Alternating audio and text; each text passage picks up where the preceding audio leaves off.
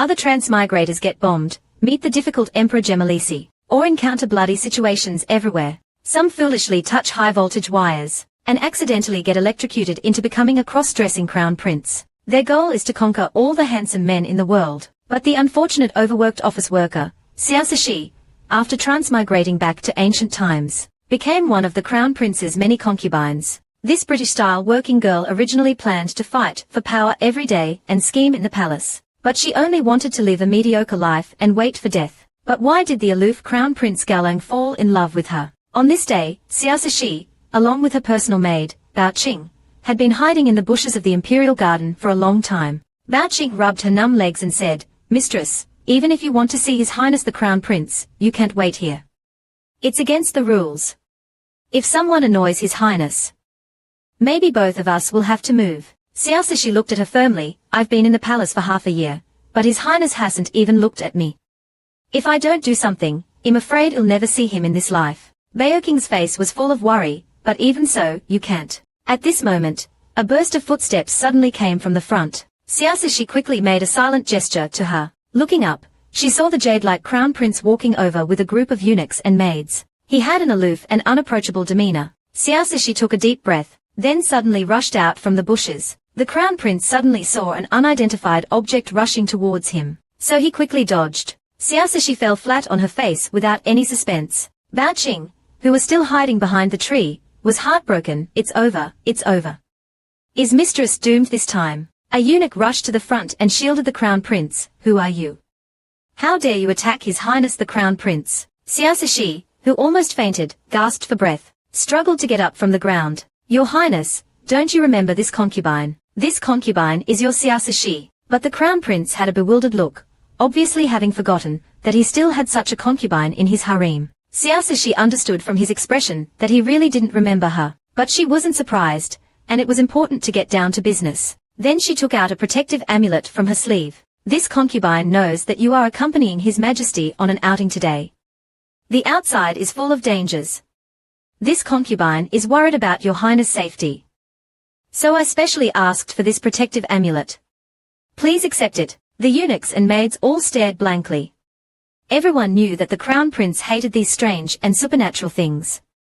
Xiaosashi actually dared to give the crown prince a protective amulet.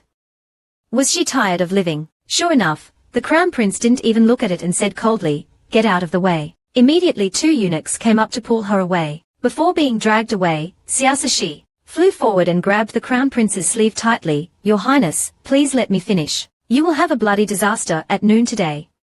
Please wear this amulet. It can protect you from harm." The crown prince impatiently shook her off. "I've lived for years and have never seen such a presumptuous person. Quickly drag her away." The little eunuchs immediately grabbed Xiaosashi and dragged her away. She still didn't forget to remind the crown prince, "Your Highness, be careful. Someone wants to harm you." The crown prince's face became even darker. If it weren't for the fact that he had to accompany his father on an outing today, and couldn't delay, he really wanted to kill this woman, who was pretending to be a ghost. This little concubine, who hadn't even seen the crown prince's face for half a year, didn't know if her brain was fried or what. She actually ambushed the crown prince in the imperial garden, shamelessly hugged his thigh, and claimed that he would have a bloody disaster, and even insisted on giving him a protective amulet. This greatly annoyed the crown prince, who never believed in ghosts and gods, and he directly sent her to the cold palace. While the other concubines were discussing how she was definitely doomed this time, she was lying comfortably in bed, eating melon seeds. The personal maid Bao Qing looked at her mistress' unconcerned appearance, and wanted to cry, "Mistress, after half a year of silence, this servant thought you finally wanted to compete for favor. But there are thousands of ways to compete for favor. Why did you choose the worst one? His Highness is furious. After being locked in this broken place, what should we do?" Xiaosashi said nonchalantly, "I didn't intend to compete for favor in the first place." Bao Qing stood up abruptly. "If you don't want to compete for favor, why did you shamelessly hug His Highness' thigh?" Xiaosashi patted the melon seed shells on her hand. "Didn't I say? His Highness has a bloody disaster at noon. I went to him to save his life." Bao Qing looked at her with an expression of disbelief. "But now you've offended His Highness. Next, we have to think about how to get his forgiveness." But before she could finish, the heartless mistress, Xiaosashi, said, "I want to eat hot pot tonight, the kind with lots of chili." Bao Qing said angrily, "How to get His Highness' forgiveness is the problem, not what to eat tonight." Xiaosashi sighed. So we really can't eat hot pot tonight. Bao Qing gave up directly. Forget it. What can I do with such a mistress? I can only indulge her. Lying on the bed, Xiaosashi calculated. The Crown Prince's bloody disaster is about to happen. I hope he can survive it safely. Don't waste the amulet I worked so hard to make last night. Speaking of the Crown Prince, he went hunting with the Emperor, and at this moment, he was chasing a wild deer. Just as he was about to catch up, the horse suddenly seemed to be frightened by something, and started running uncontrollably. Seeing that it was about to rush to the edge of the cliff, in order to avoid falling with the horse, the Crown Prince immediately jumped off the horse's back. At this moment, several cold arrows flew towards him. There were assassins. He suddenly felt something against his chest, and quickly blocked the other arrows. The arrows fell to the ground. At this time, the guards also rushed over from behind. The Crown Prince looked at the arrows on the ground with a serious expression. Why did the horse suddenly go crazy? And the timing of these assassins is also too precise. Just now, if it weren't for an invisible barrier blocking him, the consequences would have been unimaginable. Thinking of this, he took out the thing from his arms. It was the protective amulet that Xiaosashi had given him in the morning. He must have stuffed it into his arms in a hurry. But how did she know he would encounter this? Could she be a prophet? But why did she take the initiative to remind him that he would have a bloody disaster? A little concubine, who hadn't seen the Crown Prince's face since entering the palace, mysteriously gave the Crown Prince a protective amulet, and then was unsurprisingly sent to the cold palace. As a result, the Crown Prince really encountered assassins while hunting. Magically, it was this amulet he despised that saved his life. After returning to the palace, the Crown Prince immediately ordered the guards to split into two groups. One group went to find the horse that had fallen off the cliff, and investigate the reason why it suddenly went crazy. The other group went to track down the assassins. After making the arrangements, he remembered the concubine, who almost caused him to lose his life, and casually asked where she was. The little eunuch replied that she was currently locked up in Lingxiang Palace. So the always aloof Crown Prince unexpectedly came to the cold palace. The little eunuch announced loudly, His Highness the Crown Prince has arrived. But surprisingly, not only did no one come out to greet him, but also the sound of hurried movements came from the room. Quickly put everything away. The Crown Prince's face darkened. What are they doing? He kicked the door open, and saw a group of people carrying pots and plates, as if they were destroying evidence. The atmosphere seemed a bit awkward. Xiaosashi flashed in front of the Crown Prince, and knelt down. The Crown Prince stared at her oily red lips for a while. What are you doing in such a hurry? Xiaosashi felt a little guilty. We're having dinner. The Crown Prince stepped forward and lifted her chin. Why don't you seem worried at all?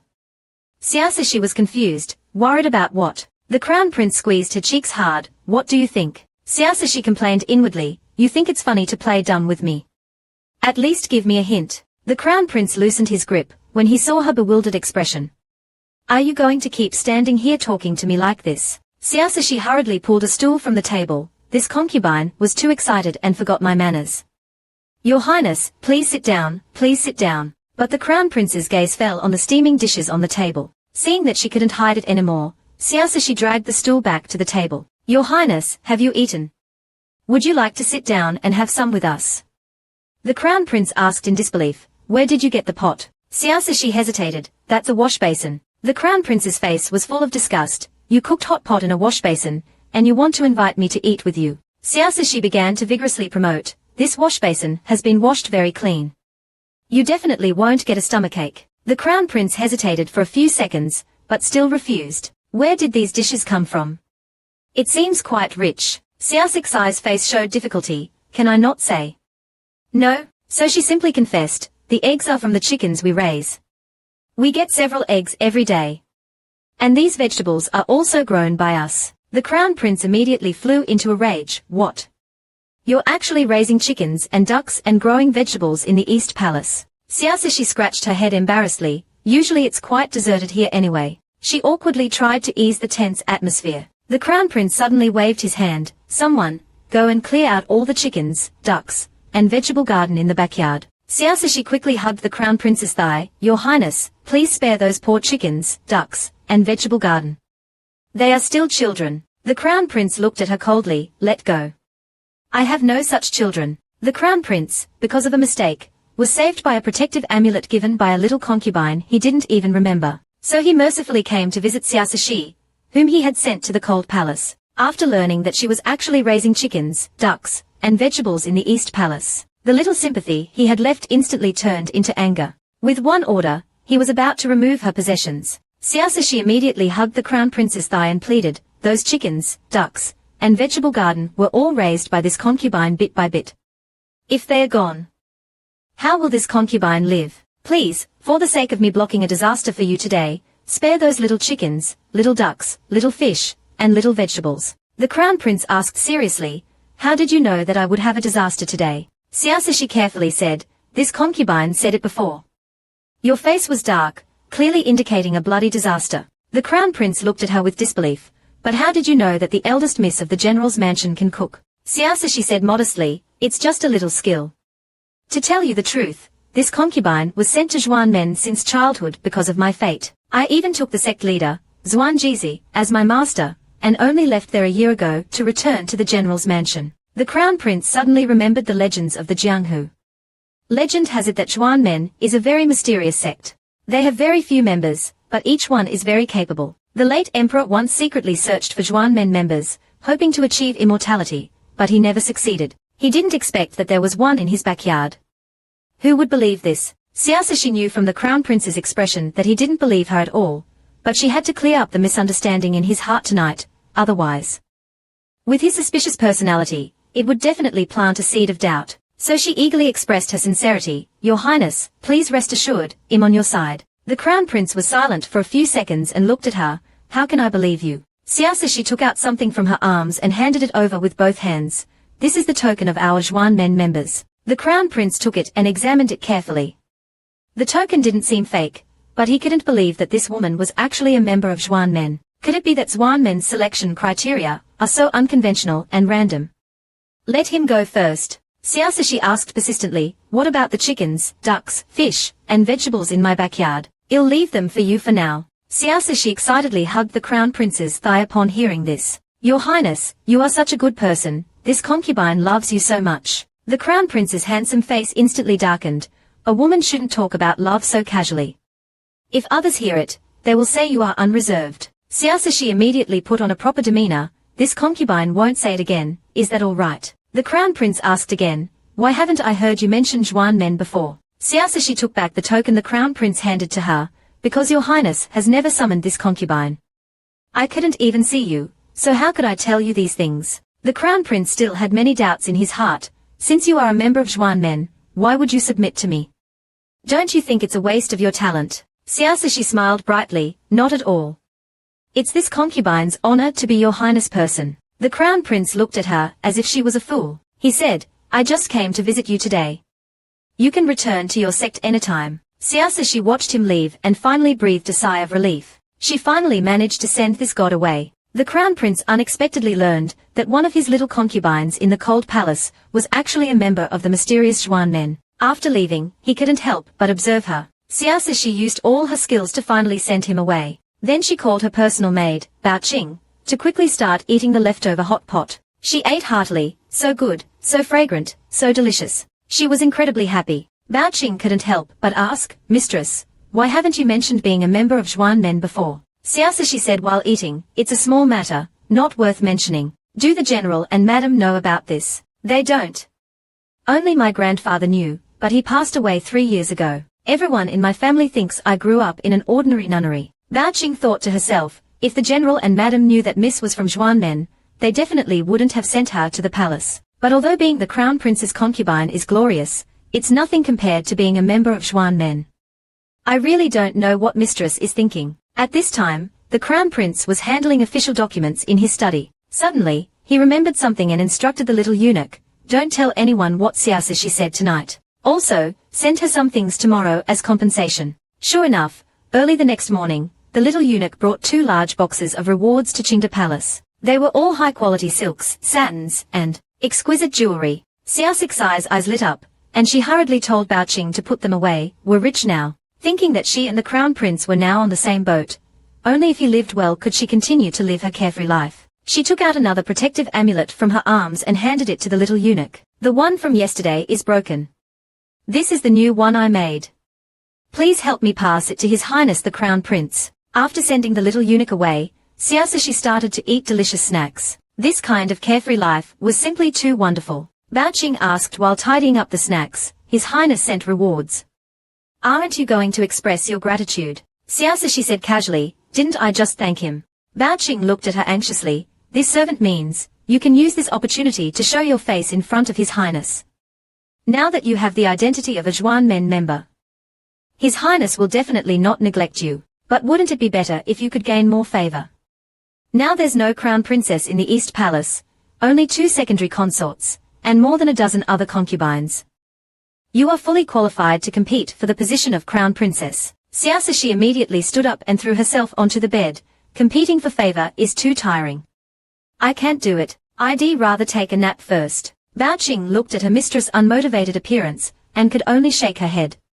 She had just finished lunch, and was about to lie down and sleep. 3 hours later, she was woken up by Bao Qing. Why? Because it was time for dinner again, Bao Qing said while helping her dress. Just now, secondary consort Bai sent someone with an invitation, saying that she's holding a tea party tomorrow afternoon at Suaming Pavilion, and would like to invite you to enjoy tea and admire flowers. Xiao Shi immediately perked up. A tea party? Will there be a lot of delicious food? Bao Qing said helplessly, there should be. Then I must go. In the evening, the crown prince was having dinner alone. The little eunuch presented a protective amulet. This is what concubine Xiao asked this servant to give to you. The crown prince took it and looked at the amulet, and thought of that woman's carefree smile. He then put it into the pouch he carried with him. Did I casually ask him what he was doing all day? I was thinking that I had sent someone to deliver so many rewards this morning. I've been waiting all day. Why haven't I seen you come to thank me? The little eunuch reported that Xiao Liangdi brought Qin Ji back from the cold palace this morning, and then he never came out again. I heard that Bai Zifei invited him to attend tomorrow afternoon's tea party. Seeing the crown prince staring blankly without speaking, the little eunuch probed, Your Highness, are you going to Qin Ji Jian tonight? The crown prince got up and walked outside. No, I'll go to the study. On Thursday afternoon, Xiaoxi went to Bai Zifei's courtyard. Bao Qin instructed, My dear grandfather, when you see Bai Zifei later, you must be good. If she says anything that makes you unhappy, just smile and pretend to be silly. After all, her rank is higher than yours, and she's the crown prince's favored concubine. The crown prince is very polite to her. Even if you don't want to please her, try not to offend her. Xiaoxi replied impatiently, all right, I know. When he arrived, several others had already arrived. After the exchange of greetings was finished, Bai Zifei warmly invited him to sit down. Xiaoxi's eyes were immediately attracted by the exquisite desserts on the table. Bai Zifei smiled and said, These are the snacks I prepared for my sisters. Please try them. Xiaoxi didn't stand on ceremony and picked one up to put in his mouth. He kept praising, It's so delicious. Bao Qin whispered from behind, Is there anything you don't find delicious? Li Zifei spoke with a strange tone, I heard that younger sister Bai was ill. Didn't His Highness go to see you? Bai Zifei said coldly, I was just a little unwell. I felt better after a nap. There's no need for His Highness to come personally. Another concubine echoed, Yes, His Highness is busy with state affairs every day. How can he always run to the back courtyard? Li Zifei suddenly said, Since His Highness is busy, why did he have time to visit Lingxiang Pavilion the night before yesterday? It was obvious that she wanted to draw the focus to Xiaoxi. Xiaoxi, who was busy eating, didn't notice what these women were talking about. Li Zifei cursed Xiaoxi inwardly, thinking he was truly a fool. Seeing that he didn't react at all, Bai Zifei also smiled. It seems that younger sister Xiang wasn't listening to us. Xiaoxi, having eaten someone else's snacks, felt he had to help warm up the atmosphere. He tried hard to recall the snippets he had just heard. He then put on an expression of seriously participating in the discussion. Who is Yi Wanji? Why did His Highness sleep with him? As soon as he said this, all the women at the table fell silent. The air instantly became quiet. The other concubines were talking about the crown prince being busy with official duties every day. After being filtered through his ears, it became, Who is Yi Wanji? Why did His Highness sleep with him? The group of women, who had just been actively chattering, fell silent. Xiaoxi, who hadn't stopped eating, wondered what he had done wrong again. Bao Qin wanted to find a hole to hide in. My lady, what kind of outrageous words are you saying? Bai Zifei coughed twice to break the awkward silence. It's a bit windy today. The other concubines also echoed, Yes, it's too windy. We didn't hear anything just now. Li Zifei cursed the oblivious Xiaoxi inwardly for being a fool. She changed the topic. I heard that His Highness almost got injured during the hunting expedition. Do you know what happened? One of them said, "It seems that the horse was startled and threw his highness off. His highness was safe and sound, he truly is blessed." A eunuch's voice announced the crown prince's arrival. The crown prince walked in with large strides. All the concubines rose and bowed. The crown prince casually asked, "What were you talking about just now?" Vaitsefe replied, "We were worried about his highness almost getting injured." After she finished, she even pretended to cough slightly. The crown prince asked with concern, "Are you sick?" Vaitsefe said weakly, "I was worried about his highness almost getting injured, and I caught a cold from the night breeze. It's all my fault for being so useless." The crown prince said considerately, "If you are sick, you should seek treatment early. Have someone take my token to the imperial hospital and see a doctor." Vaitsefe, who was standing beside them, couldn't stand it anymore. This white lotus just knows how to act weak to attract his highness' attention. She's truly shameless. So she walked up to the crown prince. "This concubine has been practicing a Western dance recently and has made some progress. I wonder if his highness would be willing to come to this concubine's place tonight to watch." She even sent a flirtatious glance. The other concubines were shocked. Vaitsefe just wanted to attract the crown prince's attention, but Vaitsefe directly invited the crown prince to her courtyard. However, the crown prince neither accepted nor refused, only saying indifferently, "Well, see." Glancing at these concubines, who were trying their best to attract his attention, the crown prince noticed that only one seemed to be completely out of it, Xiaoliangdi, who was still secretly eating non-stop. Baoqin couldn't help but tug at his sleeve. "Young master, you can eat later." The crown prince suddenly called his name. Xiaoxi hurriedly stood up obediently, his mouth still full of food, his two cheeks bulging like a little hamster. The crown prince actually found his appearance a little cute. The other concubines followed the crown prince's gaze and looked at him. Xiaoxi asked vaguely, "Your highness, do you have any instructions?" The crown prince thought for 3 seconds and found a reason. "Tomorrow is the empress dowager's birthday. There will be a banquet at Fengshi Pavilion in the evening. You will go with Jiyu." Xiaoxi's mind began to race. The empress dowager's birthday. There must be a lot of delicious food. How could I miss such a good opportunity? He immediately agreed, but he was completely unaware of how many hateful glares he had attracted. The crown prince, who hadn't stepped into the back courtyard for months, suddenly came. He came to choose someone to accompany him to the empress dowager's birthday banquet. He didn't choose the two highly ranked Zefei, but chose Xiaoliangdi, who had been eating the whole time. He asked him if he was full. Xiaoxi touched his round belly. "I don't think I am yet." But when he saw the crown prince staring at him, he suddenly realized that the crown prince's question must have another meaning. Since the boss wanted to act, he, as an employee, naturally had to cooperate fully. So he immediately entered business mode and said he was already full. Then Xiaoxi left with the crown prince under the hateful glares of a group of women. After they arrived at the corridor, the crown prince turned and looked at him but didn't speak. Since he is a member of the mysterious Xuanwen sect, why did he enter the palace? And why did he approach him? Xiaoxi saw his hesitant expression and asked, "Your highness, is there something you want to ask?" The crown prince asked him, "Where is your sect located?" Xiaoxi replied, "In the mountains, but it's very remote, ordinary people can't find it. And even if they find it, they can't enter." "Why?" "Because they'll get lost.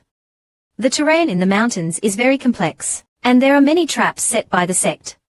Those with malicious intentions might even lose their lives if they are unlucky." "Then how did you find it?" "I can feel the direction of the sect and just follow my intuition." The crown prince suddenly moved closer to him. "Can you take Jiyu there?" Xiaoxi hurriedly jumped away from him. No, the sect has rules. Outsiders are not allowed to enter the mountain gate. Violating the rules will be punished. But if your highness needs any help, I will definitely do my best to help you." The crown prince thought that if he readily agreed to take him to Xuanwen's sect, he would suspect him of having ulterior motives. So he casually found a reason. "Do you still have any amulets?" "Jiyu wants 2 more." Xiaoxi finally breathed a sigh of relief. No problem. I'll make them for you when I go back." That night, Xiaoxi was happily eating snacks in his room. Baoqin was rummaging through things. Baoqin said while rummaging, "You're going to attend the banquet tomorrow night. I'm looking for clothes for you." Xiaoxi said casually, "The ones I usually wear are fine." Baoqin looked at him in disbelief. "No, this is your first public appearance with His Highness. You must dress up beautifully. My goal is to prepare an outfit that will dazzle everyone. By the way, what birthday gift are you going to give the Empress Dowager?" Xiaoxi replied without thinking, "Since it's a birthday, I'll give her peaches." Tomorrow, you can have someone make a basket of peaches. Or we can make a big banner that says Happy Birthday, Empress Dowager. Balkin jumped in front of him. Others give all kinds of rare treasures. Wouldn't it be strange to give a basket of peaches, or a big banner? Xiaoxi looked at her aggrievedly. But besides food, I really can't think of anything else. Forget it, I'm tired. I'm going to sleep. Balkin was speechless. Young master, you're so carefree. The crown prince chose Xiaoliangdi, who only knew how to eat all day, to accompany him to the Empress Dowager's birthday banquet. Balkin, Xiaoliangdi's personal maid, felt a great sense of urgency, rummaging through clothes, planning to prepare a dazzling outfit for her young master to make a splash. But her master was indifferent, and didn't care at all. When asked what birthday gift he planned to give the Empress Dowager, Xiaoxi laid down again, truly a case of the master not being anxious, but the servant being anxious. Balkin shook him awake. Young master, don't sleep yet. Xiaoxi opened his eyes with difficulty. Oh, I'm so sleepy. Forget it, just go get the package at the bottom left of the cabinet. Balkin quickly found the package, and placed it on the table in front of him. Xiaoxi rummaged through it for a while. Finally, he pulled out a ginseng. Just give her this. Balkin's eyes lit up. This ginseng was of extremely high quality, a treasure that couldn't be bought with money outside. Young master, where did you get this? Xiaoxi pushed the ginseng aside. Master gave it to me. I don't know where he got it from. Is it okay to use this as a birthday gift? Balkin said excitedly, absolutely no problem. Then I'm going to sleep. Don't wake me up again. So Xiaoxi went back to sleep. In the afternoon of the next day, Balkin dressed him up. And then, miraculously, Xiaoxi transformed into a quiet and elegant young master. Balkin looked at her young master confidently. With your current appearance, you'll definitely charm His Highness. But Xiaoxi looked at himself in the mirror, and felt very unfamiliar. Why do I look like I'm wearing a mask? Because the hem of his robe was too long, and it was inconvenient to walk. He walked out of Qin Ji Jian carefully under Balkin's guidance. The crown prince had already been waiting outside for a long time. When he turned and saw him, he couldn't help but reveal a surprised look. Xiaoxi felt a little embarrassed because he kept looking at him. Is my outfit strange? The crown prince said softly, not strange. He thought to himself, not only is it not strange, but it's also very beautiful. He couldn't help but raise his hand and gently brush his cheek. There shouldn't be such clear and bright eyes in the palace. This was a somewhat intimate gesture, but there was no flirtatiousness in his eyes, and his tone was still cold. Don't look at Jiyu with those eyes again. Xiaoxi was puzzled. What's wrong with my eyes? The crown prince didn't say anything more. Xiaoxi looked at his receding figure and thought to himself, did he just dislike me? But why? I didn't do anything. Balkin whispered to her dazed master, His Highness has gone far. We have to hurry up and catch up. Xiaoxi, finally reacting, hurriedly chased after the crown prince. After taking his seat, he quietly glanced at the Empress Dowager sitting above. The Empress Dowager's face was expressionless, making her seem unapproachable. Now he finally understood why the crown prince always had a sullen face. It turned out he learned it from the Empress Dowager. After the banquet began, the crown prince was the first to stand up and offer his birthday wishes. He first gave a congratulatory speech, then he presented a landscape painting. The painting was painted by the Empress Dowager's maternal grandfather, and it was his last work, making it extremely meaningful. The Empress Dowager was overjoyed to receive the painting, as she had been searching for it for a long time. The crown prince, having put in a lot of effort to find this painting, said, it was all worth it. As soon as the crown prince returned to his seat, the first prince couldn't wait to stand up and offer his birthday wishes. Then, with a wave of his hand, he had a magnificent golden Buddha statue brought onto the stage. This golden Buddha was specially crafted by the finest artisans for you. Looking at the dazzling golden Buddha, Xiaoxi seemed to smell the fragrance of money. This first prince was truly a rich man, and he seemed to enjoy being the center of attention. What's so great about a landscape painting? My pure gold Buddha statue is much more impressive. However, the Empress Dowager dismissed him without a single word of praise. The first prince thought, that's it. Although he was very unhappy, he didn't dare to show it. He could only hold his breath and return to his seat. An hour later, everyone was still sitting stiffly. Xiaoxi thought, when will this be over? Sitting for so long made his legs numb. He quietly stretched his legs. He thought he had done it discreetly, but the crown prince still noticed. He turned to him and asked, are you tired? Xiaoxi nodded pitifully. He thought he would get some comfort, but he only said 2 words, get used to it. Xiao Shi curled his lip. If you weren't the crown prince, with your personality, you'd definitely be lonely. Finally, the ceremony was over and the food was served. Looking at the table full of delicious food, Xiao Xi's eyes lit up, and his numbness disappeared. He picked up a piece of chicken, and was about to put it in his mouth, when he saw the crown prince looking at him. He froze. Is there a rule that the boss must eat first? So he offered the chicken to the crown prince. He said fawningly, you eat first. The eunuch beside him was about to say that his highness didn't like chicken, but before he could speak, he saw the crown prince put the chicken in his mouth. The eunuch wiped his cold sweat. All right, as long as you're happy. Xiao Shi asked expectantly, is it delicious? The crown prince looked at his expectant eyes, and suddenly felt that the chicken wasn't that bad. He replied indifferently, it's all right. Xiao Shi asked again, are you feeling better? The crown prince actually nodded subconsciously. To make the boss happy, Xiao Shi kept serving him food and soup. Bao Qin, seeing this scene, almost dropped her jaw in shock. My silly young master has finally grown up and knows how to please the crown prince. After a long time, the emperor and empress dowager left first. Finally, he had the chance to eat, but then the drunken first prince came to cause trouble again. Third brother, let's have a drink. He filled the crown prince's cup without asking if he wanted to drink. The crown prince's face was expressionless. Elder brother, you're drunk. The first prince's temper was already bad, and under the influence of alcohol, he became even more impatient. I'm not drunk. Drink up. Seeing that the crown prince didn't move, he said angrily, I'm your elder brother. I asked you to drink, and you're unwilling. Or do you think that just because you're the crown prince, you don't have to acknowledge me as your elder brother? His voice wasn't low, attracting the attention of the other princes, but no one came forward to mediate. Everyone was watching. The first prince always thought that the position of crown prince should be his, but he didn't expect it to be snatched by the third prince. So he deliberately wanted to make things difficult for the crown prince. Third brother, if you're a man, drink this cup of wine.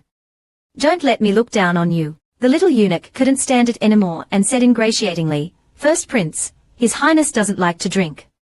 Please don't force him. The first prince shoved him away. Who are you? You have no right to speak here.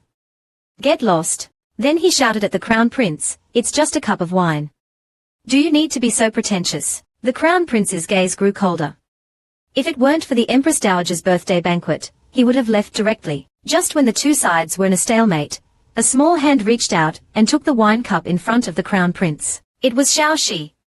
He sniffed it first, then he praised exaggeratedly, what fragrant wine. Then, before anyone could react, he drank the whole cup in one gulp. Everyone was staring at him. The first prince asked discontentedly, and who are you? Xiao Shi presented the empty cup. I am Xiao Liangdi. The first prince looked at the crown prince and sneered. A dignified crown prince actually lets a woman block his wine. Third brother, aren't you ashamed? The crown prince ignored his provocation and stared at Xiao Shi.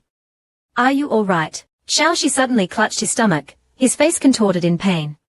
My stomach hurts. After speaking, he vomited a mouthful of black blood. His entire body fell backward. Taizi's expression changed, and he caught him. Turning around, he looked at Da Huangzi, big brother, you actually poisoned the wine. Da Huangzi hadn't expected this situation, and his face turned pale. He couldn't hold the wine cup in his hand and it fell to the ground, shattering. I didn't. It wasn't me. This scene was witnessed by everyone present. The onlookers murmured, that wine was originally meant for Taizi. If Xiao Liangdi hadn't drunk it, wouldn't the poisoned one be Taizi? At this moment, Taizi felt a churning sensation in his chest. Last time, Wei Lai failed to kill him, and this time, it was poison again. Xiao Liangdi was in Taizi's arms, his small face pale and weak, looking as if he might faint at any moment. He had thought he could enjoy a good show, but unexpectedly, after drinking the wine Da Huangzi had brought for Taizi, he was poisoned. This instantly caused a huge commotion. The imperial physician calmly checked Xiao Liangdi's pulse, then examined the remaining wine in the cup. He said seriously, there's poison in the wine, but I don't know what kind. I can only give Xiao Liangdi some emetic medicine first to make him vomit the poisoned wine. Soon, a bowl of dark, bitter-smelling herbal medicine was brought over. Xiao Liangdi buried his head in Taizi's arms, refusing to drink it. Taizi didn't care about his resistance. He took the bowl from the imperial physician. He held Xiao Liangdi's chin with one hand, forcing him to open his mouth. With the other hand, he poured the herbal medicine into his mouth without any hesitation. Xiao Liangdi was forced to swallow a large mouthful, his tongue numb from the bitterness. Immediately afterward, he felt a surge of sourness in his throat, turned his head, and vomited. Then his eyes rolled back and he fainted. When he woke up, he found himself lying in bed. Bao Qing saw him open his eyes and cried out joyfully, "Young master, you're finally awake." Xiao Liangdi saw her red eyes and comforted her, "Don't worry, I'm fine." Bao Qing said tearfully, "Last night, when I saw you vomiting blood, I was almost scared to death. Please don't eat anything carelessly again, okay?" Xiao Liangdi was amused by her. "Last night was just an accident. Besides, I'm fine now." "How long have I been unconscious?" Bao Qing wiped her tears. "Young master, you were unconscious all night. What happened after I fainted? Did His Highness personally carry me back to Qinjian?" "The imperial physician, and I stayed here all night." "The imperial physician only left after making sure you were all right. Last night, you suffered in Taizi's place, but he left so heartlessly. He's so unfeeling." Xiao Liangdi smiled. "I brought this upon myself. I knew the wine was poisoned, but I still drank it. It has nothing to do with Taizi." Bao Qing thought she had misheard. "Young master, what are you saying? How could you have known the wine was poisoned?" At this moment, Taizi happened to arrive outside Qinjian. He was about to push the door open, but stopped after hearing this. The little eunuch following him changed his expression slightly and waved his hand. The palace maids behind them immediately retreated silently. Inside, Xiao Liangdi was explaining to Bao Qing. "Last night, I saw that Da Huangzi's forehead was dark and clouded, clearly a sign of misfortune. Especially when he brought the wine over, my intuition told me there might be a problem with it. I took it and smelled it, and sure enough, I smelled poison." Bao Qing looked confused. "Why didn't I see any dark clouds over Da Huangzi's head?" Seeing that she still didn't understand, Xiao Liangdi continued, "That's because you don't have the heavenly eye. I'm special. I was born with the heavenly eye. I can see those things with just a glance. Think about it, if Taizi had really drunk that poisoned wine last night, the crime of poisoning Taizi would have fallen on Da Huangzi's head. Wouldn't that be a great misfortune?" Bao Qing suddenly realized, so that's what clouded forehead means. It serves him right. Who told him to poison Taizi? It was obvious that Da Huangzi intended to poison Taizi, but he still drank it without hesitation. His personal maid, Bao Qing, was very puzzled. Xiao Liangdi told her that this matter wasn't simple. Da Huangzi, no matter how stupid, wouldn't publicly poison Taizi, unless he didn't want to live. Perhaps he was framed. Bao Qing couldn't quite understand these conspiracies. Since you knew the wine was poisoned, why did you drink it? At this moment, Taizi outside the door also had the same question. Then he heard the soft voice of the woman inside say, "I had to protect him. I couldn't let him get hurt. My constitution is special. Ordinary poisons can't harm me, but Taizi is different. He's just an ordinary person. If he drank that poisoned wine, even if he didn't die, he would be half dead." A warmth suddenly rose in Taizi's heart. No one had ever said they wanted to protect him. In the eyes of ordinary people, how could he need anyone's protection? Bao Qing still didn't quite understand. "You could have just told His Highness that the wine was poisoned." Xiao Liangdi shook his head. "Taizi wouldn't believe me. He's too guarded." As the crown prince, Luo Qinghan was the common enemy of all the princes, and also the target of many plots. Naturally, he couldn't trust anyone. Xiao Liangdi rubbed his flat stomach and said pitifully, "I'm so hungry now." Bao Qing patted her chest. "Young master, rest well. I'll go prepare breakfast for you." After saying that, she turned and walked out. When she opened the door, she was startled to see Taizi standing right there. She was so shocked that she almost jumped. She quickly knelt down and greeted him. "Your Highness, when did you arrive? Why didn't I hear anything?" Taizi waved his hand dismissively. "Go ahead with your work." Hearing the movement at the door, Xiao Liangdi lifted the quilt, intending to get out of bed. Taizi stopped him. "You're still sick. Lie down." Xiao Liangdi obediently lay back down. Taizi walked to the bedside and looked down at him. Xiao Liangdi felt a little uncomfortable under his gaze. "Your Highness, why are you looking at me like that?" After a long while, Taizi finally said, "Don't do anything like that again. You don't need anyone's protection." The light in Xiao Liangdi's eyes instantly dimmed. He had gone to such lengths, but Taizi was still unwilling to trust him. Seeing him looking deflated, Taizi reached out and gently rubbed his head. Xiao Liangdi was stunned. This gentle gesture seemed to shorten the distance between them. Taizi said seriously, "If anything like this happens again, you can tell Jiyu. Jiyu will believe you." Xiao Liangdi felt like he had been hit by a jackpot, and nodded vigorously. Taizi's gaze swept across his features. Xiao Liangdi didn't avoid his gaze and just looked at him innocently. Taizi was captivated by his eyes.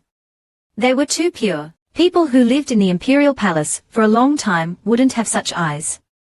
He was a unique existence in this cold palace. Xiao Liangdi, the little wife, had taken the poisoned wine for Taizi and even said he wanted to protect him. This gradually made Taizi let down his guard, which was always up. He then asked, "You said your constitution is special and ordinary poisons can't harm you.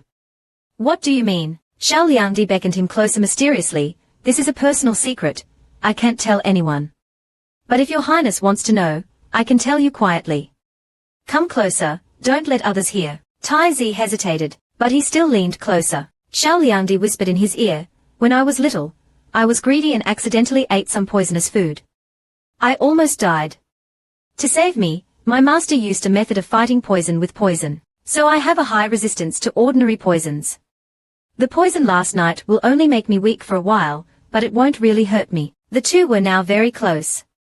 This intimate posture made Taizi feel a little dizzy. The little eunuch had already tactfully turned away, looking seriously at the scenery outside the window. Taizi imitated Xiao Liangdi's manner and whispered, "So you've been so gluttonous since you were young, putting anything in your mouth, good or bad. Aren't you afraid you'll eat yourself to death one day?" Xiao Liangdi said with a righteous expression, "Everyone dies sooner or later. I might as well eat my fill before I die. At least I'll die a full ghost." Taizi poked his little face, "You're truly incorrigible." At this moment, Bao Qing came in with breakfast. Seeing Xiao Liangdi and Taizi so close, she stopped in her tracks. She quickly turned around and was about to leave. Excuse me, I didn't see anything." But Xiao Liangdi had already seen her and shouted, "Why are you running? Is breakfast ready? Bring it over quickly, I'm starving." Then he looked at Taizi, "Your Highness, you haven't had breakfast yet, have you? Would you like to join me?" He was just being polite. The last time he invited Taizi to eat spicy hot pot, he was coldly rejected. He assumed Taizi would refuse again. Then all the delicious food would be his. But to his surprise, Taizi actually nodded in agreement. The little eunuch was also surprised. Taizi never dined in the concubine's quarters. Today, he actually broke the rules.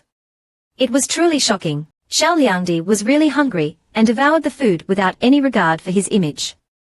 The bowls and plates were quickly emptied. He rubbed his round belly, in full and energized again. Taizi took a sip of tea and asked lightly, "How are you feeling now?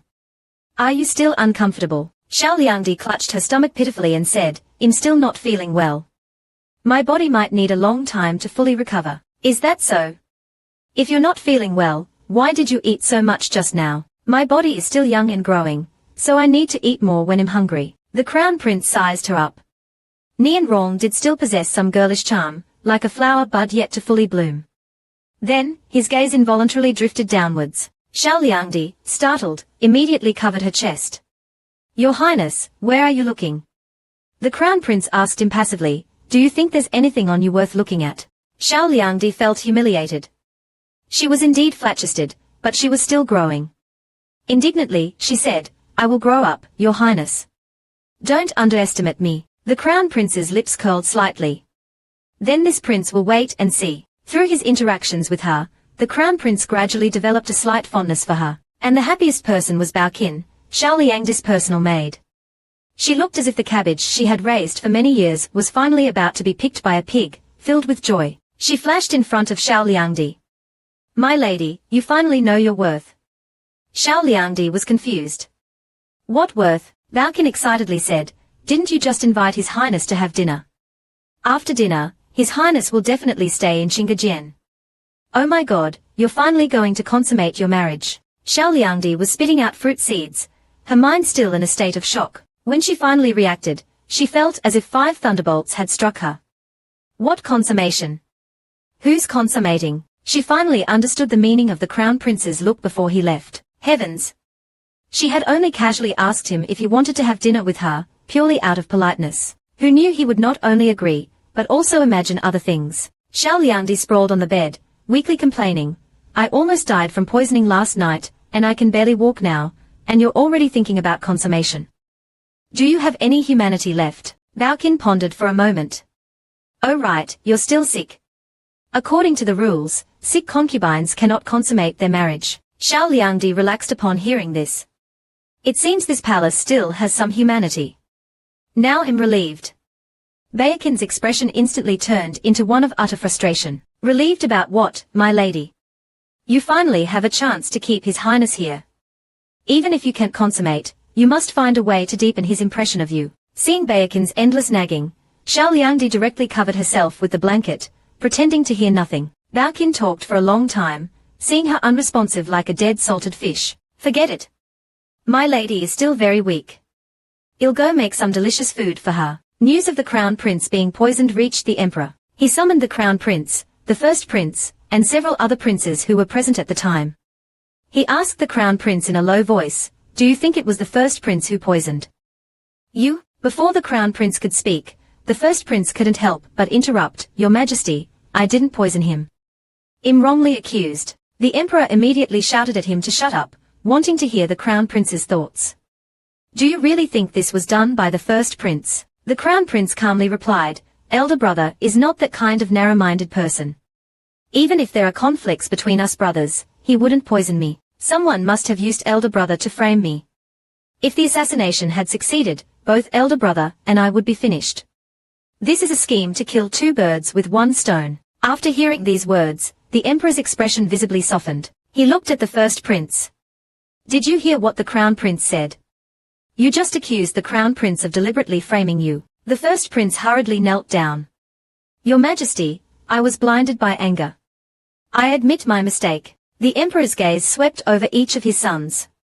He spoke slowly and deliberately. "I know you are dissatisfied that the third prince was chosen as Crown Prince, but you must remember that you are brothers. You share the same blood. I will absolutely not allow fratricide to happen in our family. Do you understand?" The princes felt a chill in their hearts. They all knelt down and expressed their obedience to the Emperor's teachings. "I heard you were poisoned last night." The Crown Prince bowed and replied, "I did not drink the poisoned wine. My body is fine." The Empress frowned. "That's not what I want to ask. I want to know how you plan to handle this matter." The Crown Prince's lips twitched slightly. He should have known that his mother didn't care whether he was poisoned or not. All she cared about was the position of Crown Prince, but he still dutifully said, "I've already sent people to investigate. The truth will be revealed soon." Empress Qin looked at him coldly. "Can there be results by tomorrow? You were raised by me. I've invested so much in you, you know it in your heart. Don't disappoint me." "I understand, mother. Please rest well. I'll take my leave now." The mother-son conversation ended, without a single word of genuine concern. The Crown Prince returned to the Eastern Palace study, not even bothering with lunch. He called all his trusted aides and arranged the investigation. Learning that the Empress demanded results by tomorrow, Xiao Junwang Nian Changping couldn't help but click his tongue. The Empress standards for the Crown Prince are as high as ever. Tai Fu said with a serious face, "This shows that Her Majesty values the Crown Prince greatly." Nian Changping sneered, unconvinced.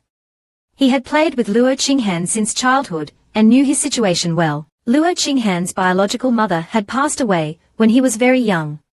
He was sent to the Empress' care in Jiafangjian. Empress Qin had suffered a miscarriage in her early years, damaging her health and rendering her unable to conceive again. Coincidentally, Luo Qinghan lost his biological mother and could only rely on the Empress to survive. So she approached him, nurtured him, and helped him secure the position of Crown Prince. To put it bluntly, their relationship was purely one of mutual exploitation. Where was the so-called valuing and mother-son affection? A Bingbao came forward to report, the poison wasn't in the wine itself. The poison was applied to the rim of the wine cup. So, of the wine poured from the same pot, only Your Highness' cup was poisoned. The Crown Prince paused, murmuring, "That is to say, even if the first prince hadn't offered me wine last night, I would still have been poisoned as long as I drank from that cup." Xiao Junwang lowered his head. So, the first prince's poisoning attempt was completely taking the blame for someone else. Xiao Liangdi had been lying in bed for the entire afternoon. After eating some kanji, she decided to take a stroll in the backyard to digest her food. And by the way, admire the domineering CEO rooster and its harem. After looking around, she really did spot one. That hen doesn't seem to be moving much. Could it be sick? Baoqin asked, "Should we call a physician to take a look?" Xiao Liangdi wiped the drool from the corner of her mouth. "No need, just slaughter it directly. It'll be perfect for nourishing my body." Baoqin looked at her with a speechless expression but didn't say anything. Xiao Liangdi noticed her strange look and asked, "Why are you looking at me like that?" Baoqin shook her finger disapprovingly. "You are still weak. You shouldn't eat such greasy food." Xiao Liangdi started to reason, "Even if I can't eat it, we can give it to the crown prince. Isn't he coming for dinner tonight? Let's treat him well. If he likes it." Baoqin's eyes lit up immediately. "If His Highness likes it, he will come to Qinggejian more often." No, Xiao Liangdi shook her head. No. If he likes it, he will allow us to expand the chicken coop and raise more chickens. Then I can eat chicken every day. Baoqin silently slapped herself. "I'm so stupid. How could I think my lady is trying to win his favor?" Although feeling hopeless, she still sent the little hen that wouldn't move into the kitchen. The aroma of chicken wafted out, making Xiao Liangdi's mouth water. She silently wished for the crown prince to come quickly so she could snag a bit of chicken to eat. Unfortunately, fate played a trick on her. The crown prince didn't come, but an unexpected guest did. It was Chen Liangyuan, whom she barely interacted with. And he came at the instigation of Baizifei. Baizifei always presented herself as a white lotus. She heard from Chen Liangyuan that Xiao Liangdi had seduced the crown prince and taken him to the empress birthday banquet, causing him to lose face. So she used the excuse that she hadn't been feeling well for the past 2 days and asked him to visit Xiao Liangdi on her behalf. Chen Liangyuan, confused, came down. After leaving Yulianjian, he pondered as he walked. He originally wanted to use Baizifei to gain a foothold in the Eastern Palace. But Baizifei, despite appearing frail and gentle, was actually very calculating. It was all a carefully constructed facade. She accepted his flattery and offerings, but didn't give him any benefits in return. Chen Liangyuan was unwilling to be used like this. He wanted to be at the top. Since Baizifei couldn't help him, he would find his own way. After much thought, he decided to target Xiao Liangdi. So, the exquisitely dressed Chen Liangyuan came to visit under the guise of checking on her health. As soon as he entered, he bowed deeply to Xiao Liangdi. Younger sister greets elder sister. Xiao Liangdi blinked at this unexpected guest. "I remember you are 2 years older than me. I should be the one calling you elder sister." Chen Liangyuan thought angrily, "Is she mocking my age?" But his face showed a sweet smile. "Although you are younger, your rank is higher than mine. I heard that elder sister accompanied His Highness to the Empress birthday banquet last night, and was poisoned. So I specifically came to see you. But seeing your rosy complexion, you must be all right, right?" Xiao Liangdi wanted to continue playing sick so as not to reveal that she had almost fully recovered. So she immediately coughed twice, pretending to be weak. "I only look all right. Actually, my body is extremely weak. The physician said I was seriously injured this time, and need to recuperate for a long time." Upon hearing this, Chen Liangyuan understood the implied meaning. Xiao Liangdi was poisoned because of the crown prince.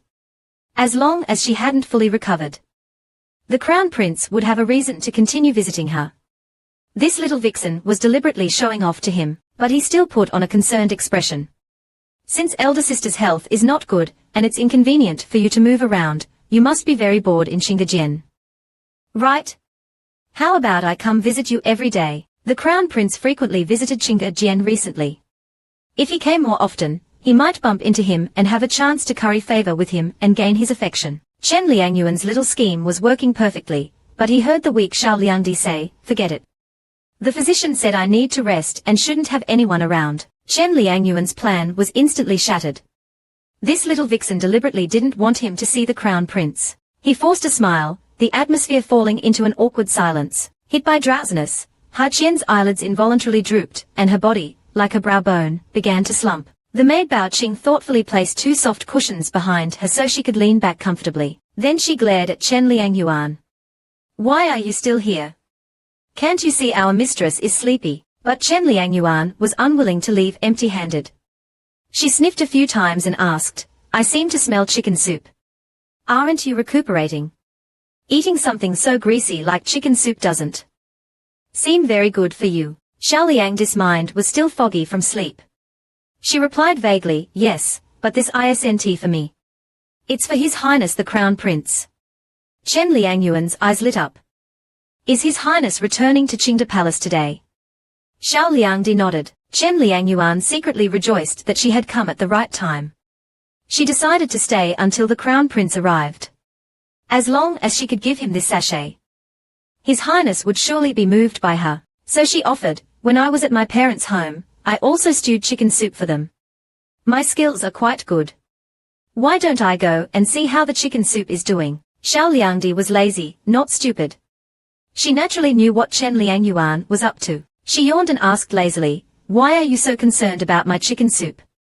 Could it be that you're pregnant? Chen Liangyuan's face instantly flushed red. I'm not. Inwardly, she was going crazy. In this situation, a normal person would shyly decline to show their good manners. Why didn't this little bitch follow the usual script?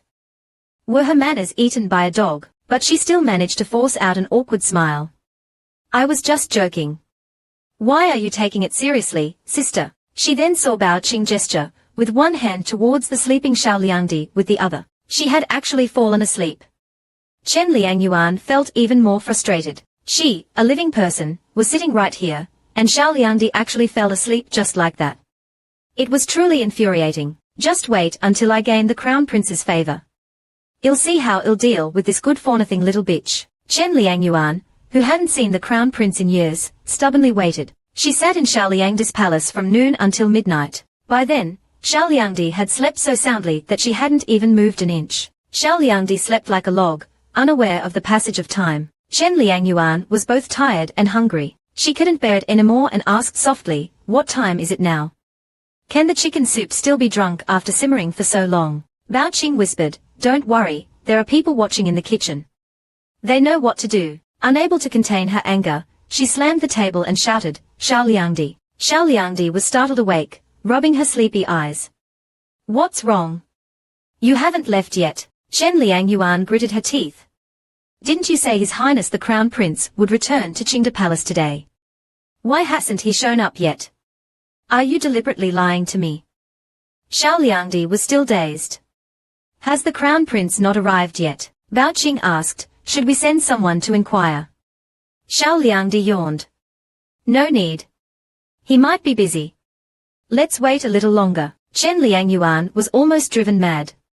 This little bitch is deliberately playing me. You must give me an explanation today. I did say His Highness the Crown Prince would return to Qingda Palace today, but he simply didn't come. Xiao Liangdi muttered, I didn't lie to you. How would I know when he would come? Chen Liangyuan was trembling with rage. You're still playing dumb at this hour. I didn't expect you to look so foolish, but it turns out it was all an act. You're just like Bai Feifei, a scheming white lotus. You pretend to be innocent and pitiful, but you're actually more vicious than anyone. Suddenly, a voice came from behind. Who are you calling vicious?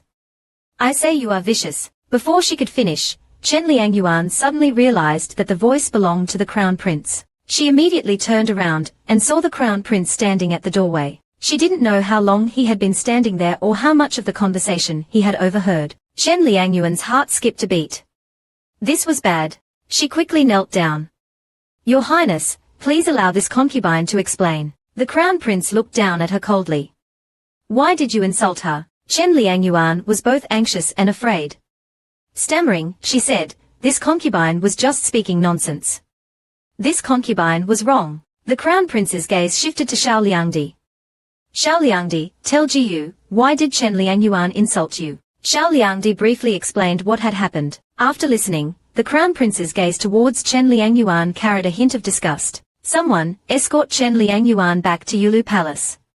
Confine her for 3 months. She is not allowed to enter Qingda Palace again. Chen Liangyuan's face paled. If this matter spread, the entire Eastern Palace would know that she had angered the Crown Prince. Then, everyone would come to trample on her. She didn't want to live like that, so she desperately crawled to the Crown Prince's feet and pleaded, when we first met, Your Highness praised this concubine's name and gifted this concubine a pot of orchids. She took out a lavender sachet from her sleeve. This concubine made this sachet based on those orchids. Please accept it as a token of this concubine's affection for you. Such a sincere confession, coupled with Chen Liangyuan's pitiful appearance, would have moved any normal man. But the Crown Prince was a block of wood devoid of emotions. I remember now. Your name is Chen Lanxing, Orchid Star. Unfortunately, you don't deserve this name. Chen Liangyuan's face instantly turned pale. She wanted to say something more, but the Crown Prince didn't give her the chance. He waved his hand and had her dragged away. After dealing with the troublesome Chen Liangyuan, the atmosphere in Qingde Palace became awkward. The crown prince glanced at Xiao Liangdi. Her instincts as a concubine told her she should please the crown prince at this moment, but she didn't know how. She could only ask dryly, "Your Highness, have you eaten?" "No, I haven't eaten either. I've been waiting for you." For some reason, the crown prince's initially gloomy mood improved considerably upon hearing these words. "I was too busy today and forgot the time. Next time this happens, you can send someone to remind me." Xiao Liangdi nodded and said, "Okay." The maid Bao Qing quickly brought in the chicken soup and a few side dishes. Xiao Liangdi was starving, but she remembered her status as a concubine and served the crown prince a bowl of chicken soup first. Her expression was like Wu Daolang serving Pan Jinlian. Being a concubine was truly pitiful. She had to wait for the crown prince to start eating before she could eat. After watching the crown prince take a bite, she immediately began to devour her own food. The crown prince, watching her gobble down her food, reminded her, "Don't eat too fast. It's bad for your digestion." Xiao Liangdi, completely engrossed in her meal, vaguely agreed while continuing to eat. By the time the crown prince finished his bowl of rice, Xiao Liangdi had already finished her third. Bao Qing was worried that her mistress would leave a bad impression on the crown prince. She stepped forward and whispered, "Mistress, you should be full, right?" Xiao Liangdi, who hadn't understood her hint, said, "No, I can still eat another bowl." Bao Qing was in despair. Other concubines would pretend to be delicate flowers in front of the crown prince, but her mistress acted like she had a bottomless pit for a stomach. She pushed her own empty bowl towards Xiao Liangdi. Xiao Liangdi looked up from her bowl. "Your Highness, are you offering me more rice? I want soup." At that moment, there was a grain of rice stuck to the corner of Xiao Liangdi's mouth. The crown prince finally reminded her, "You have a grain of rice on your mouth." Xiao Liangdi touched the corner of her mouth. "Here." "No, the other side." Unable to stand it anymore, the crown prince reached out and wiped it away for her. Then he took the handkerchief from the eunuch and wiped his own hand. "That will do." The eunuch was stunned. Heavens! His Highness the Crown Prince actually wiped a grain of rice off Xiao Liangdi's mouth. This is truly a once-in-a-lifetime event. Xiao Liangdi felt her favor with the Crown Prince had increased. As a token of gratitude, she poured the remaining chicken soup into the Crown Prince's bowl. The eunuch was worried. "Don't. His Highness the Crown Prince doesn't like chicken soup." But he was immediately proven wrong, as the Crown Prince took the bowl and drank it. However, his rice bowl was already full, and he left half the soup unfinished. Xiao Liangdi asked ingratiatingly, "Can this concubine have the remaining chicken soup?" Bao Qing really wanted to sew her mistress' mouth shut. "Not only did you eat 4 bowls of rice, you even want the Crown Prince's leftover chicken soup. My goodness! Is mistress completely shameless for the sake of food?" The Crown Prince looked at Xiao Liangdi for a moment before replying firmly, "No." Xiao Liangdi asked pitifully, "Why not?" The Crown Prince said seriously, "Chicken soup is too greasy. You're still recuperating, you must control yourself." Xiao Liangdi complained, "This concubine has been eating bland vegetables every day.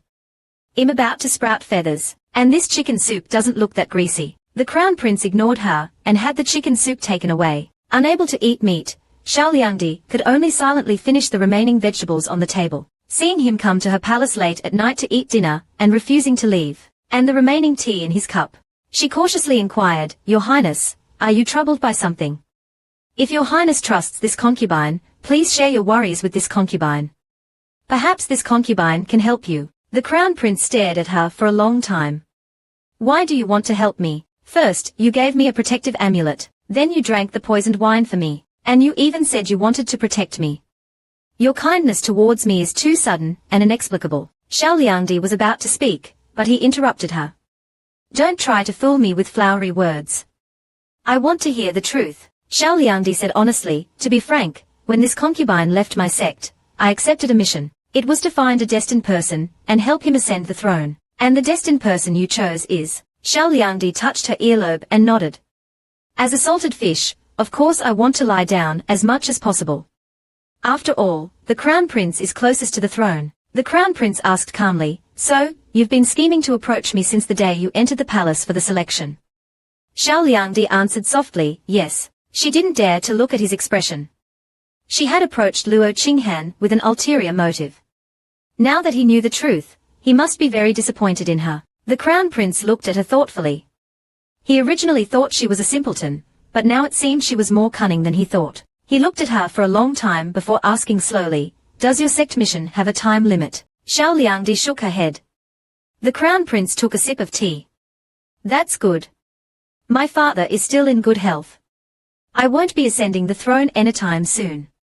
Do you understand?" Xiao Liangdi nodded vigorously. I understand. There's no rush." The Crown Prince suddenly changed the subject. "I was investigating the poisoning incident today. I found out that the poison was in my cup. I had everyone who had touched my cup brought in for questioning. Finally, I tracked it down to a eunuch named Tang Hua. Someone saw him leaving the imperial garden, and he was acting suspiciously. I searched his residence and found a packet of poison, the same kind that you were poisoned with." Xiao Liangdi said angrily, "Then arrest Tang Hua and interrogate him." The Crown Prince sighed. "When I sent people to arrest him, he had already disappeared. I searched all the places he might have gone and interrogated all the eunuchs and maids he had contact with, but there were no results. He vanished into thin air." Xiao Liangdi asked, "Is this what's troubling you?" The Crown Prince said worriedly, "My mother ordered me to find out the truth about the poisoning by tomorrow. It's almost tomorrow, but Tang Hua is still missing. I can't explain this to my mother." Xiao Liangdi thought for a moment and asked, "Your Highness, can you find out Tang Hua's birth date and time? This concubine can divine his location." The Crown Prince was a little surprised. He didn't expect sect members to be able to divine as well as heal. He asked the eunuch to immediately go to the Department of Internal Affairs. Soon, the eunuch returned with a piece of paper containing Tang Hua's birth date and time. She chanted the information on the paper. Then she sat up straight, closed her eyes, and began to divine. Xiao Liangdi began to divine based on the assassin's birth date and time. A moment later, she opened her eyes, her face a little pale. "I found him, 100 Zhong southwest, surrounded by water. He should be dead already." The Crown Prince immediately ordered the eunuch to inform the imperial guards to search the area. Then he looked at Xiao Liangdi with concern. "You look a little pale. Do you want me to call a physician for you?" Xiao Liangdi waved her hand weakly. "No need. When this concubine was divining, I felt Tang Hua's feelings before his death. I'm a little unwell, but he'll be fine after some sleep." Because of her special constitution, she would involuntarily empathize whenever she divined, so she also experienced the fear of death along with Tang Hua. Seeing her covered in cold sweat, the Crown Prince said, "Go to sleep. I'll come see you tomorrow." After returning to his palace and waiting for a while, Zhao Xian came to report. They had found a well southwest, according to Xiao Liangdi's instructions. Inside was a body wearing a eunuch's uniform. He had a sachet and a jade pendant on him. The sachet was embroidered with Tang Hua's name. The jade pendant looked like something from the palace. Upon checking with the Ministry of Revenue, it seemed to belong to Changla Palace. According to the records, this jade pendant was given to Ning Fei by the Empress Dowager last year. The Crown Prince's expression remained unchanged. "That's enough. You've worked hard all night. Go and get some rest." After Zhao Zhan left, the Crown Prince stared at the jade pendant for a long time. "I didn't expect it to be her doing." The next morning, the Crown Prince went to Jiafang Palace. The Empress was tending to the flowers in the courtyard, as if she had been waiting for him. When she saw the Crown Prince, she asked directly, "I heard you were running around the palace with the Yulan army last night. Did you find anything?" The Crown Prince presented the records from Changla Palace and the jade pendant. "I've found the culprit. It's a eunuch named Tang Hua. Last night, the Yulan army found his body in a well. After examination, it was found that he was beaten and then drowned. The Yulan army found this jade pendant on him." The Empress glanced at it coldly, showing no intention of touching it. "Whose is this?" The Crown Prince replied, "It belongs to Ning Fei." The Empress raised an eyebrow.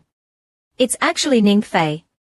Ning Fei was the consort of the fourth prince, Luo Xinran. The Empress turned and walked into the palace, ordering the palace maid in a cold voice, immediately summoned Ning Fei to Jiafang Palace. Upon learning that the Empress had summoned her, Ning Fei, though reluctant, had to come to Jiafang Palace. Looking at the majestic gate, she felt resentful and jealous. She clearly can't bear children, yet she still clings to the position of Empress, refusing to abdicate. Truly shameless. After she entered the palace and paid her respects, the Empress didn't waste any time, and had the palace maid present the sachet and jade pendant to her. "Are these from your palace?" Ning Fei was slightly startled upon seeing the jade pendant, but she managed to force a smile. "This was a gift from the Empress Dowager last year. I haven't seen it recently." I thought I had lost it. The empress looked at her coldly. This jade pendant was found on a eunuch named Tang Hua. Without hesitation, Ning Fei quickly denied, this concubine doesn't know him. The empress said impassively, I don't care whether you know Tang Hua or not. I only know that Tang Hua tried to poison the crown prince, and your jade pendant was found on him. Ning Fei immediately knelt down and pleaded, this concubine has never done such a thing. This concubine is innocent. The empress looked at her coldly. Innocent? In this palace, no one is innocent. Ning Fei kowtowed frantically. This concubine is truly wrongly accused. The empress glared at her. This jade pendant is evidence that you plotted to harm the crown prince. Someone, drag Ning Fei away and give her 30 lashes. Ning Fei screamed in terror and begged for mercy, but she was dragged away by 2 burly palace guards. Soon, her screams echoed through the courtyard. When the emperor arrived, Ning Fei was lying on the ground, her face swollen and bruised. The emperor immediately ordered her to be sent back to Yenyu Palace, and for the physicians to attend to her. Then he asked the empress, what did Ning Fei do? Why did you punish her so severely? The empress asked calmly, she tried to poison the crown prince. Shouldn't she be punished? The emperor frowned. What do you mean by that? The palace maid presented the jade pendant. The empress explained what had happened. After hearing this, the emperor said sternly, even if this jade pendant really belongs to Ning Fei, it doesn't prove that she ordered someone to poison the crown prince. You punished Ning Fei before the truth was revealed. Aren't you afraid of being criticized? The empress said calmly, if your majesty thinks my actions were inappropriate, you can depose me as empress and banish me to the cold palace. The emperor was clearly angered. Don't think I won't. The empress looked directly at him. I'm right here. If you find me displeasing, you can do it anytime. The emperor pointed at her and said angrily, just you wait. Then he stormed off. After the emperor left, the head palace maid, Zhenzu, approached the empress cautiously. Your majesty, why did you do that? You and his majesty are childhood sweethearts. If you had explained clearly to his majesty would have taken your side. The empress chuckled softly, her laughter filled with bitterness. There was never any true affection between us. Not before, not now, and not in the future. The news of Ning Fei's punishment by the empress quickly spread throughout the palace. The maid Bao Qing recounted the incident to Xiao Liangdi vividly, as if she had witnessed it firsthand. Seeing that her mistress was still eating melon seeds without any reaction, she couldn't help but ask, Mistress, why aren't you saying anything? Xiao Liangdi asked in return. What do you want me to say? Bao Qing immediately became agitated. Faced with such cruel palace struggles, shouldn't you be motivated to fight for the position of crown princess and empress? Only by becoming the crown princess and empress can you avoid ending up like Ning Fei. Xiao Liangdi shrugged lazily. She brought it upon herself. If she hadn't harbored unnecessary ambitions, she wouldn't have incurred the empress' displeasure, and she wouldn't have suffered such a beating. So, it's better to be a salted fish, right? Don't think about anything, don't strive for anything, just lie down and eat, wait for death. Bao Qing was exasperated. Her mistress was truly hopeless. Just then, the crown prince walked in. His sudden appearance startled both Xiao Liangdi and Bao Qing. They hurriedly knelt down to greet him. The crown prince looked at Xiao Liangdi intently. Did you marry into the Eastern Palace just to eat and wait for death? Bao Qing had a bad feeling. Why did the crown prince always come to Qingda Palace without warning and always at the most crucial moments? If this continued, she wouldn't dare to chat with her mistress anymore. The crown prince waved his hand, dismissing him. Xiao 1111 smiled brightly as she explained, my worth in the Eastern Palace is entirely due to fostering His Highness' elegance and talent. Idling around is just something I do on the side. The crown prince sat down coldly. Xiao 1111 poured him some tea in a fawning manner. Your Highness seems to be in a good mood today. The crown prince simply replied, tolerable. He looked at the woman before him, noticing her rosy complexion. You seem to have recovered well. Xiao 1111 was about to argue, but then she quickly pulled out a scroll, coughed weakly a couple of times, and said in a frail voice, I only look all right. My inner energy is actually very weak. I still need a long period of recuperation. The crown prince had already seen through this woman's little act. He directly ignored her exaggerated performance. Since you're recovered, you should be able to serve. Xiao 1111 almost choked. She cowered, this time genuinely. It took her a while to recover. Your Highness, please don't joke like that. It's frightening. I'm just saying it's time for you to serve. Why is that frightening? Thinking of bedtime, Shower 1111 put on a pitiful face and patted her head. The Crown Prince watched her expressionlessly as she went through her act. Shower 1111 was mentally screaming. Are those even human words? Knowing she couldn't avoid it any longer, she knelt down resolutely. She pleaded pathetically, the reason I entered the palace was to help His Highness ascend the throne. As for anything else, I don't dare to want it, nor do I want it. The Crown Prince's eyes narrowed. He lifted her chin and said clearly and forcefully, whatever I give you, you will take, whether you want it or not. Since you've entered the Eastern Palace, you are my woman. Serving is inevitable. Don't you understand? If you want to earn my trust, you must show me your loyalty. If you can't even serve, how can I believe you are truly devoted to me? The Crown Prince reported the forged gold case to the Empress first. As a result, he was summoned to the imperial study by the Emperor and lectured for a long time. That evening, upon returning to the Eastern Palace, he didn't go to his study as usual, but headed straight towards Qingjijian. Suddenly, he noticed two small yellow objects lying in the grass by the roadside. He stopped and walked towards them. A young eunuch hurriedly picked up the two objects and presented them to the Crown Prince. The Crown Prince examined them closely. They were identical to the amulets Shower 1111 had given him. Where did these two come from? This time, the Crown Prince had someone announce his arrival at Qingjijian. Shower 1111 came out early to greet him. The Crown Prince dangled the two amulets in front of her. Are these yours? Shower 1111 took them and examined them with a shocked expression. These are the amulets I gave to my mother and sister. How did they end up in your hands? The Crown Prince said, I just picked them up by the roadside. Perhaps your mother accidentally dropped them. Should I have someone return them? Shower 1111 shook her head and said, no need. She knew her mother must have deliberately thrown them away. She saw the suspicion in the Crown Prince's eyes. So she explained, I saw that my mother and sister didn't have any amulets this afternoon, so I did a divination for them. It predicted they might encounter misfortune on the bridge within 2 days. I was afraid they'd get hurt, so I gave these to them. It's just that my mother didn't appreciate the gesture. The Crown Prince suddenly snatched the two amulets from her hand. Since they don't want them, give them to me. You still owe me two anyway. Shower 1111 blinked. These amulets were thrown on the ground. Doesn't your highness find them dirty? The Crown Prince gripped them tightly. I wouldn't dream of refusing a life-saving treasure. During dinner, Shower 1111 kept glancing at the Crown Prince, hinting about the matter of serving. The Crown Prince knew what she wanted to say, but pretended not to notice and remained silent. After finishing his meal, he put down his chopsticks, and instructed someone to prepare hot water for his bath. Shower 1111 trembled inwardly. For the first time, she felt her meal was tasteless. The Crown Prince bathing here meant he was staying the night, which meant she had to serve. However, the maid Baoqin was overjoyed. Her expression was like a farmer whose cabbages were finally being harvested. She excitedly went to prepare the hot water. Afterwards, the Crown Prince began his bath.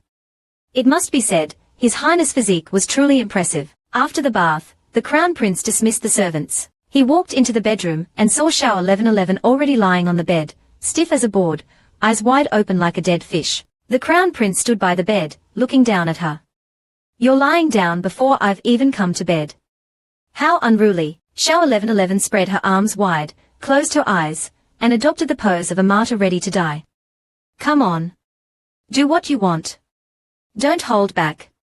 I can take it. She looked as if she was about to heroically sacrifice herself. It's just being bedded. It's like being bitten by a dog. I'll just eat 2 extra bowls of rice tomorrow, and be good as new. But was comparing the magnificent Crown Prince to a rabid dog a bit much? The Crown Prince found her heroic act both amusing and curious. Go and help me change my clothes. Shower 1111 jumped up with a carp-like flip, filled with resentment. I'm about to be deflowered, and I still have to help him change.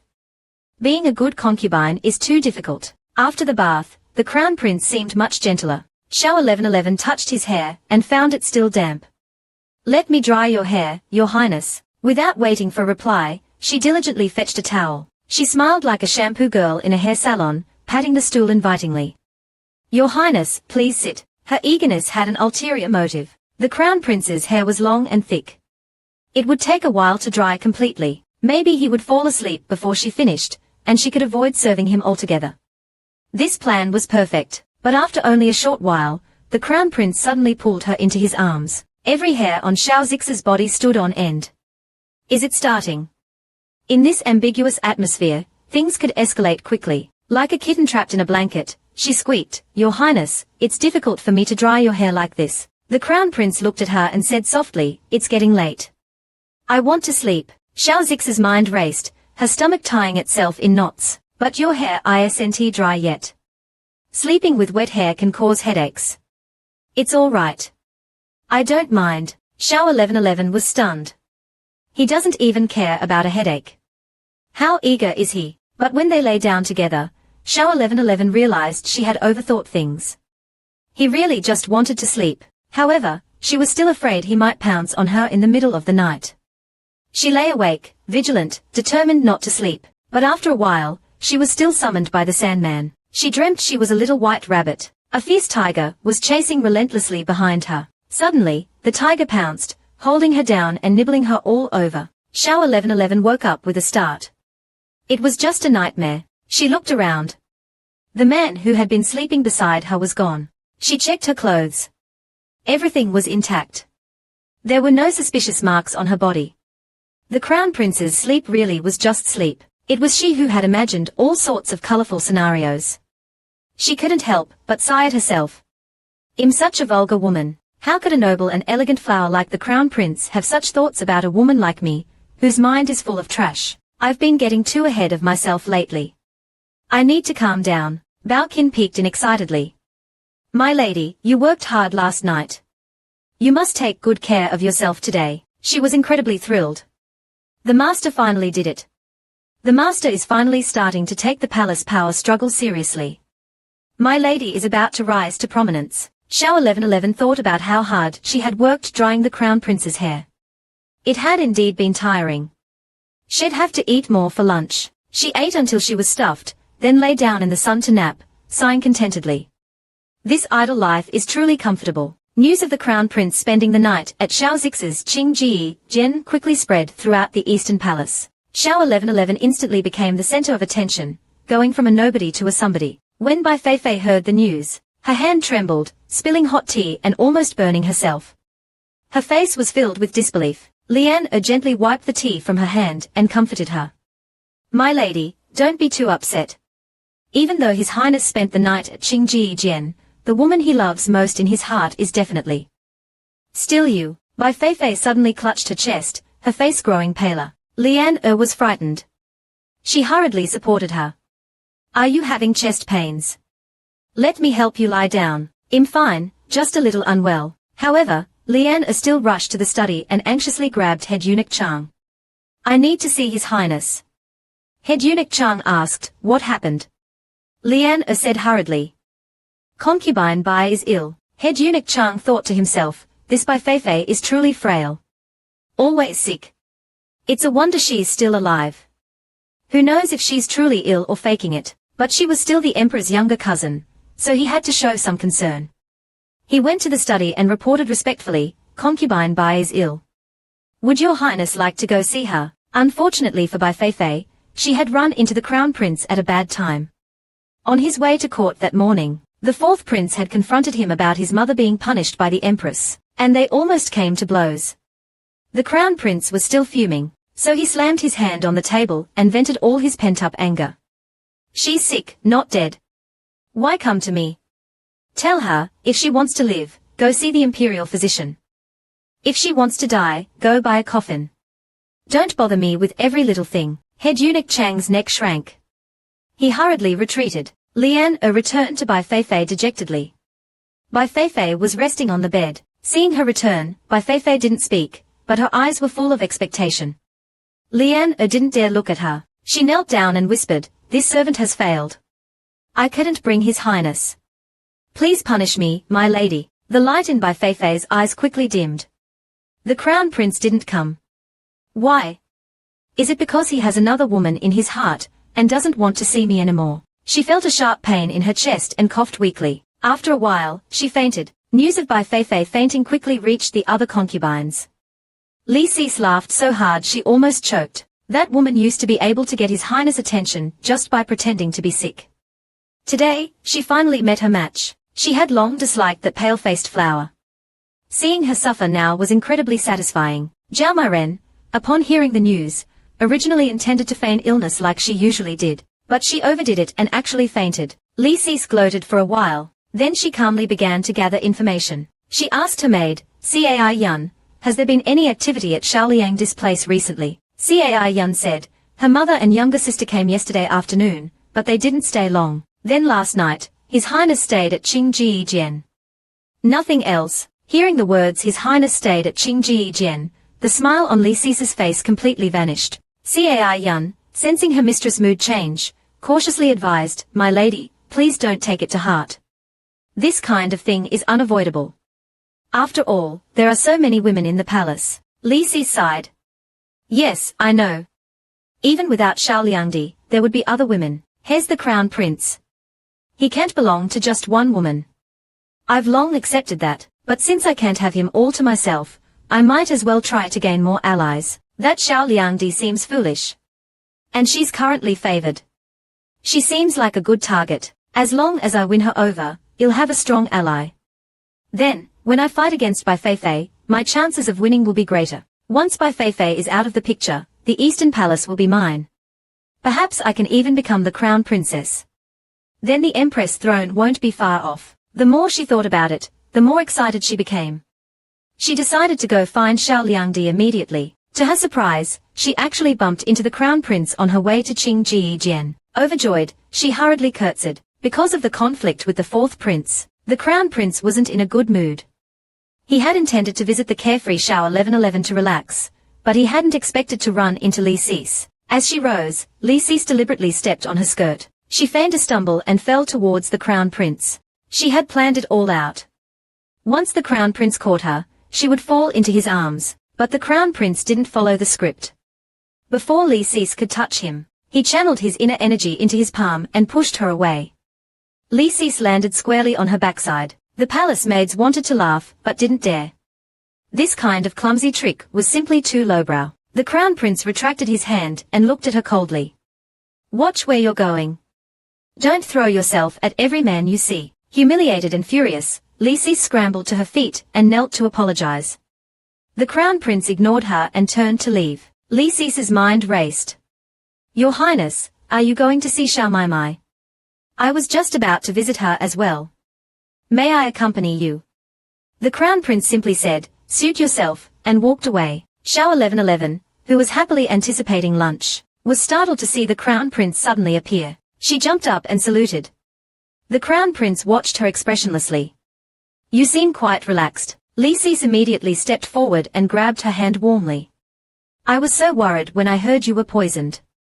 I wanted to visit sooner, but I was afraid of disturbing your rest. Please don't blame me. Xiao 1111 was baffled by her sudden enthusiasm. She carefully studied Li Sis and noticed her darkened luck. It seems this Li Sis is about to have some bad luck. Better keep my distance. So she subtly withdrew her hand and smiled politely, yet insincerely. Jie coming to see me is already a great honor. I'm just a little unwell. Li Sis, seeing her eagerness to distance herself, felt annoyed. Why are you standing so far away? I won't bite you. She then turned to the crown prince and complained sweetly, Xiao Maimai is good in every way, except she always stays cooped up in Qingjijian. She rarely interacts with us sisters. I will come visit her more often so she can have some company. What do you think, Your Highness? The crown prince didn't even look at her. He asked Xiao 1111 directly, do you want to interact with them? Xiao 1111 immediately replied, no. The crown prince was pleased with her answer. Since you don't want to, then there's no need. Just live your life peacefully. Xiao 1111 nodded vigorously. This servant has no other skills, just a talent for being peaceful. Then she eagerly asked, Your Highness, would you like to stay for lunch? The crown prince hesitated slightly. Actually, Xiao 1111 quite enjoyed having him eat with her. Because when the crown prince came, they would add more dishes, and he never ate much. In the end, all that extra food would be hers. So she suggested fawningly, Your Highness, would you like some chicken? I'll have Baokin slaughter one. The crown prince, remembering the many chickens he was raising in the backyard, felt slightly conflicted. I don't want chicken today, Xiao 1111 persisted. Then how about duck? Or fish? The crown prince clearly saw the craving for meat in her eyes. She was clearly just greedy herself. Inviting him to eat was just an excuse. All right, let's have fish. Xiao 1111 was overjoyed. Bao Qin, hurry and catch a fish. Make sure it's a big one. Bao Qin, suppressing her laughter, turned and saw Li Si's envious and hateful look, feeling particularly pleased. See, this is top-tier palace scheming. Xiao Zhu casually captured the crown prince's attention. All those years I spent feeding her bottomless pit were worth it. Now that she had secured her meat, Xiao 1111 remembered Li Sis was still there. She went to the crown prince and asked softly, should we invite Li Sis to stay for lunch? The crown prince remained indifferent. This is your place. You decide. Xiao 1111 didn't really want Li Sis to stay. After all, her luck was looking bad, and she might bring misfortune. She didn't want to be implicated, but given Li Sis's apparent hostility towards her, she would probably refuse anyway. As long as Li Sis refused, she wouldn't appear petty. She silently praised her own cleverness. Xiao 1111 asked Li Sis if she wanted to stay for lunch. Li Sis was actually already full of anger, but she didn't want to appear rude. She forced a smile.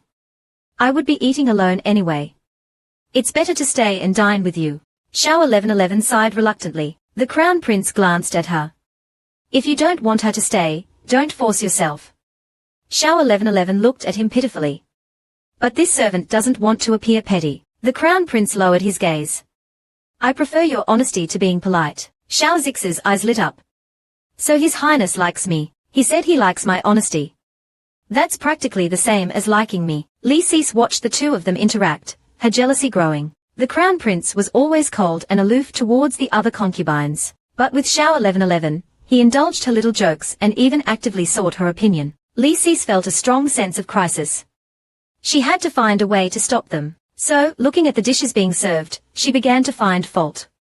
Is this all you're serving His Highness? Xiao 1111 asked, puzzled, is there something wrong with these dishes? Li Sis rattled off a long list of rules regarding the crown prince's meals. But Xiao Zix's foodie brain only registered one thing. The crown prince was supposed to have 20 dishes for each meal. She looked at the crown prince with envy. What a luxurious life your highness leads. The crown prince scolded Li Sis. And she burst into tears. A perfectly good meal was ruined. The crown prince was displeased, and naturally wouldn't let anyone else off easy. And so, Li Sis's bad luck arrived. The crown prince punished her by making her eat all the dishes on the table, leaving nothing behind. Li Sis was stunned. He's trying to stuff me to death. Xiao 1111 was equally shocked, but her thoughts were on a completely different track. You're making Li Sis eat all this delicious food by herself. Your highness is too biased. She tugged on the crown prince's sleeve and pleaded coquettishly, I want to eat too. The crown prince rubbed her head helplessly, and instructed Bao Qin to catch another fish, and prepare it according to Xiao Liang's preference. Xiao 1111 excitedly patted the crown prince's shoulder. I want spicy sliced fish.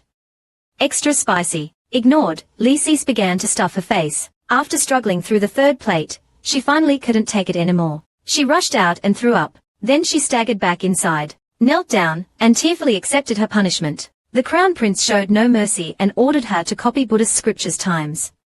She wasn't allowed to leave her room until she finished. Li Zifei taught her a lesson.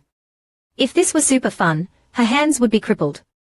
But who told her to be so arrogant?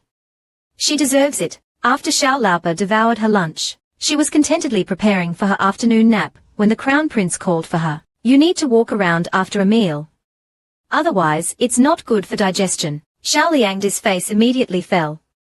Where does your highness want to go?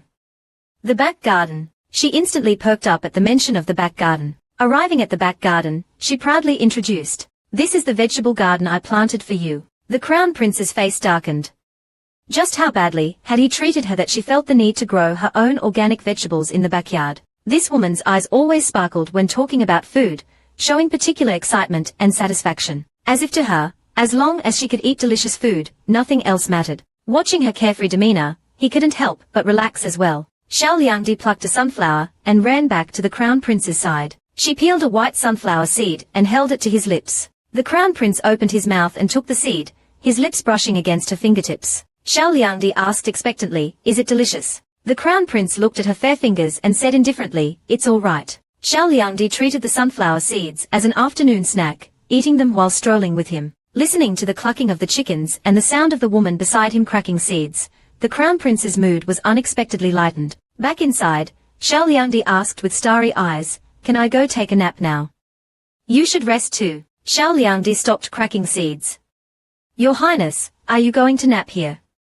Although sleeping once and sleeping twice makes no difference, I still prefer to sleep alone." Then she jumped onto the chair.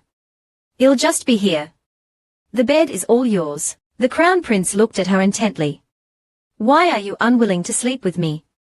Do you find something wrong with me?" Xiao Liangdi hurriedly said, "In my heart, Your Highness is the most perfect man in the world. Even if I stared at you for 3 days and 3 nights, I wouldn't find a single flaw. I don't sleep with you because my sleeping habits are bad, and am afraid it'll disturb your rest. It's all right, I don't mind." Xiao Liangdi was speechless. It seemed this man wasn't going to let her off easily. She fell asleep not long after lying down. After her breathing became even, the Crown Prince, who had pretended to be asleep, opened his eyes. He quietly observed the woman beside him. There were many women in the Eastern Palace, but none could truly share a bed with him, because he didn't know how many spies were hidden among those women.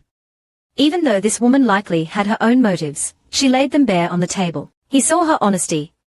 In this imperial palace where people fought for power and even fathers and sons, brothers could turn against each other, her honesty was especially precious. He only hoped that she could stay this way and not change too quickly. When Xiao Liangdi woke up, the man beside her was gone. The maid Bao Qing helped her get up and dress, praising her repeatedly. "Young mistress, you are truly amazing. You dealt with Li Zifei so quickly. I heard that she fell ill after returning and needed the imperial physician. It seems she won't be recovering anytime soon. First, it was Chen Liangyuan who was punished, then Bai Zifei, and now even Li Zifei has fallen. From now on, you are the most favored in the Eastern Palace. If you work a little harder, you can secure the position of Crown Princess." Xiao Liangdi was still drowsy. She asked what time it was. Bao Qing said it was Wei Shi, 2/4. Xiao Liangdi calculated in her mind that it was around p.m. "Since I have nothing to do this afternoon, I'll sleep a bit more," she said, and was about to lie down again. Bao Qing quickly stopped her. "Who says you have nothing to do? You have to make soup and deliver it to His Highness. Now that you're favored, you can't be careless. You must seize every opportunity to appear before His Highness, and let him remember your kindness. This is the only way to maintain his favor." Bao Qing kept shaking Xiao Liangdi's arm, preventing her from lying down. But she fell asleep sitting up. Bao Qing sighed helplessly. With mixed feelings, she carefully helped her mistress lie down and tucked her in. Then she tiptoed to the small kitchen. "Since my mistress is too lazy to move, I, as her maid, must take the lead. I'll make the soup first. When she wakes up, I'll let her personally deliver it to His Highness. Then I'll just say she made it herself." So she bustled about, efficiently preparing the soup. Xiao Liangdi was awakened by the enticing aroma of food. She followed her nose to the small kitchen window. "Bao Qing, what are you doing? It smells so good." She reached for the lid, but Bao Qing quickly stopped her. "Young mistress, don't touch. This is old duck soup for His Highness. You can't drink it." Seeing her mistress' disappointment, she added, "But don't worry, there's so much soup, His Highness definitely can't finish it all. I'll set aside a portion to keep warm for you to enjoy later." Xiao Liangdi immediately perked up. Quick, quick, help me pack some.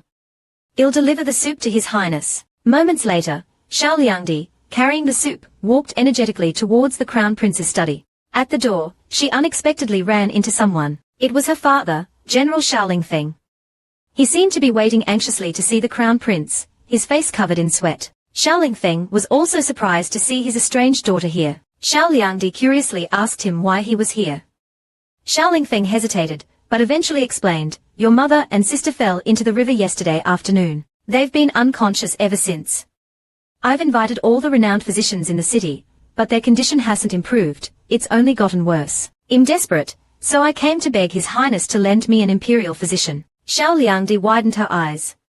"So that's what happened." Xiaolingfeng looked at her suspiciously. "Why don't you seem surprised? That's your mother and sister. Shouldn't you be worried and sad?" Xiao Liangdi had actually foreseen their misfortune, but knew they wouldn't be in mortal danger. She smiled awkwardly. "Have you seen His Highness yet?" Xiaolingfeng shook his head. "Not yet. I have to wait until he's finished with his work." He noticed the food in Baoking's hands and asked greedily, "Are you bringing food to His Highness?" Xiao Liangdi readily admitted, "Yes." Xiao Lingfeng stepped forward eagerly. "Can you take me in with you?"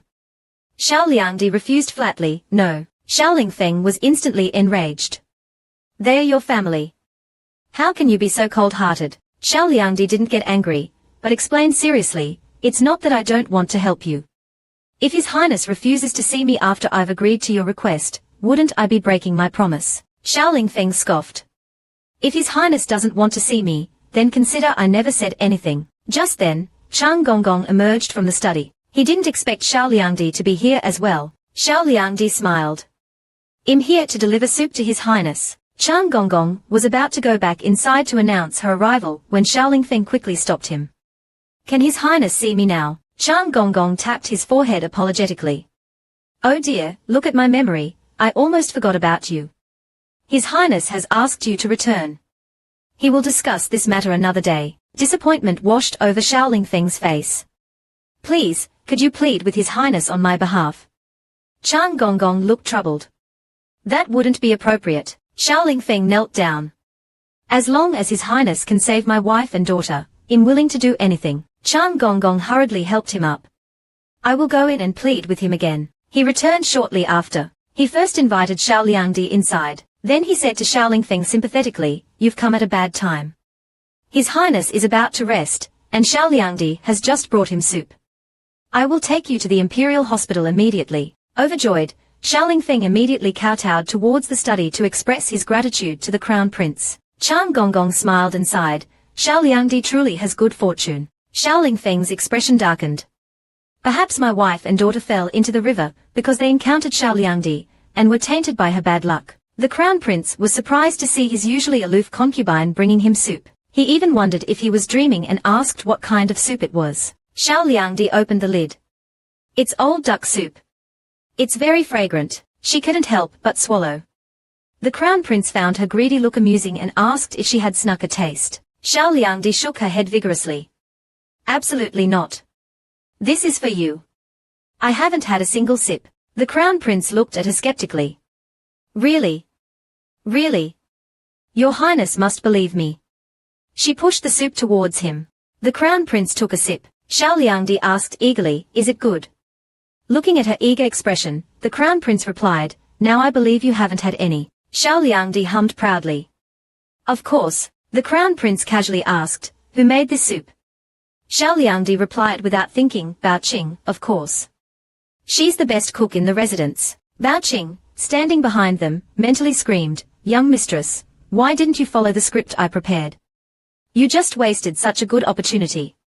"Are you stupid?" The Crown Prince looked at her intently. "You're quite honest." Xiao Liangdi smiled triumphantly. "Of course." The Crown Prince then asked casually, "Can you cook?" "I can make egg fried rice." The Crown Prince was slightly intrigued. "How does it taste?" Xiao Liangdi's eyes lit up. "Super delicious." Bao Qing rolled her eyes. "There's practically no food you don't find delicious." The Crown Prince suddenly felt curious. "I want to eat your egg fried rice tonight." Xiao Liangdi readily agreed. "Great. I haven't had it in a while. I'll make a lot tonight so we can eat our fill." The Crown Prince couldn't help but smile slightly at her happy expression. Xiao Liangdi's eyes widened as if she had discovered a new world. "Your Highness, you smiled." The Crown Prince immediately resumed his usual indifferent expression. "You're mistaken." Xiao Liangdi insisted, "You look very good when you smile. It would be great if you smiled every day." The Crown Prince thought this woman was becoming increasingly bold, daring to tease him openly in the study. He pretended to cough and told her to be quiet. Xiao Liangdi immediately obediently fell silent. She watched him drink the soup until he set the bowl down. Then she asked expectantly, "There's still a lot left. Aren't you going to finish it?" The Crown Prince saw through her little scheme. "It's for you." Xiao Liangdi's eyes brightened. She picked up the bowl and started gulping down the soup. Bao Qing facepalmed. Her mistress' eating habits were truly embarrassing. The Crown Prince, surprised by her straightforwardness, asked, "Weren't you full at lunch?" Xiao Liangdi licked the soup from her lips. "I was full then." "Then how can you drink so much soup now?" Xiao Liangdi justified her actions with a serious expression. "Being full at lunch doesn't mean I'm not hungry now. And eating a lot now doesn't mean I won't eat tonight." The Crown Prince chuckled. You've got it all figured out. Is the duck meat delicious? Xiao Liangdi nodded enthusiastically while continuing to fish out the meat. Seeing her relish the food, the Crown Prince said, let me try some. Xiao Liangdi scooped up a piece of meat with her spoon and offered it to him. The Crown Prince ate it, finding it not as delicious as he expected. He realized he enjoyed not the meat itself, but the sight of her eating it. That simple and pure satisfaction was comforting. When the Crown Prince mentioned Xiao Lingfeng's plea for an imperial physician, Xiao Liangdi wasn't worried but said casually, I've already divined their fates. My mother and sister will suffer some hardship, but they'll be fine. They will only experience some discomfort, but their lives are not in danger. The Crown Prince suddenly asked, are your divinations accurate? Can you tell me when it will rain in the south? 4 counties there have been suffering from drought for almost 3 months. Xiao Liangdi asked, do you have a map? I need to know the specific location. The Crown Prince immediately unfolded a map on the table. He circled an area in the south with his finger. Xiao Liangdi stretched out her right hand and placed it on the circled area. She closed her eyes and began to sense. Moments later, she opened her eyes and said, if my calculations are correct, those 4 counties won't see rain until the end of the year. A hint of worry appeared in the Crown Prince's eyes. If it doesn't rain, the people in the south will lose their crops. Countless people will starve to death. Xiao Liangdi continued studying the map, her finger tracing lines on it. The Crown Prince asked, what have you noticed? Xiao Liangdi asked in return, did those 4 counties experience any other disasters last year? The prince said, last summer, it rained heavily for a month, causing floods. Many people were displaced. I never thought there would be a drought this year. My father and the ministers have been troubled by this recently. After listening attentively, Xiao Liangdi analyzed, the feng shui of those 4 counties might be the problem, causing disasters 2 years in a row. If the root cause isn't addressed, I'm afraid there will be other disasters next year. The Crown Prince, listening intently, asked, what do you think we should do? Xiao Liangdi said, we need to adjust the feng shui. She pointed to a river on the map. Divert a tributary from this river into the mountains to create a lake surrounded by mountains. This will form a treasured land that gathers wind and water. Then your highness should personally conduct a rain prayer ceremony. Within 3 days, heavy rain will surely fall. The Crown Prince said seriously, this concerns the lives of countless people in the south. Are you certain this will work? Xiao Liangdi puffed out her chest with a confident expression. Absolutely. I wouldn't lie about such a thing. If your highness follows my advice and it doesn't rain, I'm willing to die to atone. The Crown Prince frowned. Diverting a river and conducting a rain prayer ceremony are not trivial matters. Xiao Liangdi, having said her piece, yawned and felt sleepy again. The Crown Prince waved his hand, dismissing her to rest. He then went to the library alone. He looked at the records of natural disasters in the south, and indeed found something strange about those 4 counties. 5 years ago, there was a locust plague. 7 years ago, there was a plague. It seemed that every few years, a disaster would strike. He recalled Xiao Liangdi's words, and began to think there might indeed be a problem with the feng shui. He closed the book, still feeling uncertain. It wasn't that he had suddenly developed a conscience, but rather, the Crown Prince had requested it. She first fried rice with leftover rice from lunch and eggs from the backyard chickens, making golden egg fried rice. Then she made smashed cucumbers and stir-fried greens. Finally, she made winter melon soup. Bao Qing looked at the simple dishes and cautiously reminded her, is such plain food appropriate for His Highness? Xiao Liangdi scratched her head awkwardly. I don't know how to make anything else. Bao Qing sighed helplessly. I'll make some meat dishes. In the evening, the Crown Prince came for dinner as expected. He first tried the egg fried rice and found it to be just rice fried with eggs, nothing special. Then he tasted the simple vegetables, which were all right. As for the meat dishes, they all went into Xiao Liangdi's stomach. The Crown Prince watched her devour the food, unfazed. He thought, after being accustomed to delicacies, a simple meal was a welcome change. After dinner, they spent the night together. News of the Crown Prince spending 2 consecutive nights with Xiao Liangdi quickly spread throughout the Eastern Palace. Li Zifei angrily swept the teacups off the table. She had thought Xiao Liangdi was a fool, easily manipulated. She didn't expect this woman to be even more cunning than Bai Zifei. Her maid Cyan hurriedly tried to calm her down. Xiao Liangdi's favor is only temporary. She'll have her downfall soon enough. Li Zifei was fuming and couldn't listen to any of it. She couldn't let Xiao Liangdi continue to steal the Crown Prince's attention. She ordered Cyan to summon Zhao Mairen. Zhao Mairen, always timid, came nervously, unsure why Li Zifei had called for her. Li Zifei opened a beautiful jewelry box. Sister, your hair ornaments are too old-fashioned. See if you like anything here. Zhao Mairen didn't dare look and said she didn't need anything. Li Zifei began to instill in her the importance of being assertive. In this palace, the bold survive, and the timid perish. If you want to live like a human, you have to fight for favor. Otherwise, you'll be trampled underfoot. She picked up a butterfly hairpin, and inserted it into Zhao Mairen's hair. Zhao Mairen instinctively tried to take it off. Li Zifei stopped her. It looks so beautiful on you. The crown prince will surely be captivated. Hearing this, Zhao Mairen froze. Li Zifei saw through her thoughts. That Xiao Liangdi, to gain the crown prince's attention, even dared to approach him openly in broad daylight. And now she's being rewarded for it. Zhao Mairen lowered her head and whispered, I wouldn't dare. She's a general's daughter, and I'm just a lowly craftsman's daughter. If I offend the crown prince, no one will protect me. Li Zifei grabbed her hand. I will protect you. She took off her own jade bracelet, and put it on Zhao Mairen's wrist. This is an heirloom from my family. I'm giving it to you. From now on, you are my sister. Zhao Mairen, still confused, asked why she was helping her. Li Zifei looked at her sincerely. I want you to compete with Xiao Liangdi. You wouldn't want her to monopolize the crown prince, would you? Zhao Mairen cautiously asked what she should do. Li Zifei whispered a plan into her ear. During the court session, the ministers addressed the drought in the south, and the national treasury is empty, unable to provide money, while his own brothers all gloated, waiting to see him make a fool of himself. Even the empress didn't believe him, only concerned about whether he would lose his position as crown prince because of this matter. He suddenly felt that in this vast and powerful imperial palace, he didn't know if there was anyone he could trust. Looking at the slowly darkening night ahead, he really didn't want to return to the oppressive Shufang Palace, so he decided to go to Qingge Palace to find Xiao Liangdi. At this time, Xiao Shixiaxu was lying in bed, sleeping soundly. He asked Bao Qing what time it was.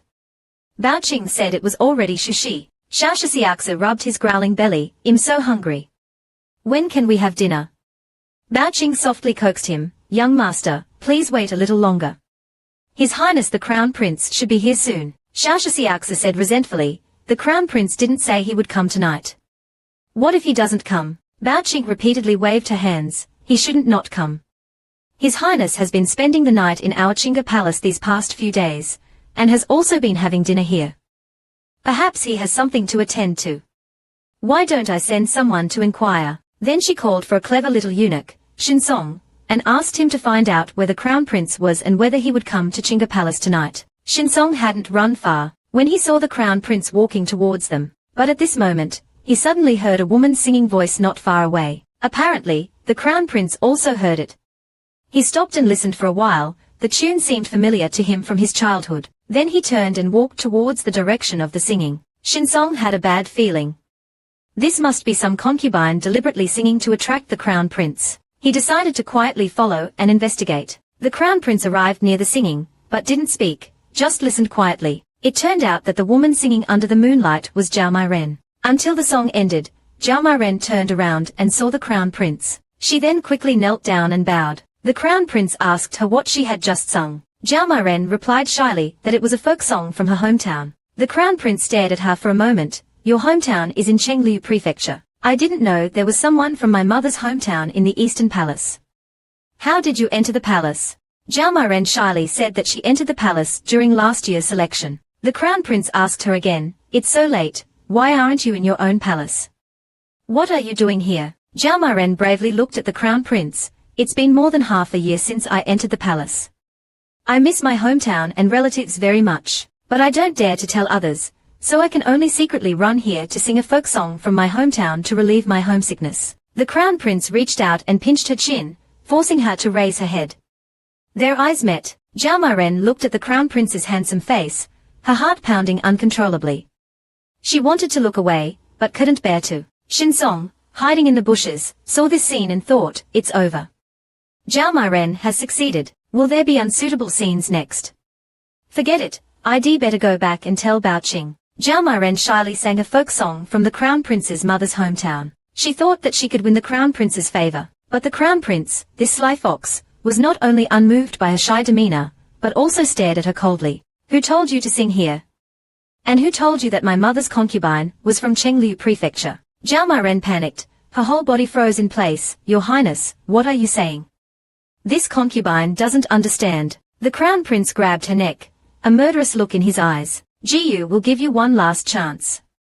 If you don't confess honestly, Jiyu will break your neck right now. Zhao Meiren's eyes widened in terror, stammering, it was Li Fei. Seeing that the crown prince seemed to disbelieve her, she hurriedly continued, this concubine isn't lying to you.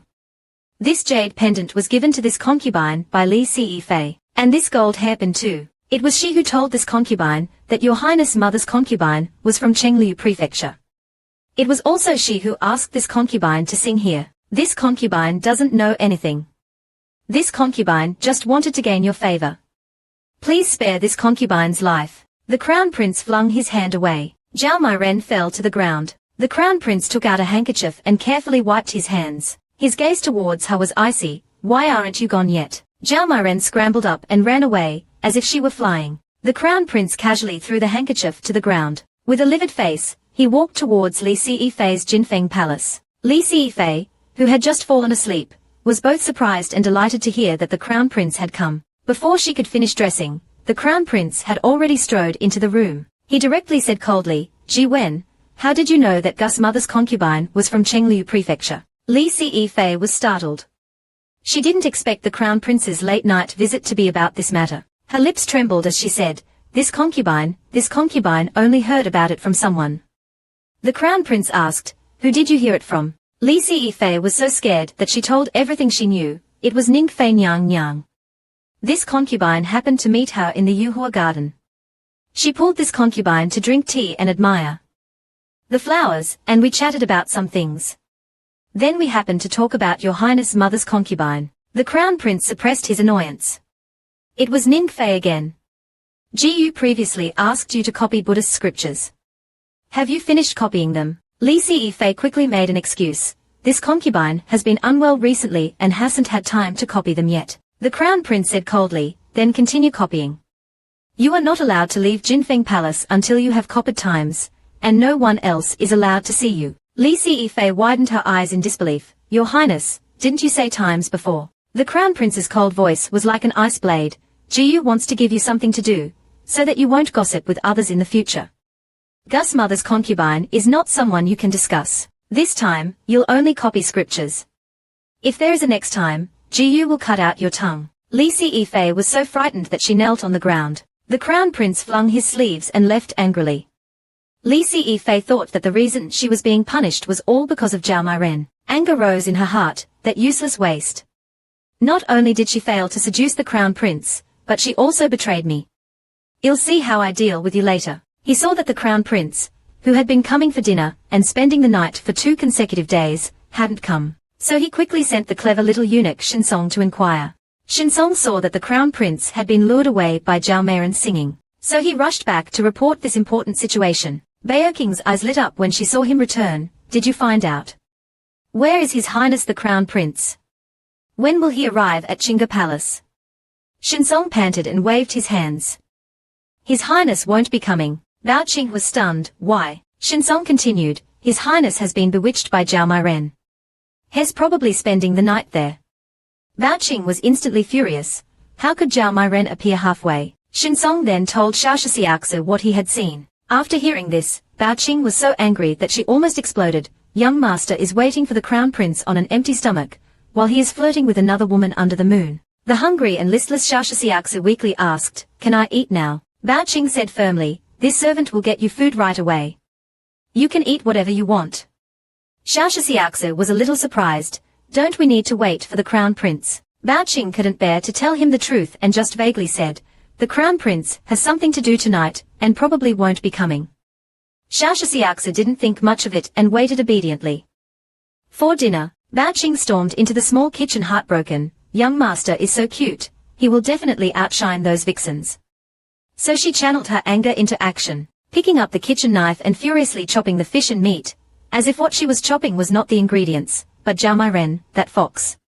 Since the crown prince doesn't know how to cherish him, Bao Qing will protect this cute young master. Xiaoxiaxu, who was waiting for dinner in the room, also heard the intense chopping sounds. He wondered, who made Bao Qing so angry. This morning, during the court session, he was ridiculed by his brothers. And in the evening, back in the Eastern Palace, he was ridiculed by his concubines. He was already exhausted thinking about this palace, which was full of power struggles. Only Xiaoliangda's Qingge palace was relatively peaceful. When the eunuch Gao Sheng announced the arrival of the crown prince, Xiaoxiaxu was putting a fishball into his mouth. He was startled by the sudden announcement and swallowed the whole fishball. He couldn't cough it out or swallow it down, and almost choked. Bao Qing rushed forward and patted his back hard. So when the crown prince entered, he saw this chaotic scene and couldn't help but frown.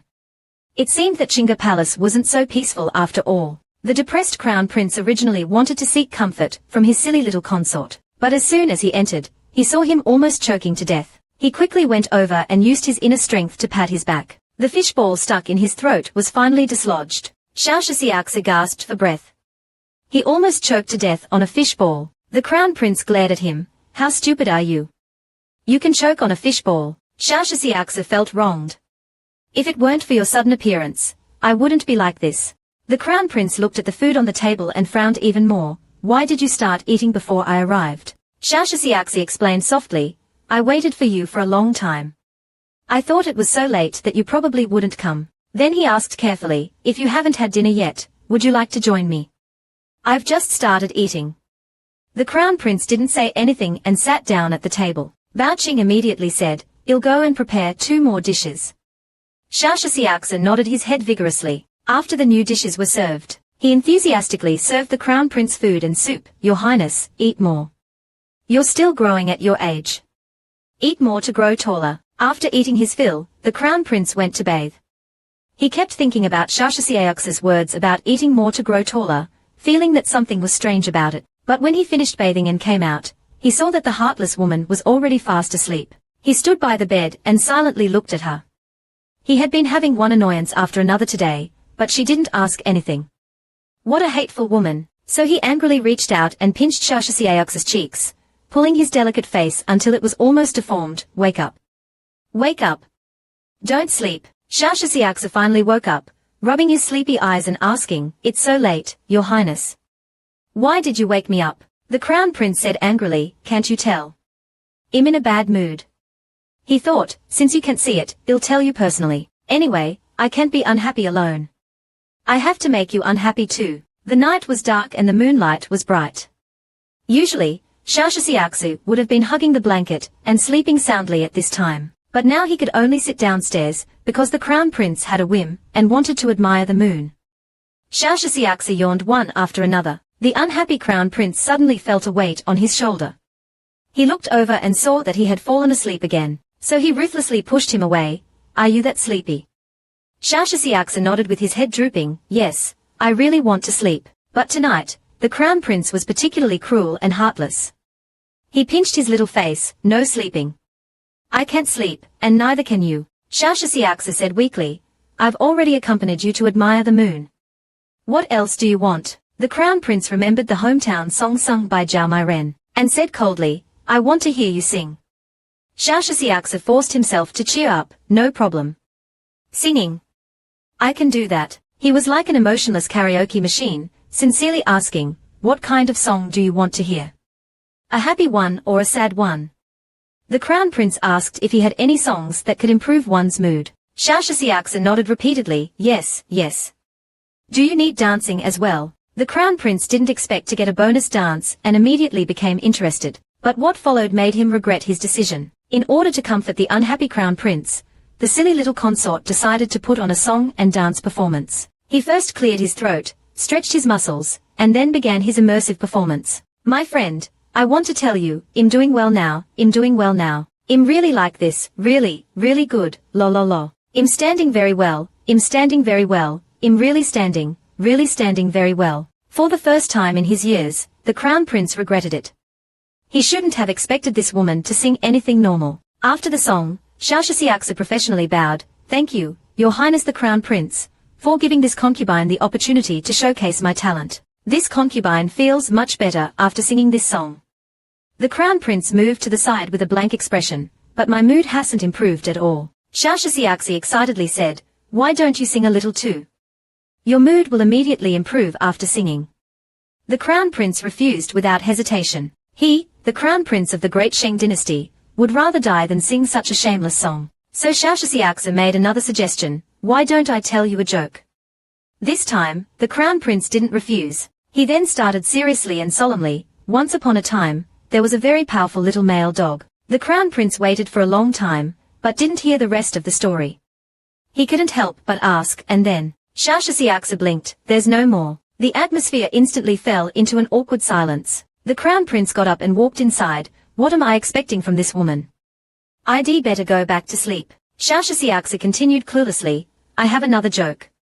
The crown prince interrupted him directly, I don't want to hear jokes. Xiaoxiaxa said unwillingly, I can also sing many interesting songs. Before he could start, the crown prince covered his mouth, be quiet and sleep. As a result, before the crown prince could take off his outer robe, the heartless woman had already fallen asleep.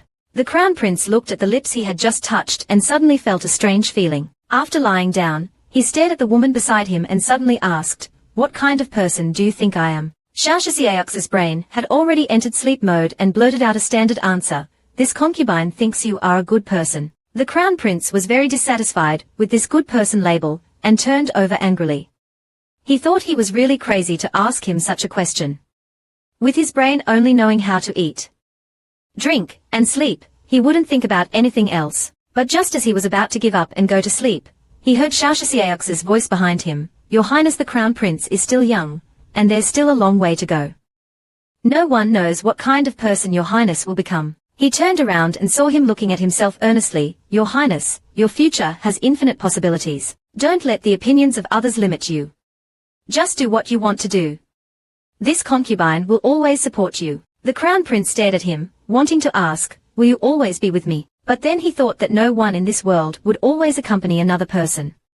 Even if that person is right next to you, they might leave, might betray you, and might even disappear from this world without warning, like his mother's concubine. He couldn't keep him, so he reached out and covered Xiaoxiaxa's bright eyes, and said softly, it's late. Go to sleep. While Xiaoxiaxa was still dreaming, the man beside him had already woken up early. Bao Qing suddenly rushed in and grabbed his shoulder, shaking him urgently, young master, wake up. Xiaoxiaxa opened his sleepy eyes and looked at her, what's wrong? Is there an earthquake? Bao Qing whispered urgently, His Highness the Crown Prince is having breakfast. You must get up and attend to him. Xiaoxiaxa immediately sat up, breakfast. Is it time for breakfast again so soon?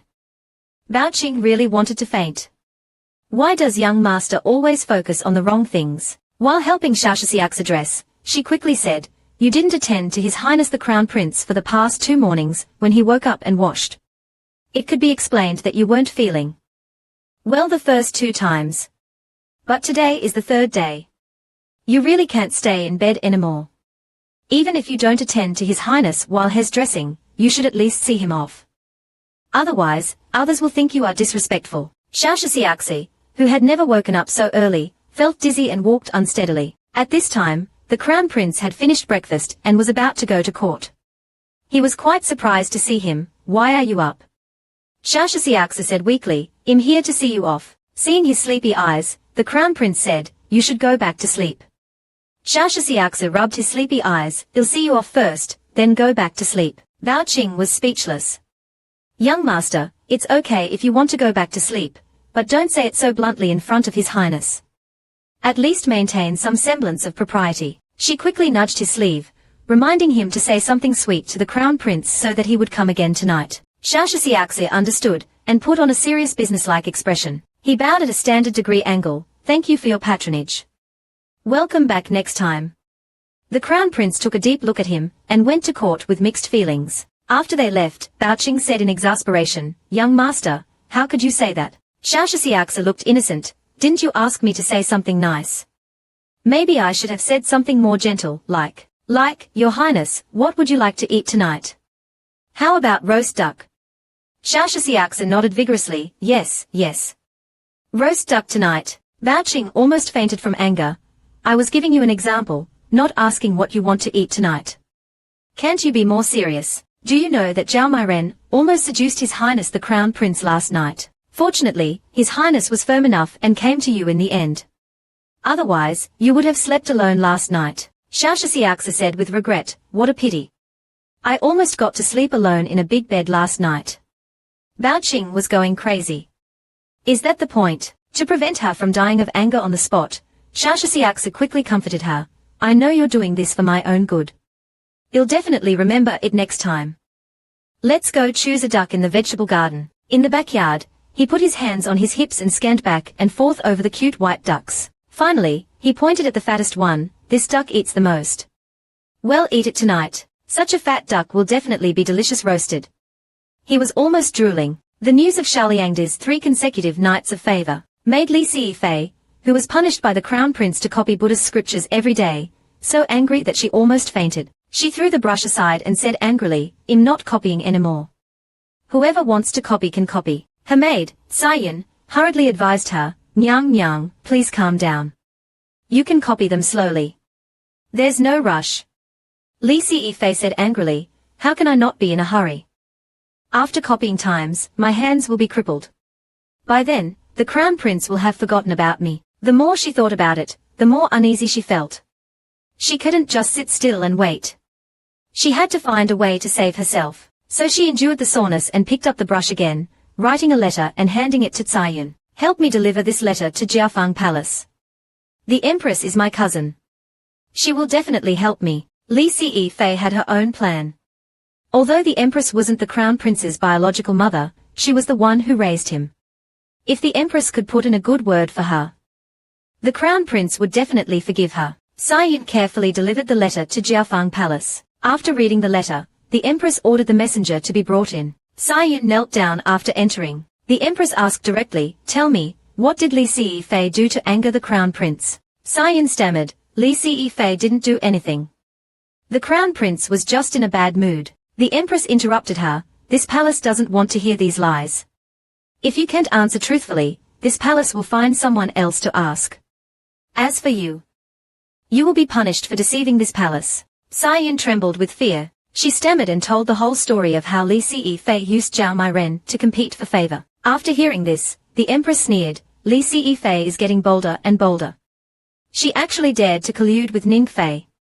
Caiyan hurriedly explained, Li Sifei didn't collude with Ningfei. They just happened to meet in the Yuhua garden. The empress was instantly furious, just a chance encounter, and she was used as a pawn. Is Li Sifei's brain just for decoration? Since it's just a decoration, it doesn't matter if it's removed. Caiyan was so scared that she kowtowed and begged for mercy. The empress had initially arranged Li Sifei into the Eastern Palace to monitor the crown prince's harem. She didn't expect her to be so stupid, scheming against the crown prince to deal with a mere Liangdi, but she was her relative after all, so she didn't have the heart to punish her severely. She only ordered Li Sifei to be confined to Ziyuan for a month to reflect on her actions. Li Sifei was devastated when she received the imperial decree, almost fainting from anger. She wanted to ask the empress for help, but instead, she was banished to a nunnery. Li Sifei couldn't hold back anymore and burst into tears. Meanwhile, the empress, after obtaining the emperor's permission for the crown prince's difficult mission to Qiuyu, watched him, from the little dumpling he once was, grow into the handsome young man he was now, and couldn't help but feel disappointed. In her opinion, Qiuyu was a hopeless case. Moreover, if he failed, the crown prince title she had worked so hard to secure for him over the years would likely be lost as well. But the crown prince insisted on going. Pearl, the personal maid, stepped forward to comfort the empress. His highness is still young. Find him a crown princess and let them have a few chubby sons. He naturally won't think about running around outside anymore. The empress opened her tired eyes. You're right. It's time to choose a crown princess for him. As soon as Li Sifei was sent to the nunnery by the empress, Bai Sifei started scheming again. Pale and frail, Bai Sifei visited Xiaoliangdi and asked if he had heard about the crown prince's plan to travel south. Xiaoliangdi was busy reading. Bai Sifei thought he was pretending. She said pointedly, His Highness has been with you these days. How could he not have told you in advance? Xiaoliangdi realized there was something behind her words and said, I really don't know. Bai Sifei found it strange. It turned out that the crown prince didn't tell him everything. She said worriedly, the crown prince is going south to Qiuyu for medicine. I heard that there are many bandits and poisonous snakes there. So I want to ask you to persuade the crown prince not to go. She coughed several times due to her frail health. Xiaoliangdi sincerely advised her, I don't know if the crown prince will encounter danger in the south, but you must go back and lie down. Bai Sifei smiled weakly and said she was fine. Xiao Liangdi moved aside with a complicated expression. I'm not worried about you, I'm worried about myself. You cough so much, do you have consumption? That's contagious. Bai Sifei's heart ached when she saw Xiao Liangdi's fear. Nonsense. The imperial physician has examined me. My illness isn't contagious at all. Xiao Liangdi was relieved. Then you should have said so. You scared me just now. Bai Sifei looked at him in surprise. I didn't expect Xiao Maimai to be such a timid person, Xiao Liangdi said frankly, who isn't afraid of death. Bai Sifei continued, but His Highness is risking his own life. As his consort, shouldn't you persuade him? Xiao Liangdi looked bewildered again. When did I become his consort? I'm just a tool for him to eat, drink, and sing with. Bai Sifei decided to be straightforward. The Crown Prince's safety is not only related to your and my future, but also to the entire Daxing dynasty. I hope you can persuade the Crown Prince to change his mind.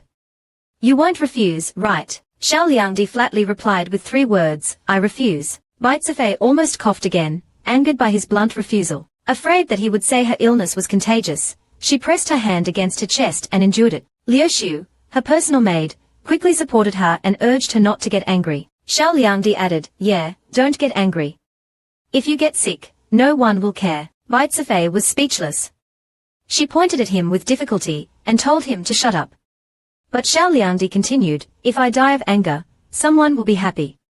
Besides, it's tiring and exhausting to be angry. This time, Bai Sifei was truly infuriated. She asked with wide eyes, are you really not worried about His Highness going south? Xiao Liangdi answered very seriously, I'm not worried. Bai Sifei was shocked again. Do you even have a heart? Xiao Liangdi just wanted to get rid of this frail guest. He admitted frankly, I don't have a heart. I'm cruel, ruthless, and indifferent. Someone like me doesn't deserve His Highness' favor. I've already blackened myself so thoroughly.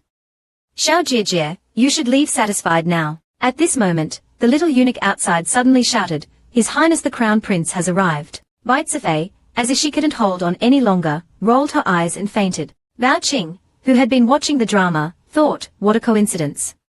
The Crown Prince came just in time. The moment the little eunuch announced the Crown Prince's arrival, she immediately fainted. Sure enough, as soon as the Crown Prince entered, he saw the unconscious Bai Sifei and asked what had happened. Liu Shu, the maid, cried out, Your Highness, please save Bai Sifei.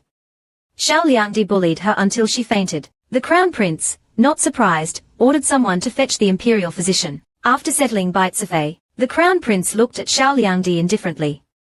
Why did you provoke her? Xiao Liangdi looked innocent. I didn't provoke her. Then why did she faint here? Maybe she didn't eat enough at lunch and fainted from hunger. Right, just pretend nothing happened. After a while, Bai Sifei woke up again. Having not seen the Crown Prince for a long time, joy flashed across her face, followed by tears. Qinxie heard that you are going south and wanted Xiao Liangdi to persuade you, but who knew? The Crown Prince looked at Xiao Liangdi. Do you have anything to say? Xiao Liangdi looked confused. Say what? What are your thoughts on Jiyu going south? Qinxie thinks it's very good. It's a chance to see the world. Xiao Liangdi explained seriously, having grown up in the palace, Qinxie has rarely seen the suffering of the common people. If you can go out and see, it will be very helpful for you to govern the country in the future. The Crown Prince asked again, aren't you worried about Gus's safety? Xiao Liangdi looked at him with firm eyes. Qinxie is naturally worried, but I believe in your judgment. No matter what decision you make, Qinxie will always support you. The Crown Prince felt a warmth in his heart. It turned out that in this palace, not everyone failed to understand him. This woman had always been on his side. Seeing that his mood seemed to have improved, Xiao Liangdi asked expectantly, can Qinxie go to the small kitchen to see if the roast duck is ready? The Crown Prince replied expressionlessly, go ahead, but don't steal any food. Watching Xiao Liangdi happily run off, Bai Sifei felt a sharp pain in her chest. She had put on such a big show, but the Crown Prince just asked a few questions and let him go, without even a word of reproach. The Crown Prince didn't look at her again and said coldly, Jiyu will have someone send you back. Bai Sifei sat up abruptly, sobbing.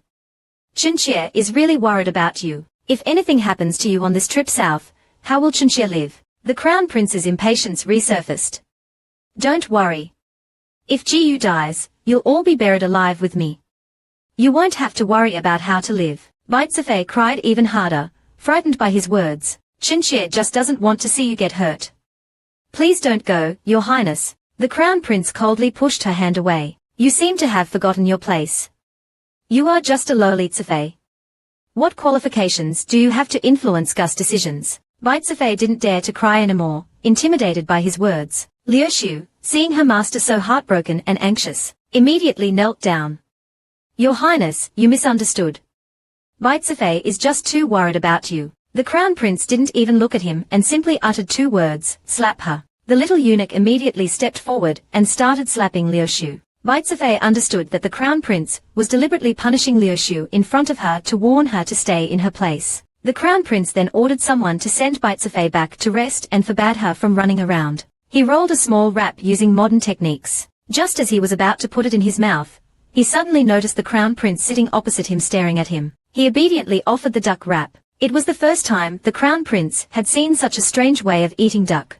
Xiao Liangdi, busy eating, asked expectantly, is it delicious? The Crown Prince answered casually, it's all right. Xiao Liangdi stuffed a large piece into his mouth. His cheeks puffed up like a cute little squirrel. The Crown Prince casually told him a story from his childhood. When I was 6, I found a little squirrel in the imperial garden, injured. Out of pity, I hid it in my room and raised it.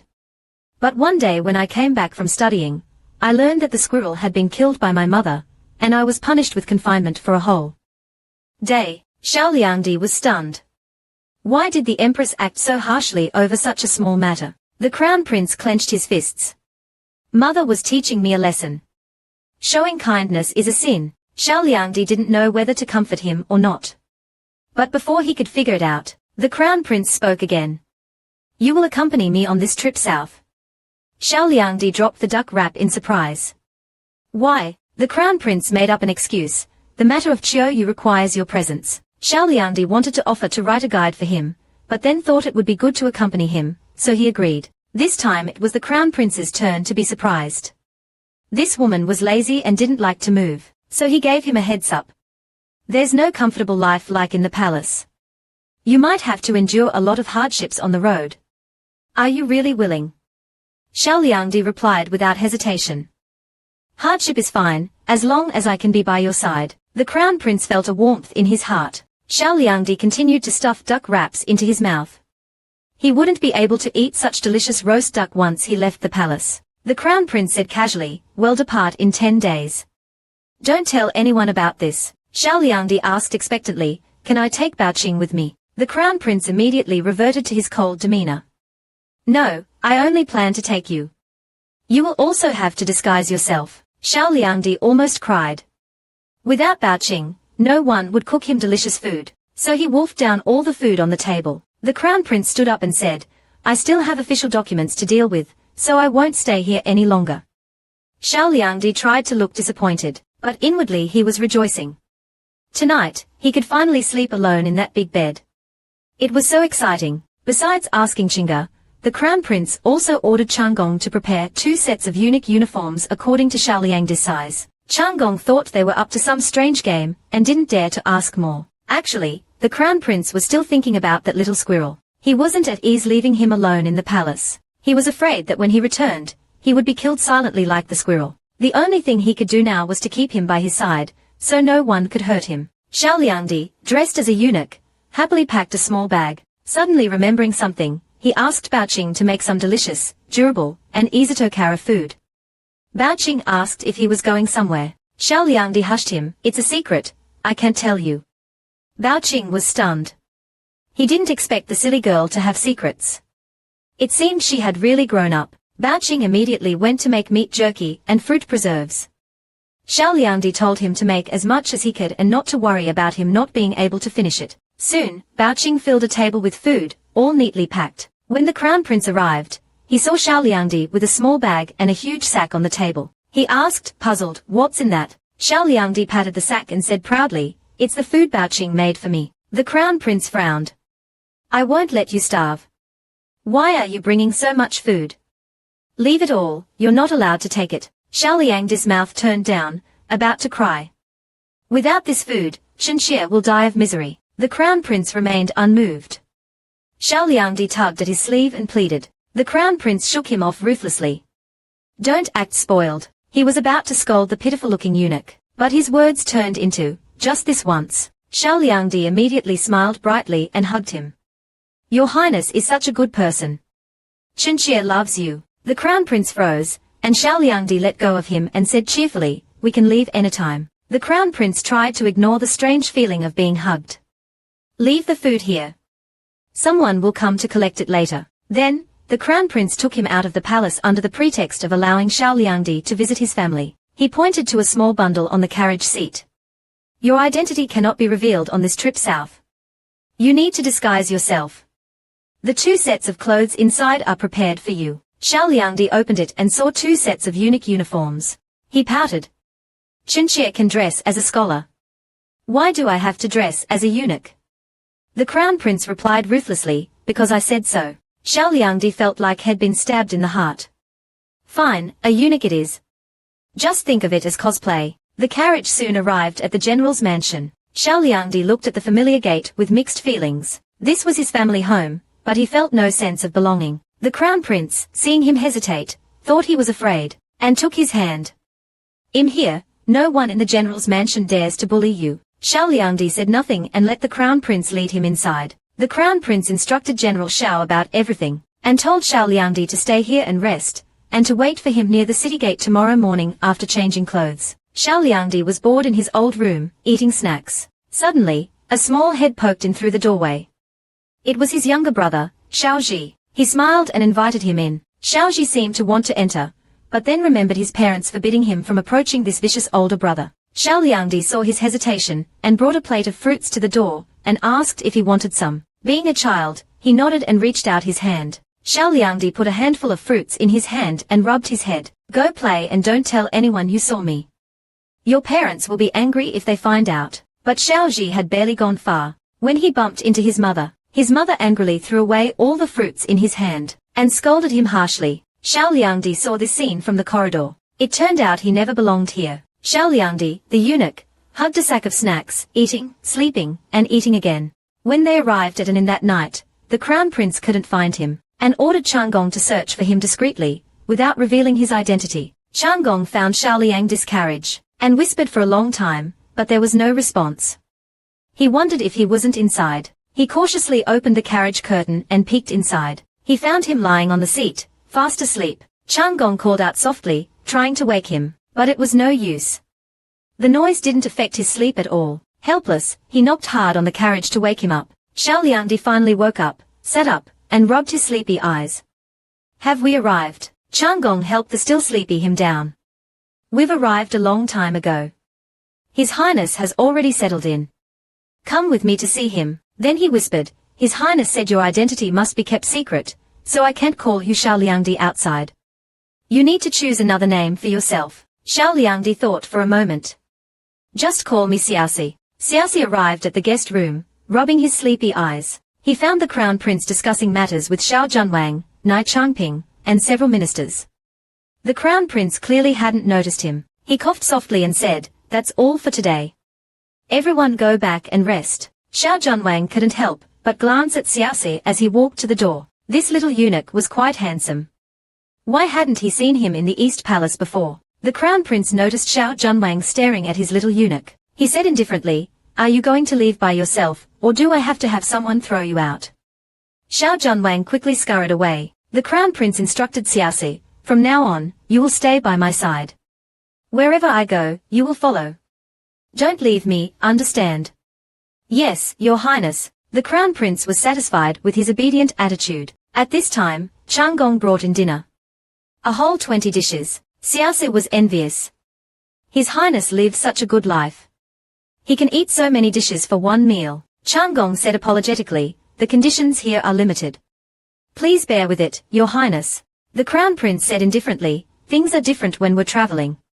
From now on, 1 dish per meal is enough." Then he dismissed all the eunuchs and maids, leaving only Xiaoxi to eat with him. Accustomed to palace cuisine, the Crown Prince tasted the difference after just 1 bite, but looking at the happy and satisfied expression of the little eunuch beside him, he suddenly felt that the food wasn't so bad. Xiaoxi suddenly asked, "Where will this servant sleep tonight?" The Crown Prince looked at him. "You'll sleep here." Xiaoxi looked around the room. There was only 1 bed. Did he have to sleep on the floor? The Crown Prince said generously, "You'll share the bed with me." Between the hard floor and the soft bed, Siasa chose the latter without hesitation. It wasn't like he hadn't slept with the Crown Prince before. A few more times wouldn't matter. Xiao Liangdi, disguised as a eunuch and following the Crown Prince south, originally wanted to keep a low profile. However, his natural charm was hard to conceal, and within a day, he became a hot topic. First, he was noticed by the flirtatious Xiao Junwang. Then, the rumors about Gongzi and the Crown Prince were spread again, because the Crown Prince surprisingly wanted a young eunuch to share his bed. Unexpectedly, this little eunuch was so capable that he charmed the Crown Prince into keeping him overnight. Moreover, His Highness turned out to be a sound sleeper, which was far from his usual aloof image. Siasa felt a bit gossipy with his fellow eunuchs. After fetching hot water and washing up, he prepared to go back to sleep. But as soon as he turned around, he bumped into Xiao Junwang. He was chewing on something like a dog's tail, and his face was flushed. Siasa quickly put down the wooden basin. Xiao Junwang circled him and asked his name, saying he had never seen him before. Siasa calmly replied that his name was Siasi, and he had just been transferred to the Eastern Palace. So he rarely showed his face. Xiao Junwang suddenly leaned closer, staring at his face. "You have quite a unique look." Siasa's feelings were complicated. Just take it as a compliment. Just as Xiao Junwang was about to reach out and touch him, Chang Gonggong's voice came from behind. "Siasi, why did you run here? His Highness is looking for you." Siasa seized the opportunity and ran away, and Xiao Junwang didn't seem to take this small incident to heart. Siasa returned to the guest room. He saw the Crown Prince sitting by the bed, looking rather displeased. He hurriedly went over and asked him what he needed. The Crown Prince said unhappily, "Did you completely ignore what I said?" Siasa blinked innocently. "What did you say?" The Crown Prince said impatiently, "I just told you not to leave my side, but you disappeared in the blink of an eye." Siasa hurriedly explained, "Your servant." The Crown Prince interrupted him, "There are no outsiders here. You don't have to call yourself your servant. And this isn't the palace, so you don't have to call yourself this one." Siasa thought for a moment, "Can I use I then?" The Crown Prince didn't interrupt him this time, which meant he agreed. Siasa continued, "I was afraid of disturbing your rest, so I went out to avoid you and washed my face downstairs. After all, I have to sleep with your Highness. I have to clean myself up, right?" The Crown Prince said domineeringly, "You are my woman. You don't need to avoid me when I'm bathing." Siasa said shyly, "That's what you say, but I'm still a little shy." The Crown Prince was silent for a few seconds before saying thoughtfully, "You'll have to get used to it." Siasa asked innocently, "Get used to what?" "Get used to seeing your flawless body." His thoughts drifted for a moment. Remembering that the Crown Prince was still staring at him, he quickly cleared his mind of those colorful thoughts and said obediently, "Understood." The Crown Prince said expressionlessly, "Considering it's your first time, I'll spare you. If you do it again, you'll be punished." Siasa became nervous. "There's even a punishment. What exactly is it?" The Crown Prince said coldly, "Confiscate all your snacks." Siasa was shocked. "Oh my god, that's too cruel. That's worse than hitting me." The Crown Prince was satisfied with his slightly frightened expression. He had to make him afraid so that he would stay by his side obediently. Then, as usual, they lay together and slept innocently. The way the Crown Prince treated his little wife was to sleep with him. The next day, the Crown Prince woke him up early. It had to be said that while others slept, this woman's sleeping was simply a disaster. Siasa thought he was still in the palace, so he mumbled, "Bow bow, don't make trouble." The Crown Prince was speechless. "Who are you talking to?" He then pinched his cheek. "When are you going to wake up?" Siasa finally opened his eyes in a daze. "Oh, it's your Highness." The Crown Prince urged him, "It's getting late. Get up quickly." Siasa looked at the window. It was still dark outside. He was usually still sleeping soundly at this time. Waking up early was too cruel for him. After he got dressed, Chang Gonggong brought people in to serve the Crown Prince. Siasi, standing beside him, couldn't help but yawn again. The palace maids and eunuchs peeked at his sleepy appearance, thinking that His Highness must have tormented this little eunuch quite a bit last night. The image was stimulating just to imagine. After a simple breakfast, the Crown Prince got into his carriage first. Siasa walked towards his own carriage, thinking he hadn't eaten enough, and would have a snack later. Just then, Xiao Junwang suddenly hooked his shoulder from behind. "Siasi, do you want to ride with me? It's quite boring to ride alone.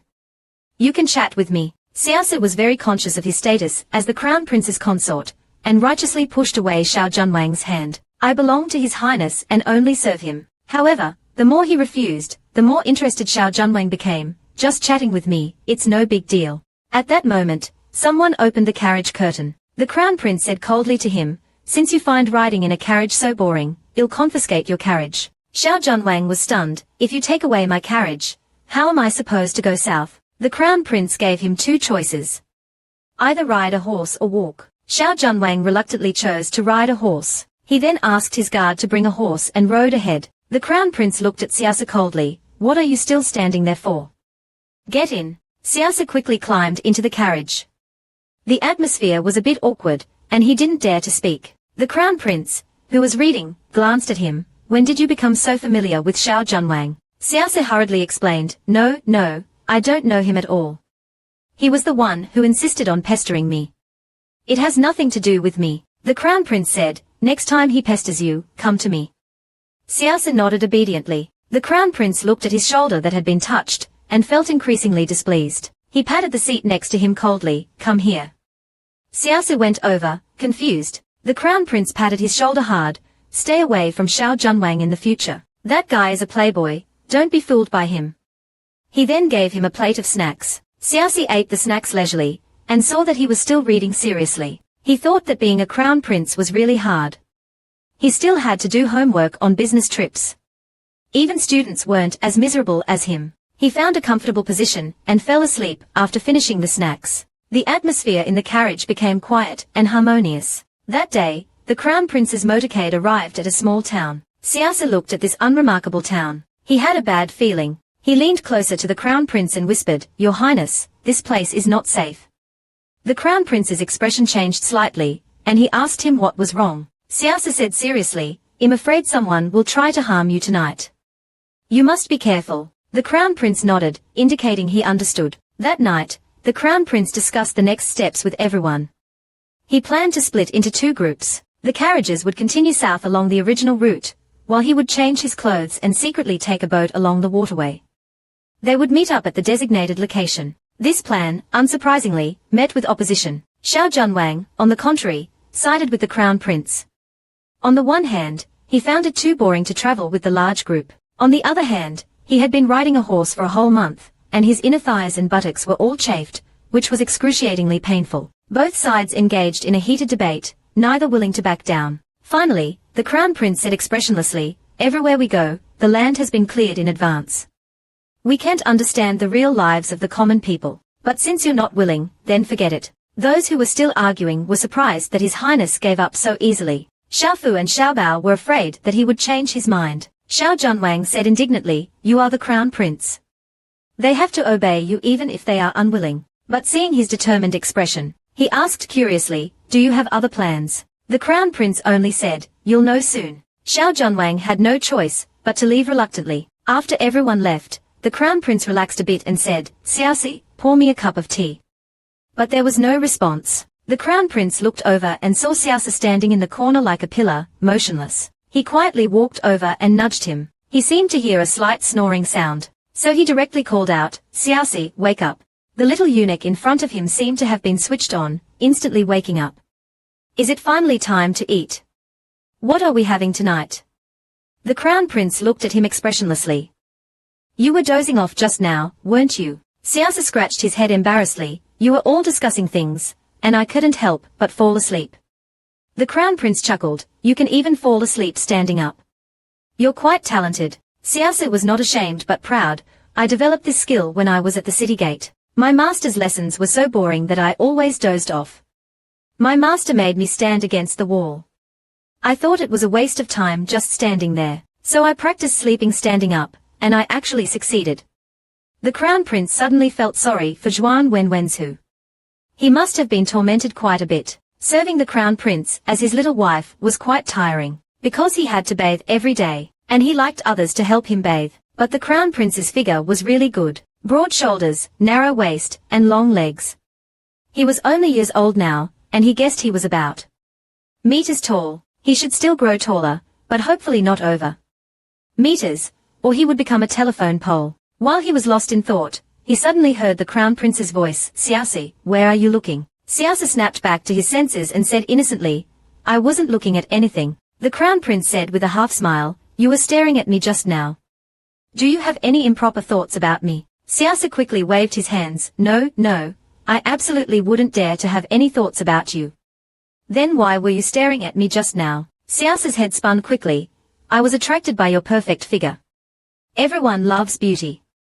Please don't blame me, Your Highness. The Crown Prince had heard a lot of flattery, but rarely anyone as straightforward as him. He didn't seem shy at all, so he asked him to come over and scrub his back. Xiaosa reluctantly started scrubbing his back, thinking that being a little wife was not easy.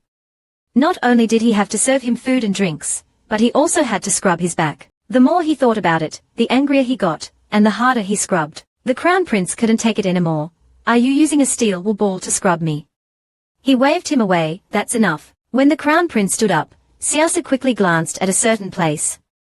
Wow, not bad. Before the Crown Prince could wrap a towel around himself, he quickly looked up at the ceiling, pretending he hadn't seen anything. The Crown Prince felt inexplicably uneasy. He then asked the eunuchs to change the water. This was for Xiaosa to bathe. Because the Crown Prince didn't allow him to leave his side, they had been bathing together for the past month. Xiaosa thought, it wouldn't hurt to be seen by the Crown Prince, and as long as he was fast enough, he wouldn't be able to see much. So he quickly took off his clothes and jumped into the tub. The Crown Prince, who was reading, heard the loud splash and couldn't help but look back. Can't you be gentler? Xiaosa poked his head out of the water. Sorry, you'll be careful next time. He liked to get dressed quickly. While drying his hair, he walked over, curious about what book the Crown Prince was so engrossed in. When he came to his side, he couldn't help but exclaim, Your Highness, how can you understand this book? The Crown Prince slammed the book shut, his face flushed. Shut up. Xiaosa didn't dare to make a sound, thinking that the Crown Prince was truly a genius, able to understand the contents of this book even here. The Crown Prince's anger surged. I can't read this book anymore, let alone sleep. Xiaosa said, My hair isn't dry yet.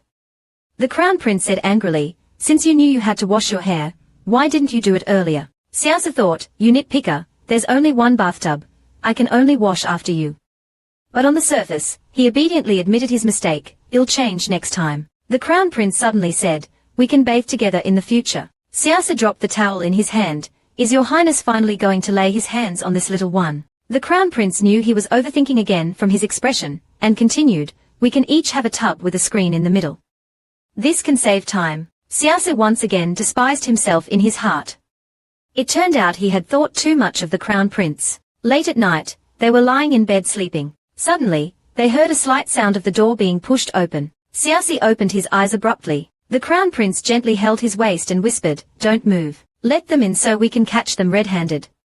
Xiaosa suddenly realized, this is a trap. Then the Crown Prince whispered in his ear again, Stay down.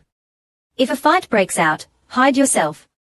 Don't get hurt. Xiaosa nodded, indicating he understood. Just then, a dozen quietly walked in. As they reached the bedside and raised their swords, the Crown Prince, who was pretending to sleep, suddenly opened his eyes. He jumped up and grabbed the assassin's hand. He then pulled out the short knife hidden under his pillow. He stabbed the assassin in the neck with one swift move. Then the door was kicked open, and Zhao Zian rushed in with dozens of guards. The assassins realized they had fallen into a trap. The Crown Prince said expressionlessly, Capture them all. Soon, the room became quiet again. The Crown Prince wiped the blood from his hands with a handkerchief. Xiaosa poked his head out from under the covers and asked, Is it over? The Crown Prince turned around and whispered, Stay put. Then he put down the bed curtain. The people who came in were heartbroken to see this scene. The Crown Prince really liked this delicate little eunuch. It was this little vixen, who had tainted their pure and noble highness. The Crown Prince ordered Zhao Zian to take the assassins down for interrogation, aiming to find out who was behind this. This time, Xiaofu and Xiaobao didn't dare to object to the Crown Prince's plan to split into two groups. The main group would continue along the original route, while the Crown Prince would disguise himself and secretly travel by boat. After everything was settled, the Crown Prince went back to check on Xiaosi, only to find that he had fallen asleep again. He wondered how he could be so carefree, falling asleep right after escaping death. He pinched his cheek. Xiaosi opened his sleepy eyes and looked at him drowsily. The Crown Prince asked, Can you guess who sent those assassins tonight?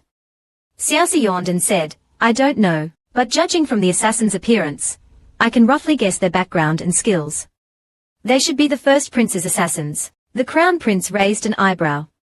The first prince did have a group of assassins. If it was them, it would be difficult to get anything out of them. He lay down, intending to go back to sleep. In the darkness, just as Xiaosi was about to fall asleep, he suddenly heard the man beside him ask, Were you scared just now?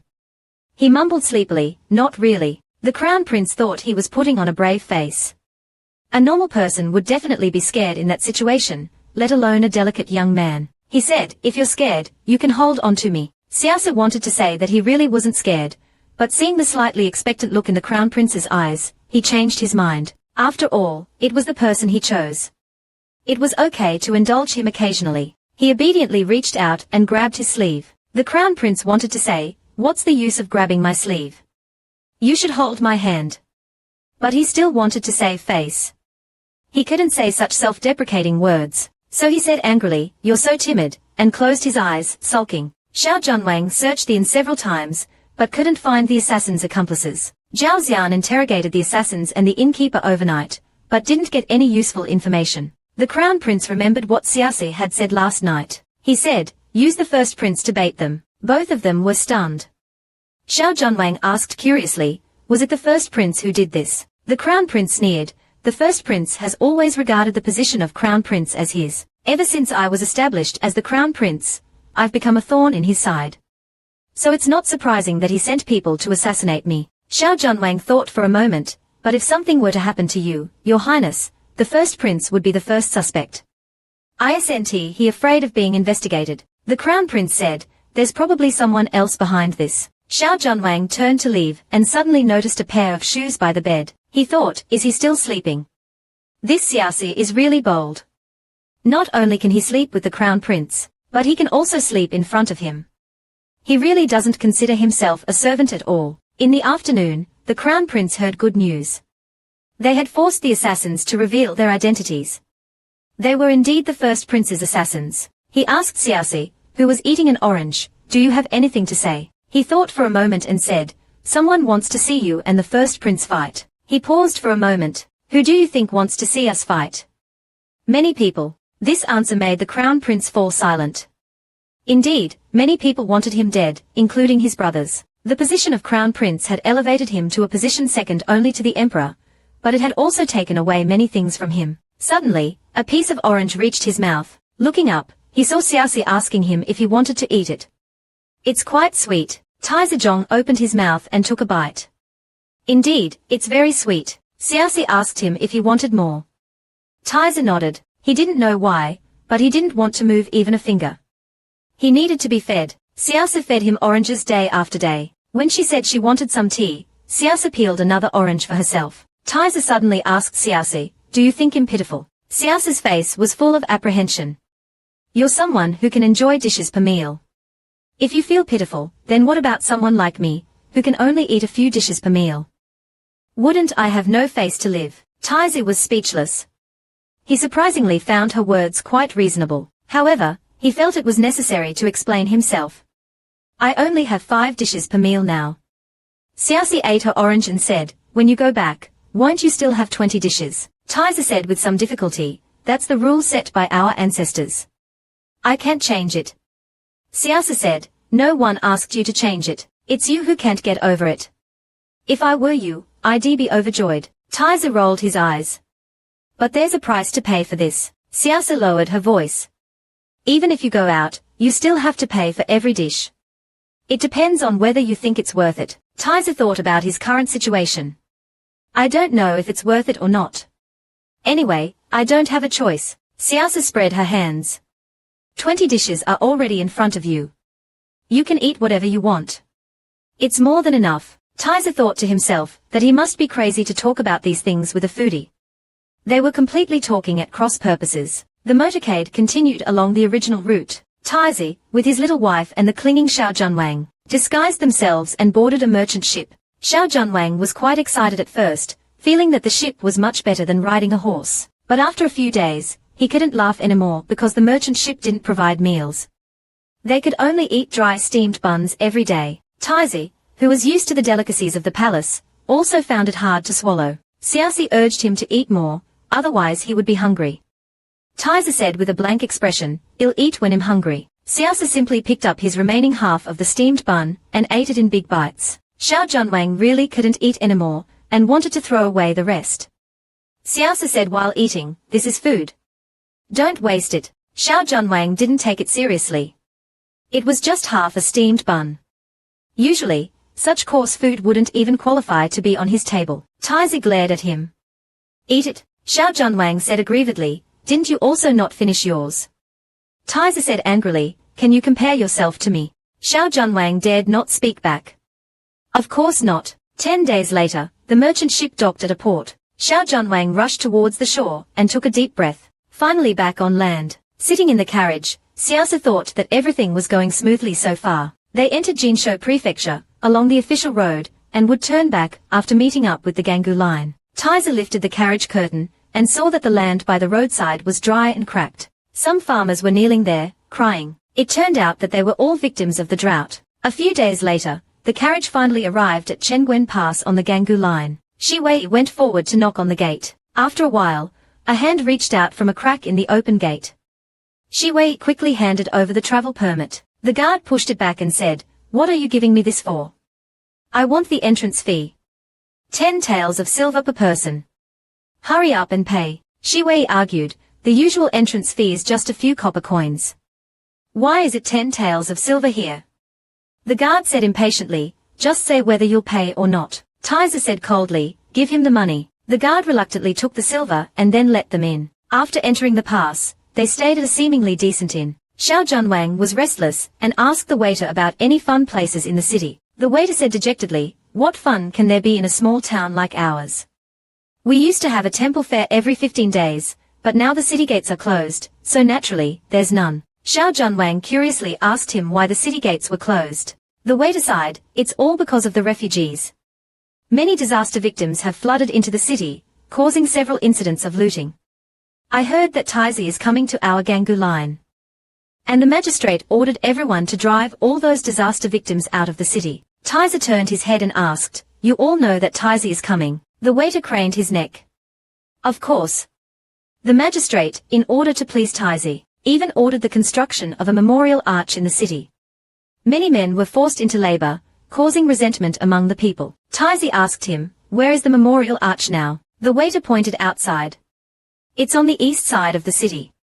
Go out, turn left, and keep going straight, and you'll see it." Following the waiter's directions, they soon saw the memorial arch, which was still under construction. The scale was larger than expected.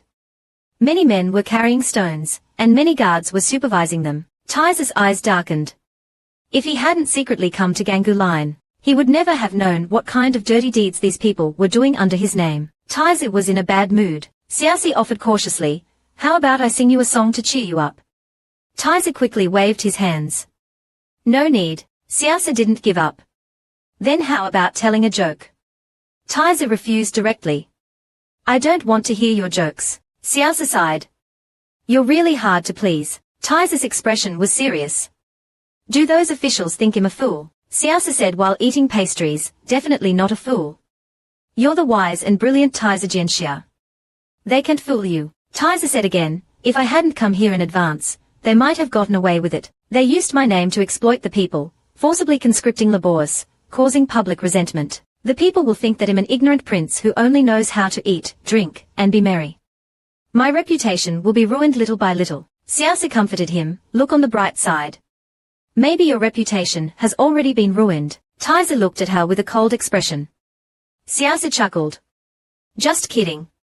Don't take it seriously." At this moment, Xiao Junwang returned from outside. A year-old girl came in with him. The girl's hair was messy, and she was wearing ragged clothes. Xiaosi looked at Xiao Junwang with a look of disapproval. "No matter how impatient you are, you can't lay your hands on such a young girl." Xiao Junwang immediately jumped up. "How can you slander me like that? I rescued her from the guards." The girl suddenly knelt on the ground. "Thank you, benefactors, for saving me. I have nothing to repay you with. After I see my grandfather, I will come and be your servant." Shina then recounted her experience. She was from a small village under Gangu line. Some time ago, there was a drought, and the crops in the fields all withered. Her parents had died, so she came to the city with her grandfather to beg for food. Who knew that the beggar leader was a ruthless person? He took advantage of her grandfather's illness and sold her to a brothel. Xiaosi looked at her face, hesitated, and then said, "If you want to see your grandfather, go quickly. You might not be able to see him later." Shina asked fearfully, "Why?" Xiaosi said calmly, "I read your face. There will be a funeral today. Your only remaining relative should be your grandfather. Shina trembled all over, tears immediately welling up in her eyes. She almost crawled out of the room. Siasa said to Taizi, "Send someone to follow her. Don't let her be captured again." Taizi immediately ordered a guard to follow and protect her. Xiao Junwang looked at Siasa as if he had discovered a new continent. "Can you really tell fortunes?" Siasa stroked her chin. "I know a little. Why don't you let me see what you'll eat tonight?" "Cornbread with bacon, of course." Xiao Junwang laughed. "I hate cornbread the most. I definitely won't eat it tonight." Siasa's eyes twinkled. "If I'm right, your bacon will all belong to me tonight." "How about it?" Xiao Junwang agreed without hesitation. "No problem. Let's bet on the bacon. But if you're wrong, your bacon will belong to me." Siasa smiled.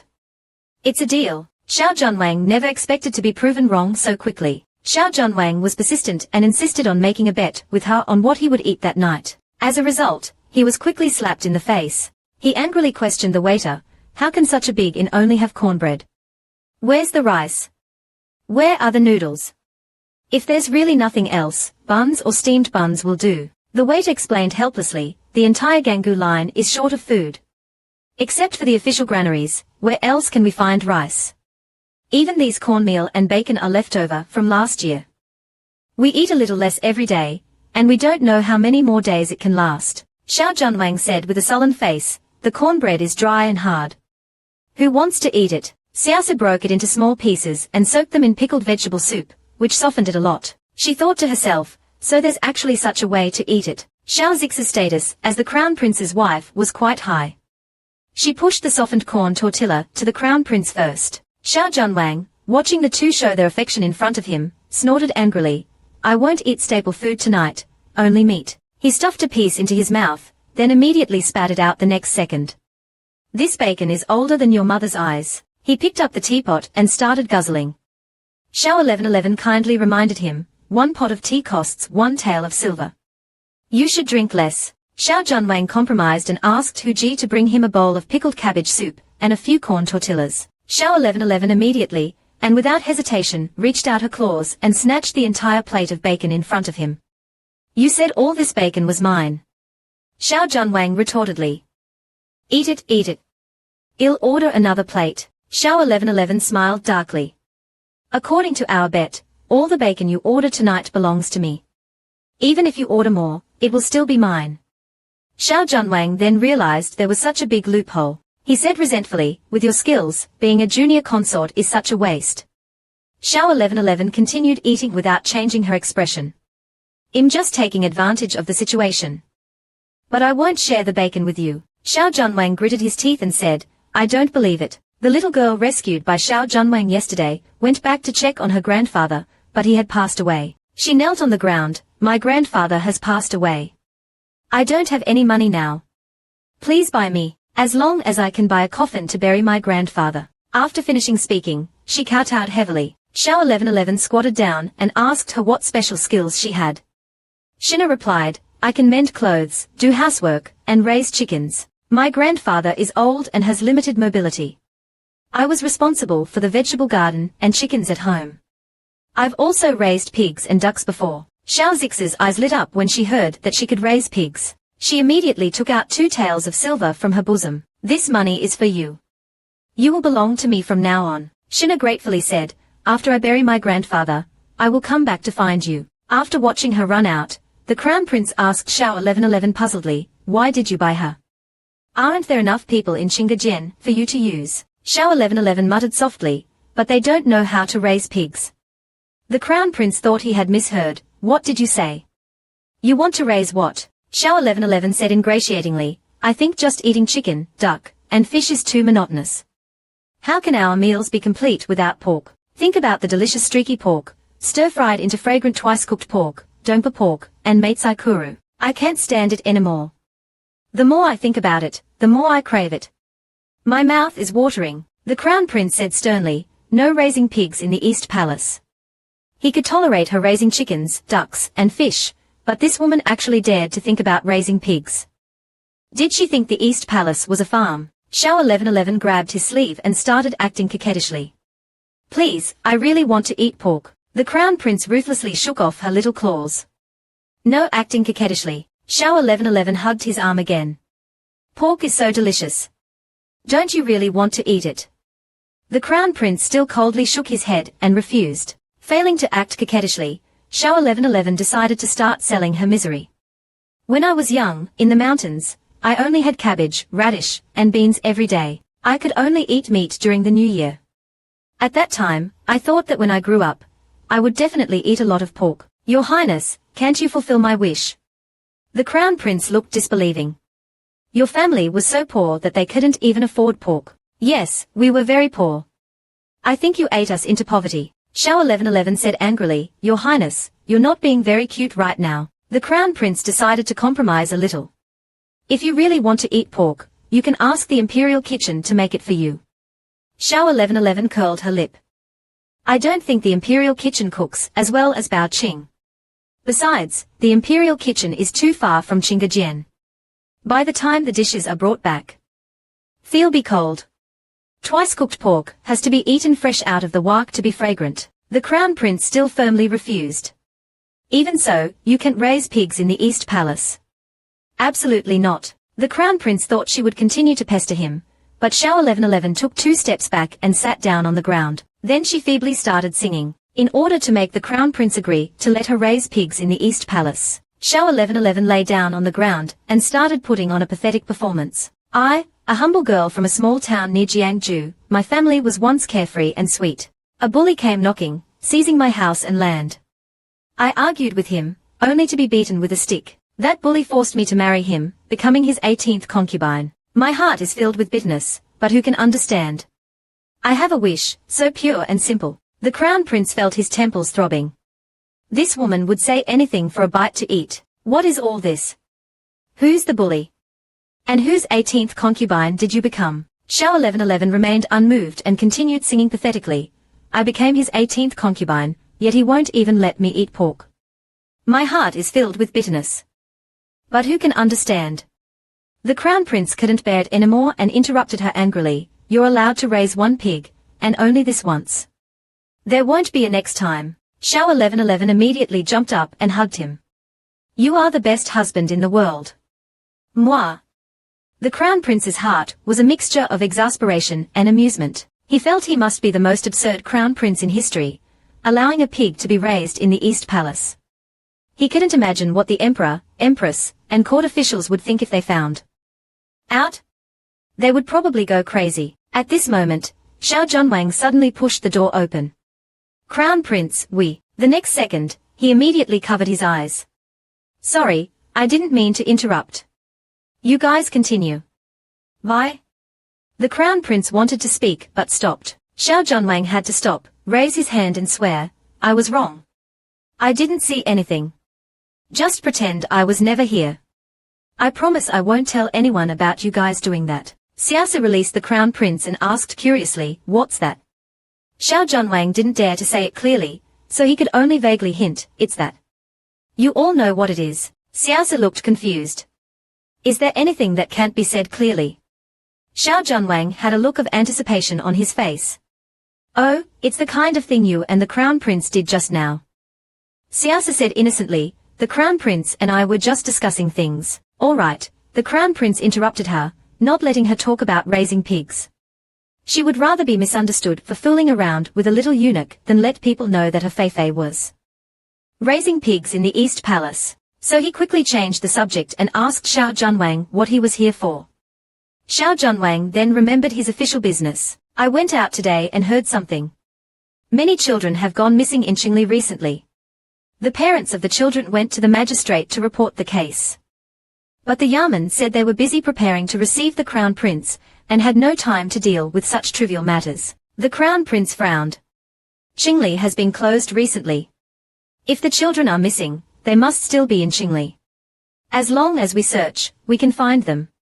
Why won't the magistrate take care of this matter? Xiao Zhenwang nodded. I also think this matter is suspicious, so I came to tell you. Should we investigate? The Crown Prince asked him. I asked you to investigate Magistrate Yang yesterday. Do you have any results? Xiao Zhenwang then recounted the information he had found. Magistrate Yang's name is Yang Kaiguang. He was transferred to Ganjiuxian 10 years ago. People say he was quite upright in the first 2 years after he arrived, but as time went on, he gradually revealed his greedy nature. Anyone who enters the yamen, regardless of whether they are right or wrong, has to pay first. If they have no money, they will be beaten. 2 years ago, Xu Sheng's elder brother was beaten to death by a local bully. Xu Sheng went to Shenya to report the bully, but because he had no money to bribe officials, he was sentenced to 20 lashes in court by the magistrate. Seeing that Magistrate Yang Xianling refused to give him justice, Xu Sheng decided to appeal to the emperor. Unfortunately, that very night, his entire family of 4 was burned alive in their home. Yang Xianling ordered the city gates closed, ostensibly to maintain order and welcome the crown prince's arrival, but in reality, it was an opportunity to extort money. Everyone entering the city had to pay 12 coins. He also controlled the only 2 wells in the city that still had water. The common people had to buy water from him at exorbitant prices. In addition, he used the pretext of building roads for the crown prince's procession to levy heavy taxes on the people. After listening, the crown prince, Chen Sheng, paused for a long time before speaking. Leave Yang Xianling alone for now. We'll deal with her later. First, find out the whereabouts of those missing children. Crown Prince Wei Fushan learned that many children had suddenly disappeared from the city. Meanwhile, Shenli, preoccupied with her appearance, paid no attention to the situation. The Crown Prince asked Shaoxifu, a fortune teller, if she could determine the children's whereabouts. Shaoxifu replied seriously that she needed their birth dates. The Crown Prince dispatched Xiao Junwang to inquire about the children's birth dates. In the afternoon, he brought back a paper with encoded birth dates and names, saying this was all he could find. The news caused Xiao 1111 to faint. Then she closed her eyes and started guessing in her mind. The fear of losing her loved ones overwhelmed her. Countless negative emotions pressed down on her chest, making her almost collapse. Crown Prince Ji Menglan held her. He let her lean into his arms. Young Junwang clicked his tongue. The Crown Prince truly loved this little consort. Xiao 1111 slowly regained her senses, saying that those children were locked up in a very dark place, surrounded by a very cold atmosphere, in the southeast direction, 3 li from here. The Crown Prince glanced at young Junwang. He motioned for him to immediately investigate. The Crown Prince went over what Xiao 1111 had just said in his mind. When he looked down at her, he saw that she had already fallen asleep leaning against him. He gently picked her up and sat down. At this moment, someone knocked on the door. Shi Wei Xianang and Shina walked in. They brought news about the Xiangnan prophecy again. The Crown Prince glanced at Xiao 1111. You can speak freely. She won't wake up. Shina knelt down and said Xiao 1111 had already buried her grandfather.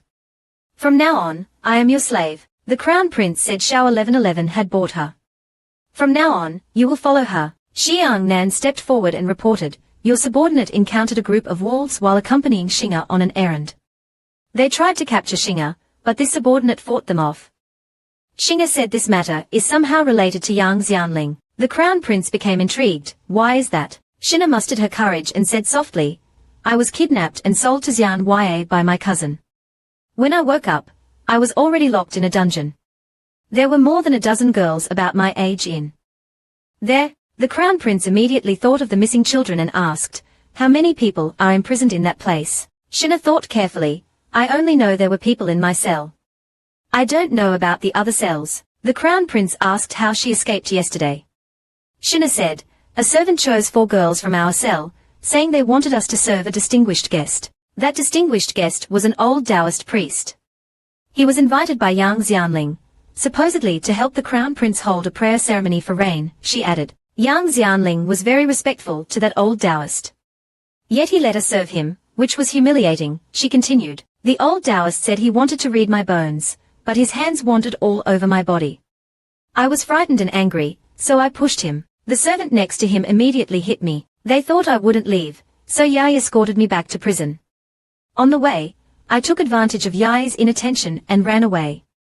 As soon as I appeared, I bumped into Mia Gongfu. Taizi asked again, do you know the origin of that old Taoist priest? Shina bit her head. However, I heard them mention Shuemin. Taizi was stunned for a moment, then looked down at the woman in his arms, thinking, why would Shuemin intervene in this matter? Suddenly, there was a commotion downstairs, and several Yai rushed in aggressively. The little wife, who was sleeping soundly in Taizi's arms, heard the noise outside and asked, what's wrong? Tizer touched her small head. It's nothing to do with you. Go back to sleep. Soon the group of Yai rushed to the guest room door. An ordinary-looking person pointed arrogantly. You have such audacity. Not only did you bully Xianzundaran's maid who had just returned, but you also beat up Guancha. You're really courting death. Tizi in the room said, too noisy. Butu sneered, you're still pretending when you're about to die. Come on, arrest everyone in the room and take them back to the Yai headquarters. Saying that, he aggressively rushed into the room. Tizi's 4 personal guards immediately drew their swords and pointed them at Yai's neck. These Yai were just show.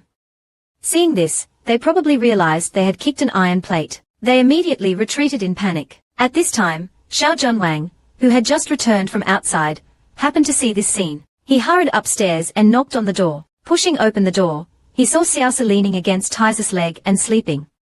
He paused, and Tizi said indifferently, it's none of your business.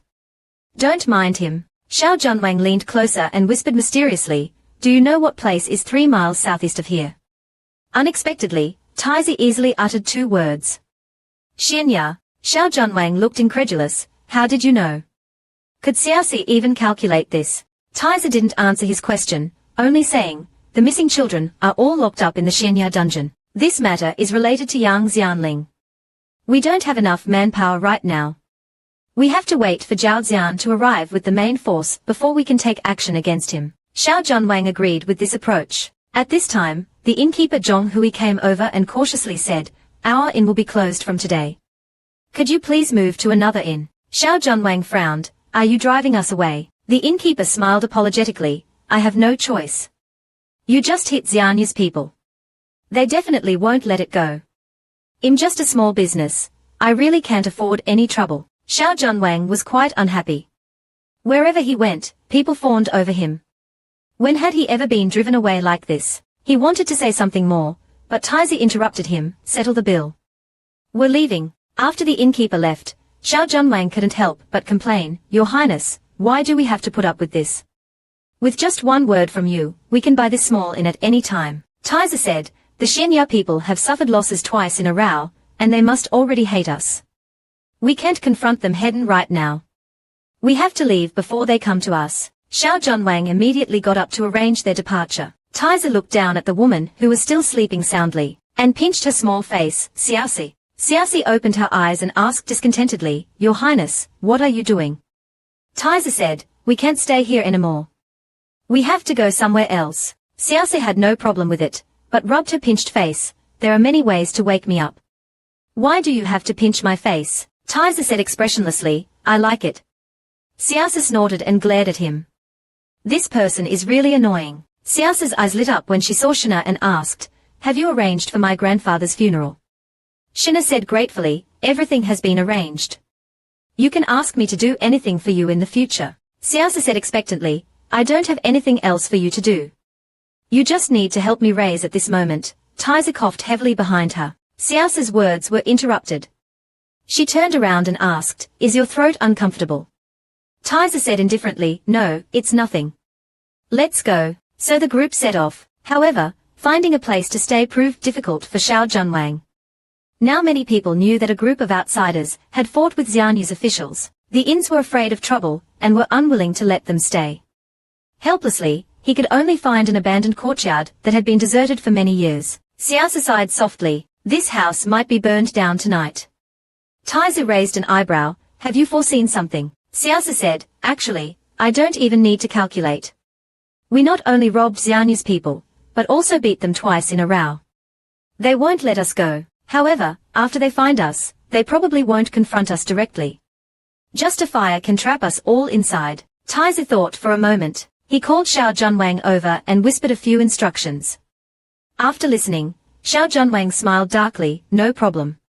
I'll go and do it. Shi Wei went to a nearby restaurant and bought some food. Xiaosi was surprised to find that there was even a roast chicken. He quickly grabbed a big chicken leg and started to gnaw on it. Then he picked up another one and started to eat. Seeing his happy little face, Tizi also picked up his own chicken leg. This moved Xiaosi, who immediately started to flatter him. The happiest thing in my life is marrying your highness.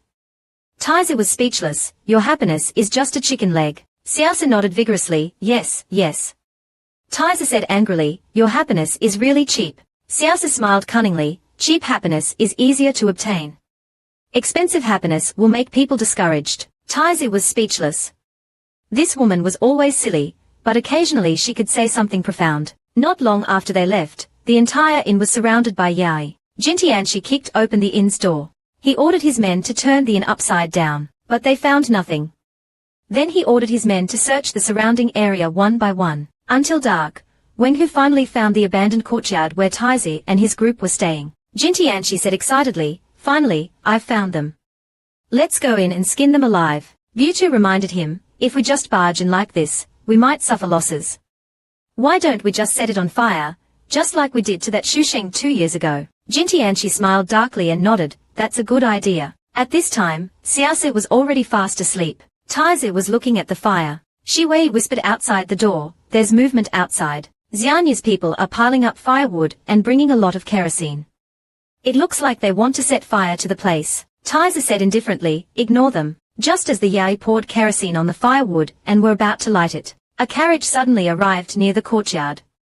The Yai were about to go forward to stop it, but an old, trembling voice came from the carriage, "Jin Shanhua, stop." As soon as Jintianshi heard this voice, his body stiffened, and then he showed a look of fear. This was Yang Xianling's voice. Why was he here? Just as the Yai were about to set fire, Xianling's trembling voice suddenly came from the carriage that appeared. Jintianshi tentatively asked, "Is that Xianzundaran in the carriage?" Xiao Junwang held a short knife against Xianling's neck and said coldly, "Tell your dogs to get lost." Yang Xianling shouted in fear, "Jin Shanhua, take everyone away quickly." Jintianshi didn't dare to act rashly, and could only quickly retreat with all the Yai.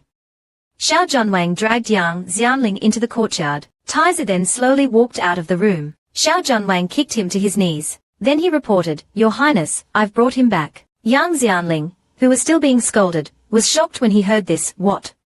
You are the Taizi? How is this possible? Taizi's carriage clearly hasn't arrived at Xiancheng yet. You must be an imposter." Taizi took out the Taizi token from his arms. Yang Xianling was thunderstruck and hurriedly kowtowed. "Wei Chen didn't know that your Highness had arrived.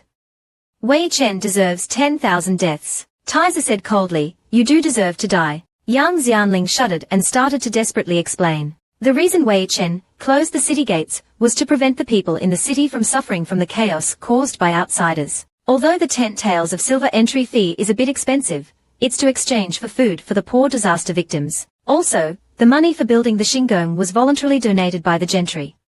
Those laborers are already so poor that they can't afford to live. By doing this, I'm also giving them a way to eat. Xiao Junwang wanted to see how much longer this old guy could keep making things up, so he asked, "What about the large number of missing children in the city?" Yang Xianling's face paled slightly. He honestly admitted, those children were indeed captured by Wei Chen, because His Highness wants to hold the Qiuyu ceremony, but he's afraid that His Highness won't be able to pray successfully. So he specially found a Xueman expert.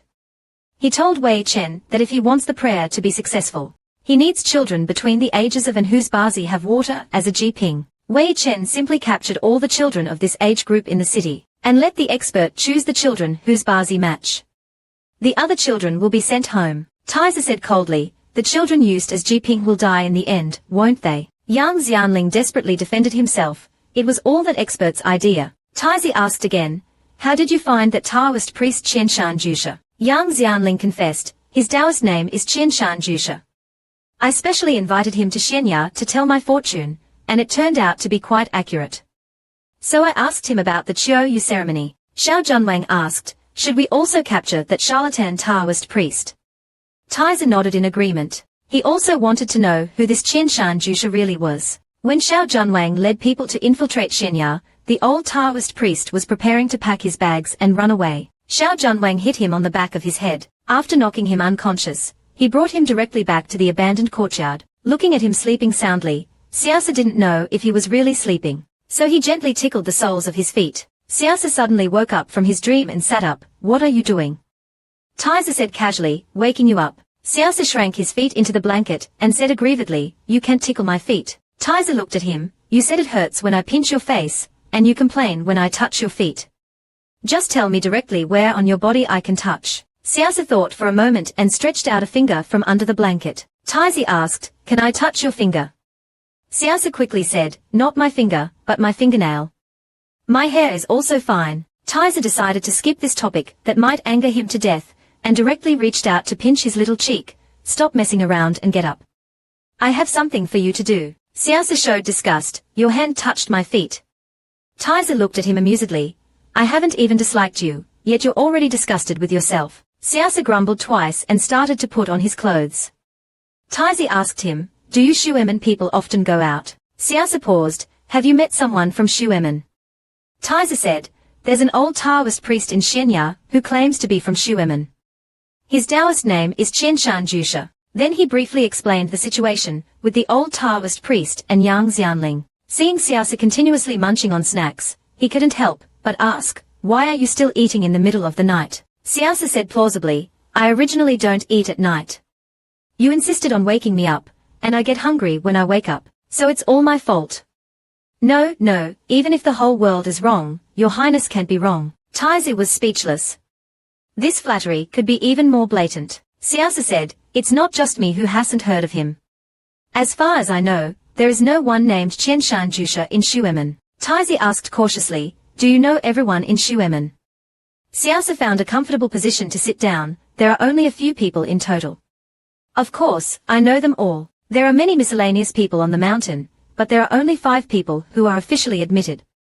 I am the 4th, with 3 senior brothers above me and a junior brother below me. Tizer's mood was a bit complicated.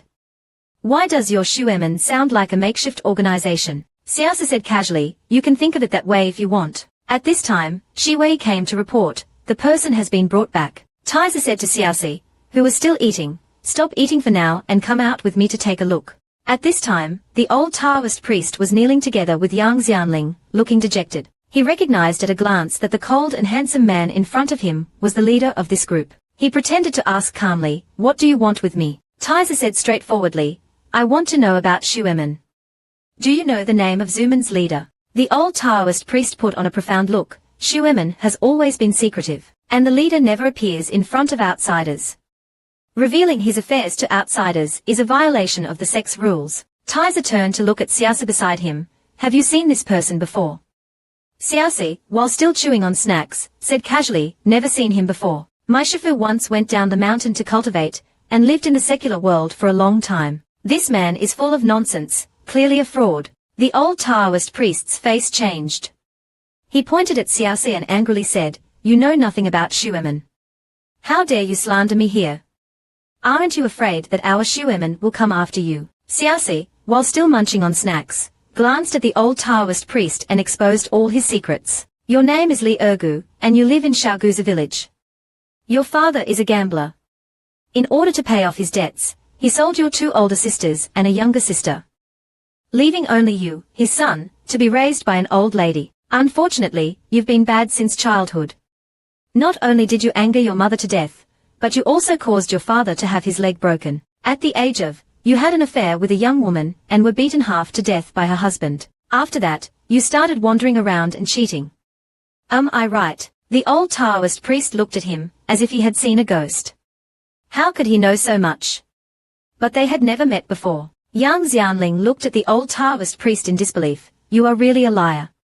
Then how did you figure out those things about my family? Siasi explained to him while eating. Con artists have their tricks. The most common ones are paying for information and observing people's expressions. He must have inquired about your family affairs beforehand. Yang Xianling cursed angrily, you have harmed me. Even if I die, I will become a ghost and come back to haunt you. At this point, the old Taoist priest also started to curse back at him, wishing each other a horrible death. Tizer didn't want to watch them bicker. He said coldly, shut them both up. Jintianshi was guarding the abandoned courtyard with his men from a distance. He didn't see those outsiders release Yang Xianling, so he wanted to set fire to the house, but he was worried about burning Yang Xianling to death as well. At this moment, a Yai hurriedly ran over and shouted, Tizer Dianxia's carriage has arrived. Jintianshi slapped his thigh, what are we waiting for? He hurriedly opened the city gates to welcome them. Zhao Xian, who arrived first, asked them why they opened the city gates so late, and why Yang Xianling wasn't there. Jintianshi stammered, Yang Xianling was kidnapped by a group of outsiders. Please, General, help us rescue Yang Xianling. Zhao Xian said, let's settle Tizer Jianxia first, and then we'll go and rescue him. Then, the carriage of more than people entered the city. The commoners stood on both sides of the street, watching the scene. Jintianshi led Zhao Zian and his group to the abandoned courtyard. Zhao Zian stepped forward and kicked open the courtyard gate. He saw Taiza standing in front of the dilapidated house. Jintianshi, wanting to show off, rushed over. As a result, he was tripped by Taiza's guard and fell to the ground. He hurriedly cried out to Zhao Zian for help. However, Zhao Zian didn't even look at him and respectfully knelt down with his Yulin army to greet Taizi. Jintianshi thought he was hallucinating. Wasn't the real Taizi in Yijian? Taizi said indifferently, lock him up in the dungeon with those two. Jintianshi was thunderstruck. It was all over. Xiaoxi asked Taizi how he planned to deal with those people. Taizi said, it's not up to me to decide. It's up to them. Wherever Taizi went, there was a crowd, but no one paid attention to Xiaoxi, the little eunuch. So he went back to his room. He grabbed the snacks on the table and started to eat. Shina, the little maid, never expected that the person who bought her was Xiao Junwang, that the cold-looking man was Taizi, and that the kind young man who spent money to buy her was actually a little Taizi. She had only heard of such creatures in storytellers' tales, and had no idea how to interact with a eunuch. After hesitating for a long time, she finally called out, little Xiaogangangong. Xiaoxi looked at her, are you hungry? Do you want something to eat? Shina shook her head nervously, no, I'm not hungry. But these are all prepared for Taizi Jianxia. Will His Highness blame you if you eat them? Xiaoxi said nonchalantly, there are so many snacks here. He won't notice if one is missing. Shina said again, your luggage is still outside. I'll help you take it to your room. Xiaoxi said casually, just leave it here. Shina was puzzled. Wasn't this Taizi Dianxia's room? Xiaoxi said while eating, I'm staying with Taizi. Only when Shina went out to get the luggage did she suddenly realize something. Why would a little eunuch live in the same room with Taizi? Was it for the convenience of taking care of Taizi? But there seemed to be only one bed in the room. Where would Xiaoxi sleep at night? She put the luggage in the cupboard and tentatively asked, do you need me to prepare a quilt and pillow for you? Xiaoxi asked blankly, what are those for? Shina said, you need them to sleep on the floor.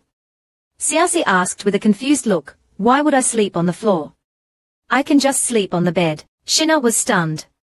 But that's Taizi Dianxia's bed. Xiaoxi said matter-of-factly, I always sleep there. His reaction made Shina question life. Could it be that Xiao Taijian sharing a bed with the crown prince had become standard practice? But before she could figure it out, she noticed the plate was empty. Young master, how did you eat everything? Xiaoxi innocently pursed his lips. It's not my fault. It's all the lychee's fault. They were too sweet. They seduced me first. Shina was speechless. The young master was just like someone who'd eaten their fill and then denied it all. At this moment, the crown prince walked in. He saw the pile of fruit cores and stones on the table. Shina's heart sank. It's over, it's over. The young master will be punished. But the crown prince, unfazed, walked over to Xiaoxi and asked, are the lychees delicious? Xiaoxi smiled sheepishly. Delicious, delicious. Very sweet. Chan Gonggong called Shina out. He told her that Xiaoxi's identity was special, and she needed to know the rules when serving him. He then arranged for a palace maid to familiarize her with the environment and teach her some rules. The crown prince ordered the release of all the children from the dungeon. The parents, seeing their long-lost children, were all moved to tears. They respectfully knelt and kowtowed, thanking the crown prince for his great kindness. The crown prince took the opportunity to announce another matter. He would personally preside over the opening ceremony of the Mingjing platform the next day. If the people in the city had grievances, they could come to Shenya Cliff. As long as they could provide witnesses and evidence, he would address their grievances. The crown prince said he would speak for the people, but everyone was worried and looked at each other. No one dared to be the first to try. At this moment, a white-haired old man walked shakily into Xianyang. The old man tearfully accused young Xianling of murdering his daughter's family of 4. 2 years ago, his grandson, dissatisfied with young Xianling's judgment, wanted to go to the capital to appeal. But before he could leave, his family of 4 were burned to death in their home. He begged the crown prince to bring them justice. The crown prince asked if he had any other evidence. The neighbors who lived near the Shu family came forward to testify. They all said that on the night of the fire, they saw suspicious figures approaching the Shu family's house. The crown prince ordered someone to bring the dentist. Without even using torture, he confessed everything. I killed him, but Magistrate Yang forced me to do it. Your Highness, please spare my life. The crown prince ignored his pleas and coldly ordered him to be taken to the battlefield immediately. The people watched as the dentist, who usually committed all sorts of evil deeds, was beaten to death on the spot. They finally believed that the Crown Prince was truly going to speak for them. More and more people came to file complaints. They didn't expect that a small county could have so many hidden crimes. 3 days later, Magistrate Young and others were brought to Kaishaku. They were executed on the spot. The people were happier than during the New Year, setting off firecrackers and celebrating the death of the corrupt officials. Afterward, the Crown Prince ordered the city gates to be opened and let the disaster victims in. He also opened porridge kitchens and distributed food at regular intervals every day. After settling the people, he started to prepare for the rain prayer ceremony. Shao 1111 held an egg and said, "The things needed for the rain prayer ceremony are nothing more than chicken, duck, fish, and meat. As long as the sincerity is there. Everything else is easy to say." The Crown Prince was worried. If it's really as simple as you say, wouldn't everyone be able to pray for rain? Shao 1111 immediately started flattering him. Of course not. You are the future emperor, the son of heaven. Since his own son has brought gifts to pray, how could the father not agree? The Crown Prince was a bit speechless. Why do you always have so many crooked theories? This time, I trust you completely.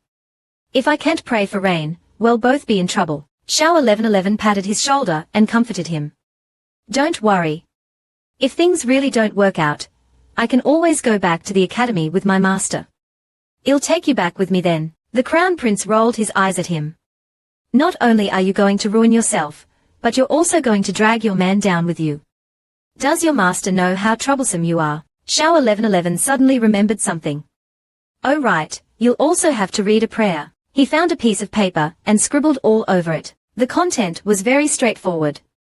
Please, Heavenly Father, send rain to these poor children. The Crown Prince looked disgusted. This prayer is too vulgar. Shao 1111 scratched his head. There's no helping it. This is my level of education. If you think it's not good, you can write one yourself. The Crown Prince then rewrote a sophisticated and elegant prayer. Although Shao 1111 didn't understand a word, it didn't stop him from admiring the Crown Prince. The Crown Prince was still a little worried. Do you really believe I can pray for rain? Shao 1111 nodded without hesitation.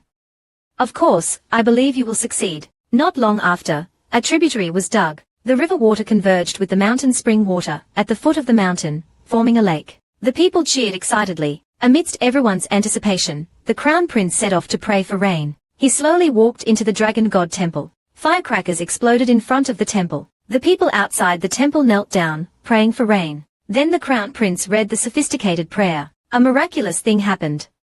Dark clouds began to gather in the sky. When the Crown Prince finished the last sentence of the prayer, rain started to fall. Then it started to pour, and the people cheered with joy. They shouted, "His Royal Highness has successfully prayed for rain." Looking at the people shouting, "Long live the Crown Prince," a surge of emotion welled up in the Crown Prince's chest. This was his moment of glory, his empire. After the rain prayer ceremony, the Crown Prince returned to his quarters.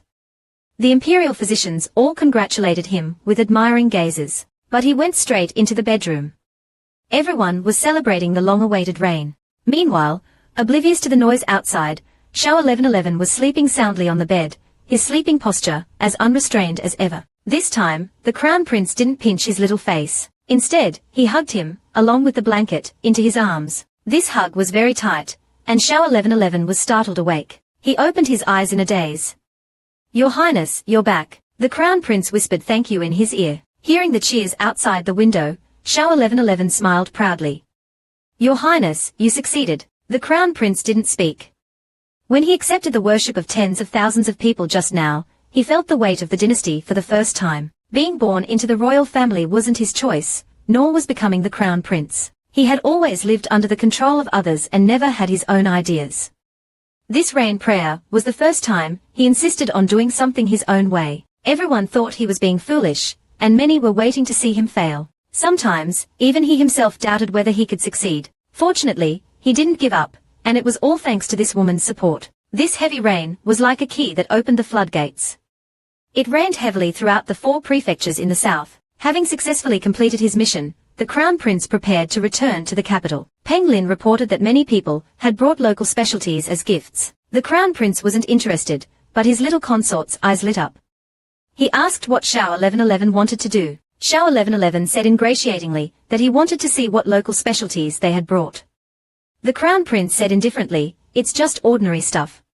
What's there to see?" Xiao 1111 tugged at his sleeve and pleaded, "But I'm really curious." In the past, the Crown Prince would have sternly told him not to act coquettishly. Now, he simply didn't bother, knowing it wouldn't stop him anyway. He allowed him to go and look, but told him not to stray too far. Xiao 1111 readily agreed and skipped out. The Crown Prince successfully prayed for rain. People sent local specialties to express their gratitude. Although the Crown Prince wasn't interested, he couldn't resist his foodie consort. So Xiao 1111 acted as the Crown Prince's representative to receive the gifts. The people were like enthusiastic salespeople. One said he brought the eggs laid by his hen. Another brought delicious pickled vegetables. There were also fresh mushrooms, bamboo shoots, and various other things. Xiao Zix's mouth was watering. His gaze finally landed on a big fat pig. The enthusiastic uncle said that this was the pig he raised himself, and fearing the meat would spoil, he brought the whole pig. Xiao Zix's eyes lit up. "This pig is really well fed. Is it a sow or a boar?" The uncle said it was naturally a boar, as the meat of a sow is not as good as that of a boar. Xiao 1111 was a little disappointed. "I still want a sow to breed." The uncle was very kind and said he would go home and bring a sow later. Xiao 1111 nodded repeatedly in excitement. Looking at the big fat pig, he couldn't help but think of braised pork, twice-cooked pork, steamed pork, and all kinds of delicious pork dishes. His mouth watered. He reluctantly shifted his gaze to the two big white geese next to him, thinking that stewed goose wouldn't be bad either. So he accepted all the local specialties, thinking that everyone had it tough. He then took out silver, preparing to pay, but everyone refused and ran away. He couldn't help but sigh. The villagers were truly too enthusiastic. He then called the eunuchs and palace maids to carry everything inside, especially emphasizing that they must take good care of the pig and geese.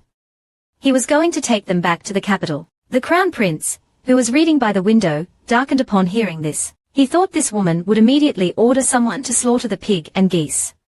Unexpectedly, she actually wanted to bring them back. When Xiao 1111 entered the room happily humming a tune, the Crown Prince slammed the book on the table in anger. "I forbid you to bring those livestock back to the capital."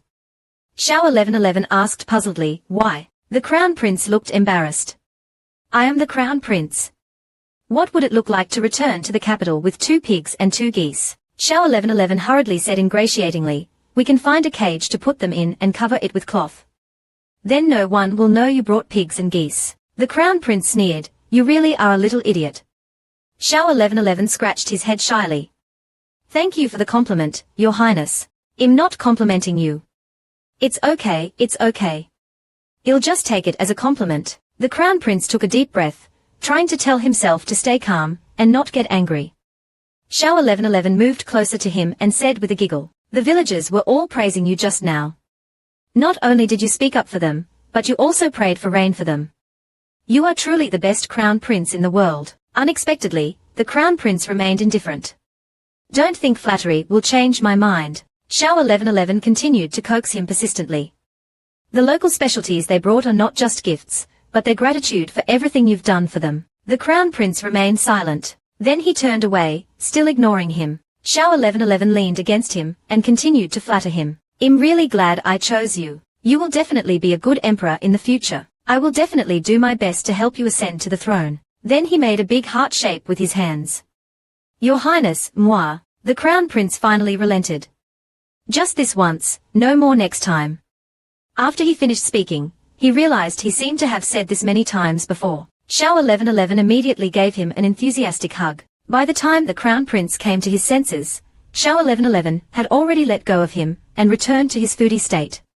To show his gratitude, he was going to wrap some bamboo shoots for him to eat. The Crown Prince snorted, "Flattering me won't work." But Xiao 1111 had already started wrapping the bamboo shoots skillfully. The Crown Prince glanced at the bamboo shoot he handed over. This woman was really bold, daring to give him something she had already put in her mouth. But although headed in his heart, his mouth was honest. He opened his mouth to take a bite. The bamboo shoot was crispy and sweet, so he decided not to dwell on the fact that it had been in her mouth. He waited quietly for the next piece, but his little consort stuffed all the remaining pieces into his own mouth, one after another. The Crown Prince looked at him resentfully. "Didn't you say you were wrapping bamboo shoots for me?" Xiao 1111 said while eating. "I already gave you one. Isn't one enough?" The Crown Prince didn't want to talk to him anymore. He used to think this woman's lack of restraint was quite good, but now he found it too unrefined. He was sitting right in front of him, and she didn't even bother to pretend. Could it be that in her eyes, he was less important than a few bamboo shoots? The crown prince didn't want to talk to his foodie consort again, because this woman had promised to wrap bamboo shoots for him, but after giving him one, she stuffed the rest into her own belly. The oblivious Xiao 1111 noticed the crown prince's sullen silence and realized that he seemed unhappy. He sighed regretfully. Your Highness, please don't blame me for being stingy. I don't have many bamboo shoots left, and I want to save them for the journey back, so I can only give you 2 to try. He reluctantly handed another one over. The crown prince looked at the pile of bamboo shoots in front of him with mixed feelings. If it were any other concubine, she would definitely give him all the delicious food. But this woman actually ate them right in front of him. Xiao 1111 asked cautiously when he didn't move. Aren't you going to eat it? For better or worse, the crown prince took the bamboo shoot. He accidentally bit Xiao Zix's finger. Xiao 1111 quickly retracted his hand and complained. I gave you bamboo shoots to eat, why did you bite me? He looked at his slightly reddened finger. It didn't hurt much, but it felt strange. 10 days later, the crown prince departed from the afflicted area and returned to the capital. The news that he had brought rain to the 4 southern prefectures spread like wildfire. The people's admiration for the crown prince reached its peak. Many places spontaneously built shrines to the crown prince. It was 2 months later when the group returned to the capital. On the way back to the capital, he thought a lot. Since kindness couldn't coexist with power, why not abandon useless kindness and seize power, which was more beneficial to him? The position of crown prince was already his, and the throne would definitely be his in the future. The emperor's mood was a mixture of joy and worry. The crown prince had accomplished what he hadn't dared to do. Did this mean he was really getting old? Then he put on a benevolent expression and asked him what reward he wanted. The crown prince first declined politely and then said that if his father insisted on rewarding him, he would like to be put in charge of the Ministry of Rights, or the Ministry of Revenue. The emperor was pleased. You've truly grown up and know how to share my worries. Then today, I will entrust the Ministry of Rights to you. The civil and military officials had different reactions to this news. Among the 6 ministries, the Ministry of Rights and the Ministry of Revenue were the 2 with the least power. The emperor skipped the most powerful Ministry of Personnel, and gave the insignificant Ministry of Rights to the crown prince. Did this mean he still didn't want to relinquish power? However, the other princes were truly envious. The crown prince taking over the Ministry of Rights meant he had the power to interfere in official matters. There was envy, and a hint of malice that was hard to detect in the first prince's eyes. The second prince maintained a gentle smile on his face. No one knew what he was thinking. The fourth prince's face was gloomy. Fifth prince sighed, complaining that God did not have eyes. The crown prince deliberately glanced at the first prince as he passed by. That sharp gaze silently told him, I know everything you've done. The fifth prince joked to the second prince, what kind of luck does third brother have? Did he secretly find some expert to help him? The second prince smiled gently. Fifth brother, you're so funny. There are no experts in this world. It's all just stories. The fifth prince snorted. This second brother is so boring. I'd better go and provoke eldest brother. Seeing the first prince looking distraught, he went up and patted him hard on the shoulder. The first prince almost jumped out of his skin. The fifth prince hadn't expected such a strong reaction. He asked him what was wrong, as if his soul had left his body. The first prince threw down "I'm fine" and quickly walked away with his head down. Ever since the crown prince returned from praying for rain and deliberately looked at the first prince at court, the first prince had been on edge. He worried that his attempt to assassinate the crown prince had been exposed. As soon as he returned to his residence, he summoned his 2 most trusted advisors. Haven't the assassins we sent out returned yet?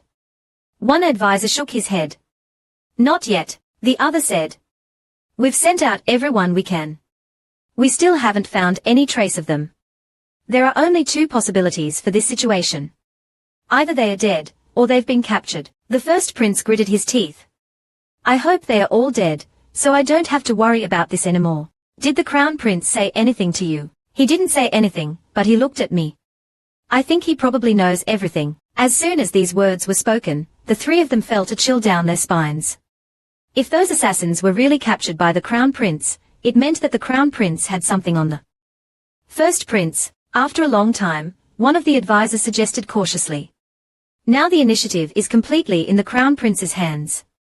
If you don't want to be purged, you might as well take the initiative to submit to the Crown Prince. After all, you are brothers. The Crown Prince might show mercy. The other advisor also chimed in. Yes, yes. I think this is a good idea, the first prince said stubbornly. I'm his elder brother, why should I bow down to that brat? The advisor cautiously continued. But the evidence of your crime might be in the Crown Prince's hands. These words hit the first prince's sore spot. He grabbed a teacup and threw it at them. Get out of here. The advisor scrambled out of the room in fear. The first prince was filled with resentment and had nowhere to vent it.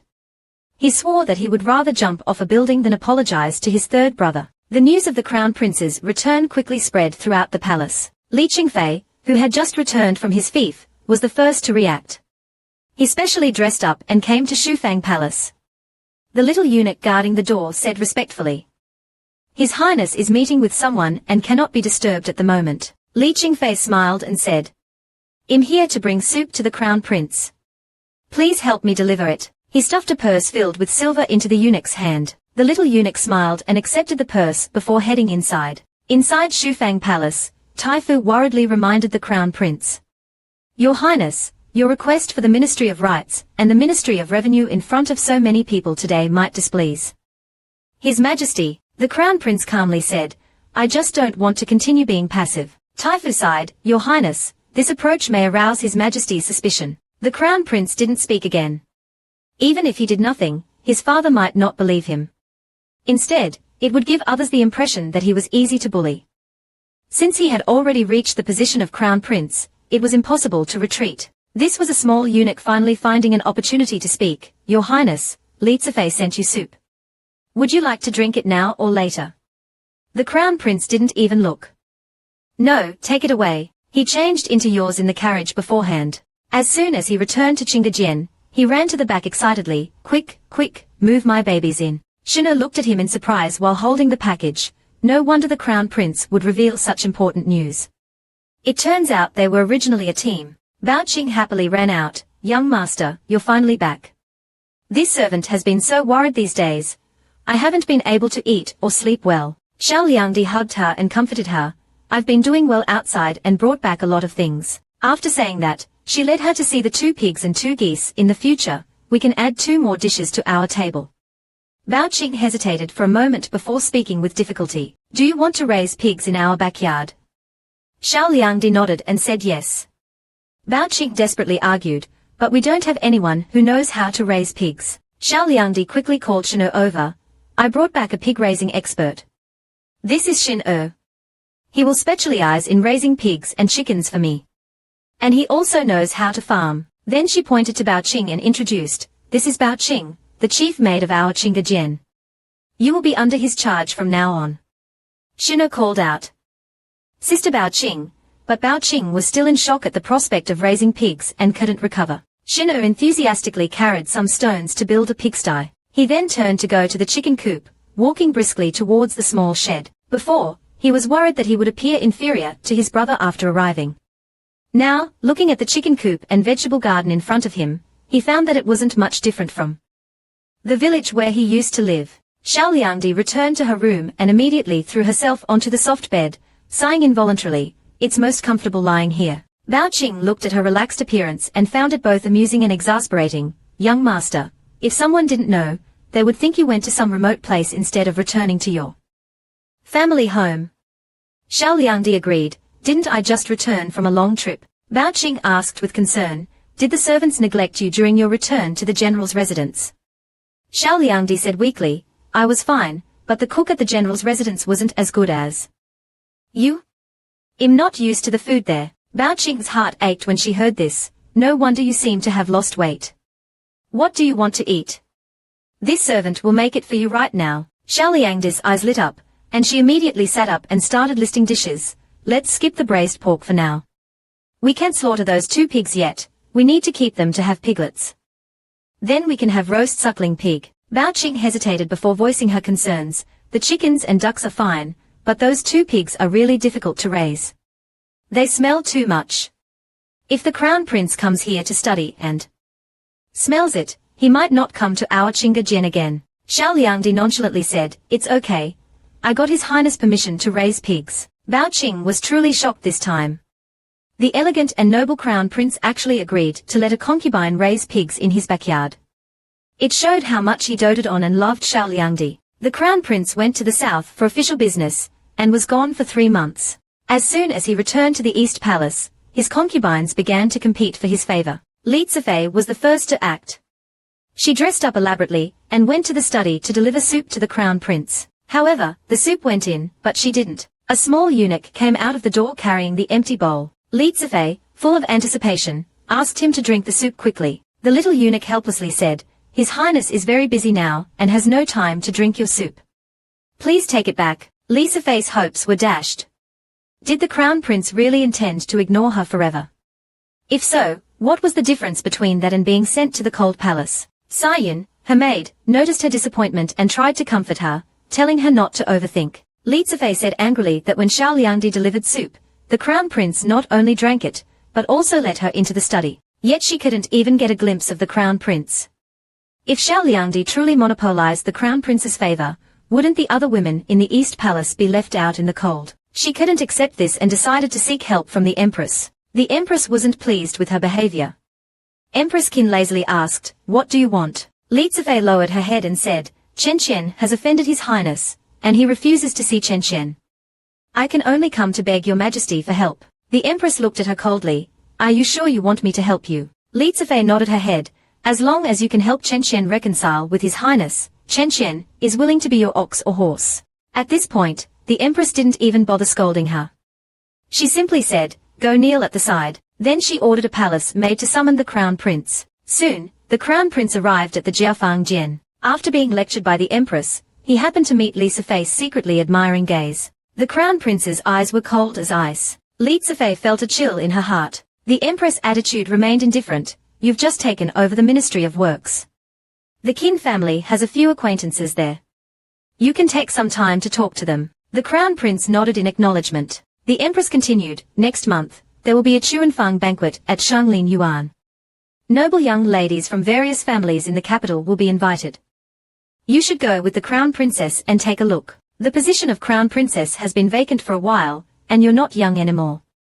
It's time to consider an heir for the royal family." The crown prince felt very uncomfortable with this feeling of being controlled, but he knew he didn't have the right to refuse yet, so he could only nod in agreement. After leaving the Jiafang Jian, Li Zifei's mind was filled with the empress words. Once there was a crown princess, her life as a secondary consort wouldn't be so easy. She hurriedly chased after the crown prince and asked him to stay. The crown prince stopped and looked back. This look made Li Zifei's heart tremble, but for the sake of her future, she mustered her courage and blushed. "I haven't seen you for a long time, and I miss you so much."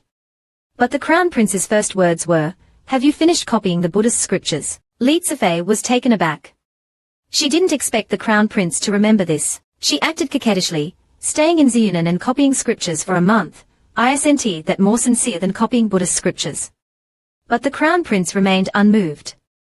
"So you haven't finished copying them yet?" Li Zifei meekly lowered her head and said no. The crown prince's voice turned cold. "I told you before, you are not allowed to go out until you finish copying the scriptures. Did you take my words as a joke?" Li Zifei was furious inwardly. She didn't understand. Such a beautiful woman was standing in front of him, but he wasn't moved at all. He insisted on bringing up those broken scriptures. What was wrong with him? The crown prince coldly glanced at her. "Go back to your Jinfeng Jian. You're not allowed to leave until you finish copying the scriptures." After the crown prince left, she stomped her feet in anger. It was all Zhao Meiren's fault. Li Zifei, with her petty cleverness, originally wanted to use the empress to mend her relationship with the crown prince, but she was sent back to copy Buddhist scriptures by the crown prince. So she vented all her anger on Zhao Meiren. That evening, Zhao Meiren saw various cabbages and radishes placed on the table, but no meat dishes. Her eyes turned red with anger. Was the kitchen treating her like a rabbit? This was too much. At this time, Li Zifei was angrily copying Buddhist scriptures in her room. She casually asked her maid, "Saiyun, is the matter handled?" Saiyun said that she had already greeted the kitchen. From now on, Zhao Meiren's meals would only consist of cabbages and radishes. Li Zifei sneered. "She has to suffer a bit to know what happens when she offends me." Because she was in charge of the food, she could make Zhao Meiren eat only vegetables with a single word. Meanwhile, Xiao Liangdi was holding a duck leg in her left hand and a chicken wing in her right, eating with her mouth full, looking incredibly happy. Bao Qing advised her gently. Eat slowly, young master. These dishes are all yours, no one will fight with you. After finishing the meal, she sprawled on the chair, rubbing her round belly. Now, if there were some desserts, it would be perfect. Just then, Bao Qing came over with a plate of cut fruits. It's not good to eat desserts late at night. Have some fruit instead. Xiao Liangdi didn't want to move and simply opened her mouth, waiting to be fed. Bao Qing complained that her young master was getting lazier and lazier while resignedly picking up a piece of fruit and feeding it to her. Xiao Liangdi praised the sweetness after each bite, and Bao Qing patiently fed her the entire plate of fruit. Because she ate too much, Xiao Liangdi felt like the food was going to come back up when it was time for bed. She got out of bed and slowly circulated her internal energy to speed up digestion. After a while, the food in her stomach was digested, but sadly, she felt hungry again. So she tiptoed into the kitchen. She found some leftover steamed buns and snacks in the cupboard. The crown prince was very busy after returning to the palace. After finishing his work, he went to his own sleeping quarters. He didn't know why, but he couldn't fall asleep even after lying in bed for a long time. Whenever he closed his eyes, his mother's words about the Triumphant banquet and the crown princess would come to mind. The more he thought about it, the more irritated he became. He simply got out of bed and left with Chang Gonggong. The two arrived quietly at Qingdejian, but as soon as they entered, they heard rustling sounds coming from the kitchen. He thought it was a mouse stealing food, but when he pushed the door open, he found it was Xiao Liangdi snacking. The two were caught red-handed. Xiao Liangdi's small hand trembled, and a steamed bun rolled onto the floor. After a moment of silence, the crown prince spoke first. Are you stealing food? Xiao Liangdi averted her eyes guiltily. I'm not. Then what are you holding in your hand? Xiao Liangdi quickly covered it with her sleeve. Nothing. The crown prince stated firmly, then you are stealing food. Xiao Liangdi couldn't hide it anymore and pitifully offered the steamed bun to him. I'll share some with you. Pretend you didn't see anything, okay? The crown prince coldly refused. I don't want it. Bao Qing, the responsible head maid, and Tai Jian, seeing the crown prince's sudden arrival, both hurriedly knelt down to greet him. Taking advantage of this opportunity, Xiao Liangdi picked up the steamed bun from the floor, dusted off the dirt, and took a big bite. The crown prince quickly grabbed her hand. Don't eat things that have fallen on the floor. Xiao Liangdi mumbled, it's just a little dirty on the surface. It's still edible after wiping it off. The crown prince worriedly said, what if you get a stomachache? Xiao Liangdi said nonchalantly, it'll be fine. I've eaten things like this before, no problem. The crown prince glared at her. This woman was so stubborn. Even a dried steamed bun picked up from the floor could be eaten with such relish. The crown prince reached out to grab the dirty steamed bun from her, but Xiao Liangdi reacted faster and dodged his hand. What are you doing? This is my steamed bun. The crown prince was amused by her protective behavior. I don't want your dirty steamed bun. I'm afraid you'll get diarrhea. Afraid that he would try to grab it again, Xiao Liangdi stuffed the rest of the steamed bun into her mouth, but she ate too fast and started to choke. The crown prince, both amused and worried, quickly poured a cup of tea and helped her to drink it. Xiao Liangdi finally caught her breath and came back to life. The crown prince said exasperatedly, if you're really hungry, you can ask Bao Qing to get you something. Anyone who didn't know better would think him mistreating you. Xiao Liangdi smiled sheepishly. Bao Qing works hard enough during the day. Let her sleep well at night. The crown prince snorted, you're quite good to her. Xiao Liangdi started gnawing on a radish, because she's good to me too. Kindness is reciprocal, the crown prince said thoughtfully, but sometimes, even if you're good to others, they won't appreciate it. They might even stab you in the back. Xiao Liangdi said while munching on the radish, that just means that person isn't worth my kindness. Who hasn't encountered a few scumbags in their youth? Just treat them like a fart and let it go. The crown prince was a little speechless. You're a lady, don't speak so crudely. But Xiao Liangdi didn't care. Seeing that she couldn't stop eating, the crown prince couldn't help but ask, didn't you eat your fill tonight? Yes, I did. Then why are you sneaking out for food in the middle of the night? Xiao Liangdi said matter-of-factly, because I'm hungry again. The crown prince sighed, what a glutton. Xiao Liangdi hummed and continued to eat. The crown prince quietly watched her eat and finally spoke slowly, next month, my mother is going to hold a Triumphant banquet. Do you know what a Triumphant banquet is? Xiao Liangdi shook her head, indicating that she didn't. The crown prince patiently explained, every year, a banquet is held in the capital. inviting unmarried young men and women from noble families to attend. Xiao Liangdi understood immediately. Isn't it just a matchmaking event?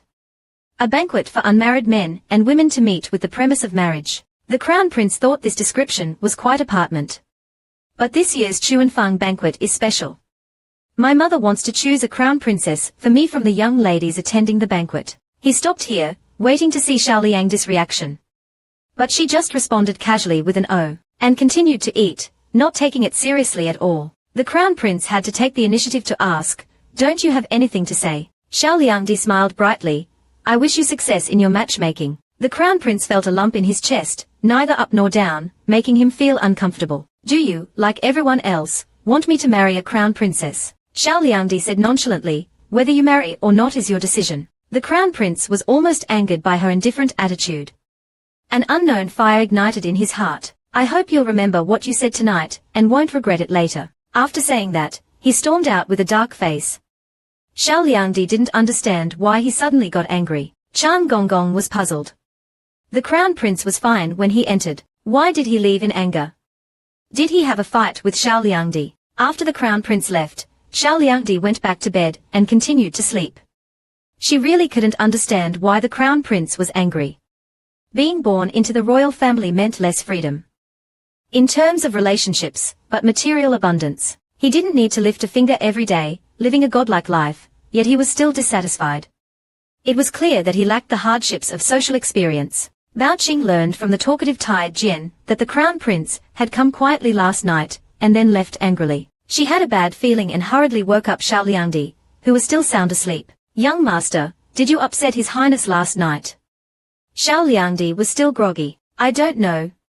We were talking just fine, and then he suddenly got angry and left. Maybe he's experiencing early menopause." Bao Qing was confused. "What's menopause?" Xiao Liangdi said weakly. "I'm so tired. I need to sleep more." Bao Qing could only use her killer move. "We have crystal dumplings, milk skin custard, and premium noodles for breakfast today." She listed a bunch of dishes. Xiao Liangdi immediately sat up. "Quick, bring them all here." Bao Qing secretly smiled. This trick always worked. Looking at the table full of delicious food, Xiao Liangdi ate one bite after another, while Bao Qing nagged from the side. "His Highness came to you specifically in the middle of the night. It shows how much he cares about you. Don't you feel touched at all?" Xiao Liangdi nodded repeatedly. "If I could eat so much delicious food every day, I would definitely be moved to tears." Bao Qing was speechless. "That's not the kind of touched I'm talking about," Xiao Liangdi said while stuffing her mouth. "No matter what kind of touched, as long as I get delicious food, I can perform a scene of touching heaven and earth for you." Bao Qing continued to persuade her earnestly. "Although couples often quarrel, you are facing His Highness, so don't be angry. Shall we go and apologize to His Highness later?" Xiao Liangdi looked confused. "I didn't quarrel with him. He suddenly ignored me." Bao Qing didn't believe that the Crown Prince would get angry for no reason, and asked her what they talked about. Xiao Liangdi finished the egg noodles in her bowl before briefly recounting her conversation with the Crown Prince. After hearing this, Bao Qing suddenly realized, the Empress is going to hold a Triumphant banquet to choose a Crown Princess for His Highness. Xiao Liangdi nodded and said yes. Bao Qing became even more anxious. "Young master, His Highness is willing to tell you such an important matter in advance, which means he cares about your opinion. You should seize the opportunity to stop it." Xiao Liangdi was very dismissive. "But he will have a Crown Princess sooner or later. Even if he doesn't choose one this time, he will choose one next time." Bao Qing went straight to the point. "Have you thought about it? If the East Palace has a Crown Princess, you won't be able to raise chickens, ducks, pigs, or geese anymore. And the vegetables in the backyard definitely won't be allowed. The lotus roots and fish in the pond will also be fished out and thrown away. These things are still here because His Highness is protecting you. But if there's a Crown Princess, no matter how much His Highness favors you, it's impossible for him to fall out with the Crown Princess over some vegetables and livestock. Don't you think so?" Xiao Liangdi seemed to see the cruel scene of her backyard being destroyed, and suddenly felt that the food in her mouth was no longer appealing. She immediately decided to go find the Crown Prince. At least before her mission was completed. She had to find a way to stop him from choosing a Crown Princess. Bao Qing, seeing that her young master finally had some fighting spirit, was so moved that she almost cried and offered to prepare some snacks. But when the two arrived at the study with snacks, they learned that the crown prince had gone to Yushujian and hadn't returned yet. They had no choice but to wait at the door, where they unexpectedly encountered an uninvited guest. Xiao Liangdi, the small-minded concubine, in order to protect her chickens, ducks, pigs, geese, and vegetable garden in the backyard, under the coercion of her maid, Bao Qing, had to deliver some freshly baked snacks to the crown prince, hoping that he would give up on choosing a crown princess. But she ran into an uninvited guest. On such a cold day, she saw the first prince wearing only a single garment, with a golden rod strapped to his back. Xiao Liangdi guessed, he's carrying a golden rod. Is he going to beat someone? The guard at the door told him that the crown prince wasn't in the study. The first prince's face darkened, as if someone owed him millions of taels of silver, then he'll wait for him here. He turned around angrily and saw Xiao Liangdi standing beside him. Why is it you again? Xiao Liangdi blinked innocently. Perhaps it's fate. The first prince scoffed. You're the crown prince's woman. I wouldn't dare to have fate with you. Xiao Liangdi asked curiously, are you here to apologize? The first prince, like a cat whose tail had been stepped on, instantly bristled. What are you talking about? I'm the dignified first prince. How could I apologize to someone? Xiao Liangdi added fuel to the fire. You don't have to explain, I understand. The first prince's handsome face turned red. He then said angrily, what do you understand? I haven't even said anything yet. Don't make wild guesses. Xiao Liangdi smiled. Kneeling is required for apologizing. Have you thought about how you're going to kneel? I won't kneel. I suggest kneeling with both knees. It would be more sincere. Shut up. Come on, I'm rooting for you. While they were bickering, the crown prince was in Yushujian. The emperor said meaningfully, the crown prince is becoming more and more assertive. I'm old now, and the princes have all grown up.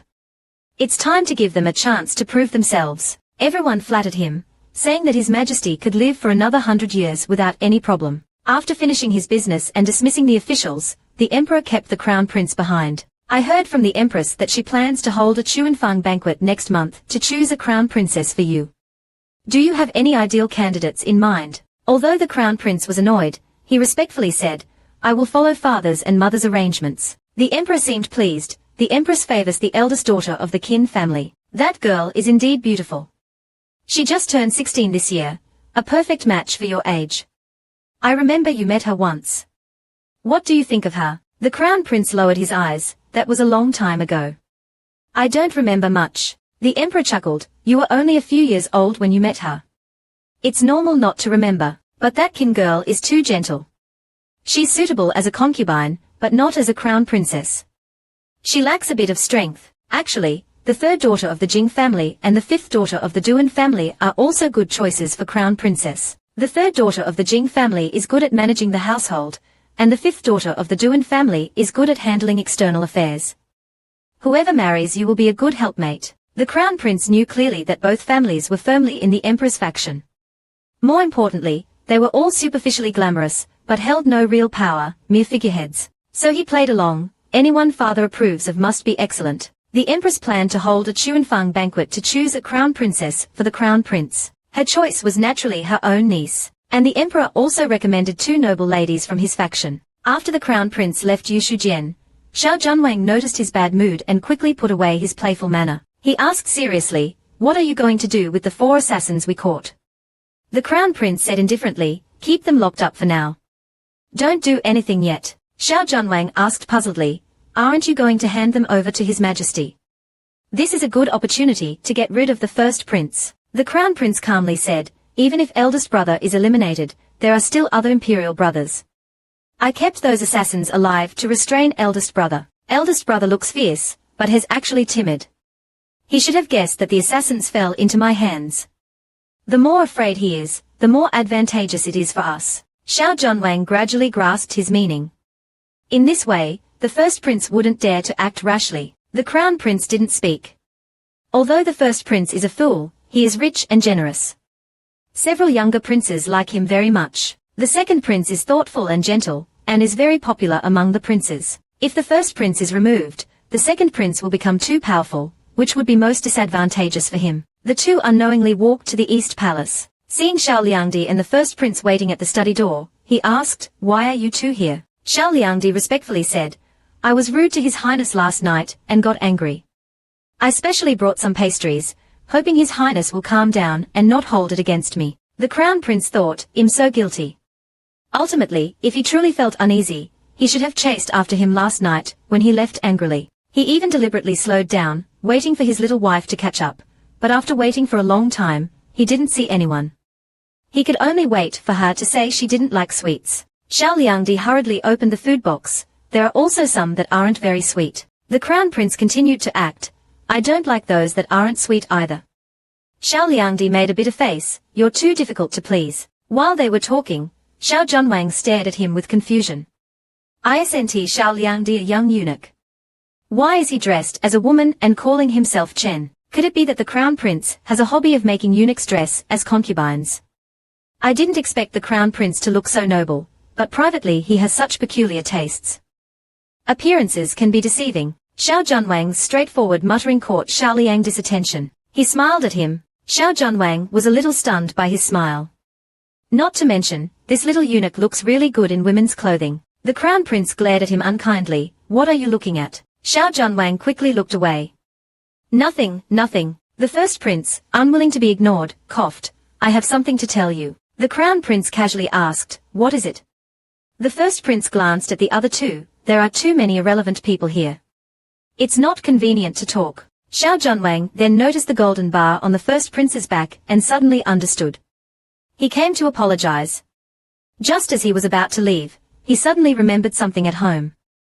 I have some matters to attend to at home, so I'll take my leave. Then he deliberately asked Xiao Liangdi, do you want to leave together? Before Xiao Liangdi could answer, the Crown Prince's icy gaze swept over. Xiao Junwang shuddered. I suddenly feel it's better to leave alone. He laughed awkwardly and quickly left. The Crown Prince invited the first prince inside to talk. After taking 2 steps, he looked back at Xiao Liangdi. What are you standing there for? Come here quickly, the first prince said with dissatisfaction. We brothers are talking, outsiders shouldn't be present.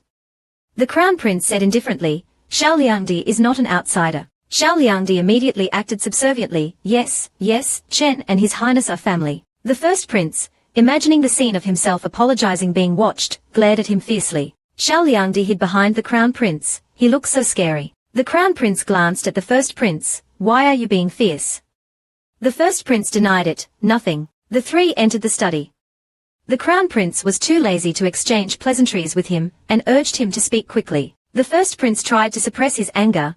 I came to apologize to you today. The Crown Prince pretended not to understand. What did eldest brother do wrong?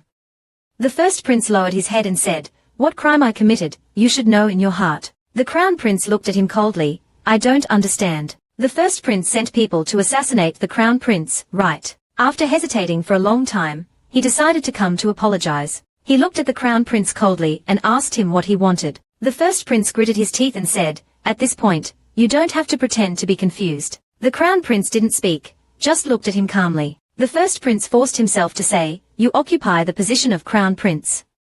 I am extremely displeased with you. So I sent people to assassinate you. I was wrong. I'm here to apologize to you. I hope you can, for the sake of brotherhood, forgive me. The Crown Prince took a sip of tea leisurely. When you ordered to kill me, did you consider brotherhood? The first prince blushed and was speechless. The Crown Prince wanted to test him, so he turned to look at Xiao Liangdi, but saw this woman eating pastries and watching with relish, clearly a spectator. He asked unhappily, aren't these pastries for me?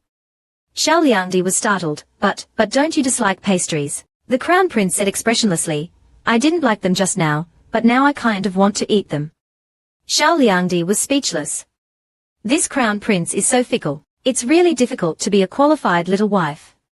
She obediently handed over the pastries. The first prince watched them talk intimately, completely ignoring him, and was so angry that his nose was crooked. Suppressing his anger, he asked, what do I have to do for you to return those 4 assassins to me? The Crown Prince looked at him coldly. Do you think you look like you're begging someone? If you want to beg someone, you should act like it. The first prince mentally prepared himself. It's just bowing my head, better than losing my life. A true man must be able to bend and stretch. So he took a deep breath and bowed respectfully. Noticing Xiao Liangdi staring at him, he immediately glared at him. What are you looking at? Xiao Liangdi blinked. Didn't someone say they were the eldest prince, and would never bow to anyone, much less kowtow? Don't you feel your face hurts now? The first prince's face did hurt. It was practically swollen from being slapped. He retorted angrily, shut up. Xiao Liangdi immediately shut his mouth and pretended to be pitiful. Your Highness has being mean to me again. The Crown Prince stared at the first prince with a cold gaze. The first prince said forcefully, he mocked me just now. What's wrong with me being mean to him? Unexpectedly, the Crown Prince openly protected him. Wasn't what he said the truth? The first prince felt a surge of anger. He really wanted to kill this pair of dogs. He took a deep breath, gritting his teeth. He took off the gold bar on his back and offered it with both hands. I shouldn't have been so foolish as to send people to assassinate you. You can beat me with the gold bar, and I won't fight back. The Crown Prince stood up and walked straight towards him. The first prince thought, is he really going to hit me? I just wanted to put on a show. If such a thick gold bar really hits me, it will definitely hurt. Just as he was feeling uneasy, the Crown Prince opened his mouth. How did you come up with this assassination plan? The first prince truthfully confessed, not long after you left, I accidentally learned that the younger brother of a steward in my residence was the magistrate of a certain city. Knowing that you would pass through that city, I felt this was a good opportunity. So I arranged for 4 assassins to go to that city and assassinate you. What about the steward in your residence? I was afraid he would leak the secret, so I silenced him. The Crown Prince fell silent, apparently speechless by his stupidity. After a while, he asked, sometimes I'm really curious, is your brain filled with straw? Why would you think that no one would investigate you if I died? Assassinating the Crown Prince is a capital offense. Once you're found out, you'll lose not only your position as heir apparent, but also your life. The first prince broke out in a cold sweat. He was blinded by greed at the time and, swayed by the steward, completely ignored the potential risks. The Crown Prince looked at him earnestly. For the sake of brotherhood, let me give you a piece of advice. There's no such thing as a pure accident. Every step you take is actually under someone else's control. The first prince looked up incredulously. How could that be? The Crown Prince sneered. So many coincidences happened at the same time. Do you believe that no one is manipulating this behind the scenes? The first prince was stunned.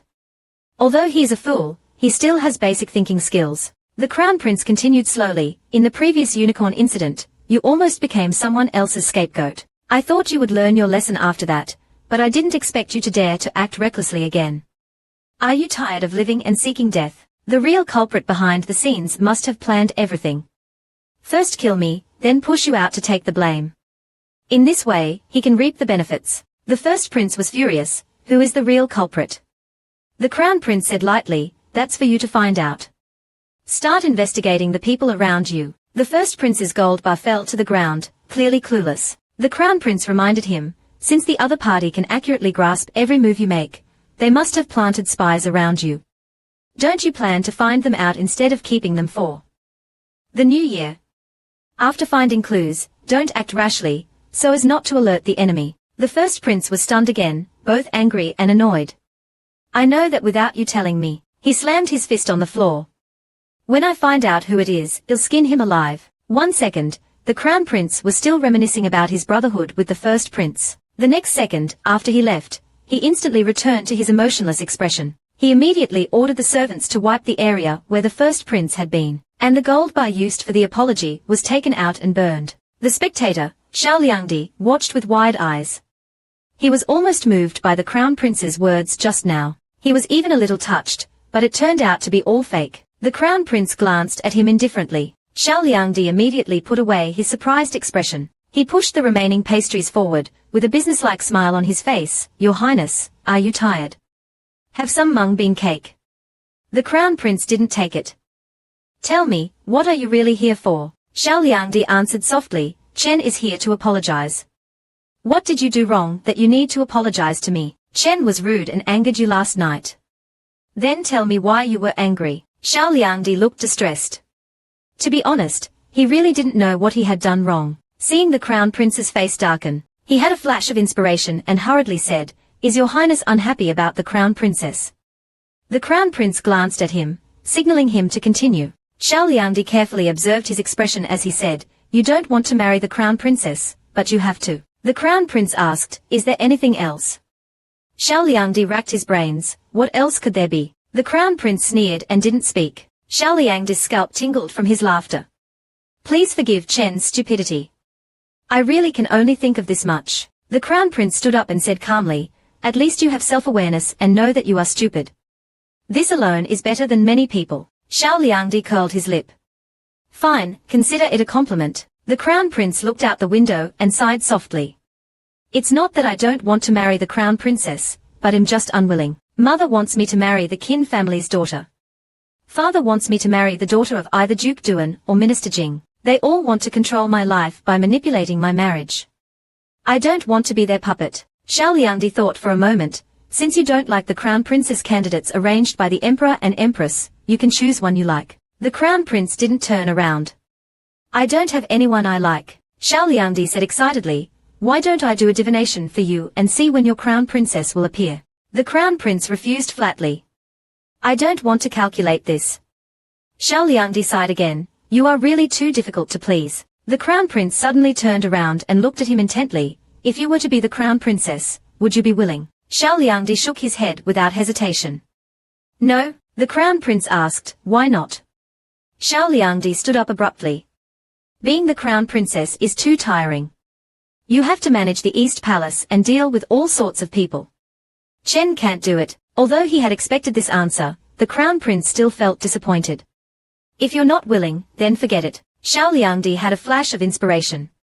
If you really don't want to marry the crown princess, why not try another method? The crown prince asked, what method?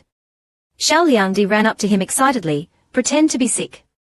As long as you're sick, you won't be able to attend that matchmaking event. Then, like a magician, he pulled out a delicate small porcelain bottle from his sleeve. This is a special medicine refined by Chen's master. Taking it will make your body appear weak. As if you're sick. Each pill lasts for 12 hours.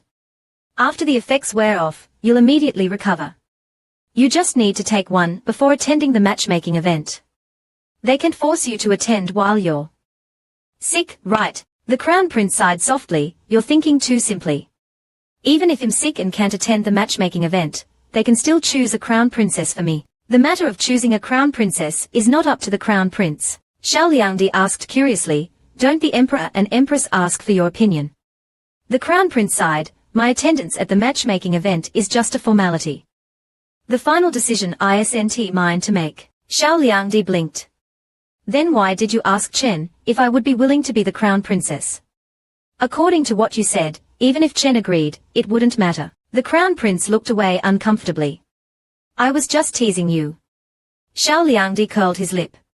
Luckily, I didn't agree, or I would have been tricked. The crown prince took a pill from him. Although your method is flawed, it's not entirely without merit. He put it in his mouth and swallowed it. Xiao Liangdi was stunned. Why are you taking it now? The crown prince casually picked up the small porcelain bottle. If I suddenly fall ill before the matchmaking event, people will be suspicious. So I have to start pretending now. That night, when everyone was asleep, he quietly opened the window. The biting cold wind blew in, making him shiver. The medicine would make his body weak, as if he were sick, but years of experience told him not to be careless. He still needed to catch a cold to enhance the effect. Sure enough, the next day, the crown prince fell ill. Several of the best imperial physicians from the imperial hospital rushed over, busily diagnosing and prescribing medicine. His consorts also came to visit him with concern. Head eunuch Zhong personally supervised the preparation of the medicine and brought it to the crown prince. The crown prince looked pale and unwell. He frowned slightly at the bitter smell of the medicine. Head eunuch Zhong said, good medicine tastes bitter. It's good for your highness.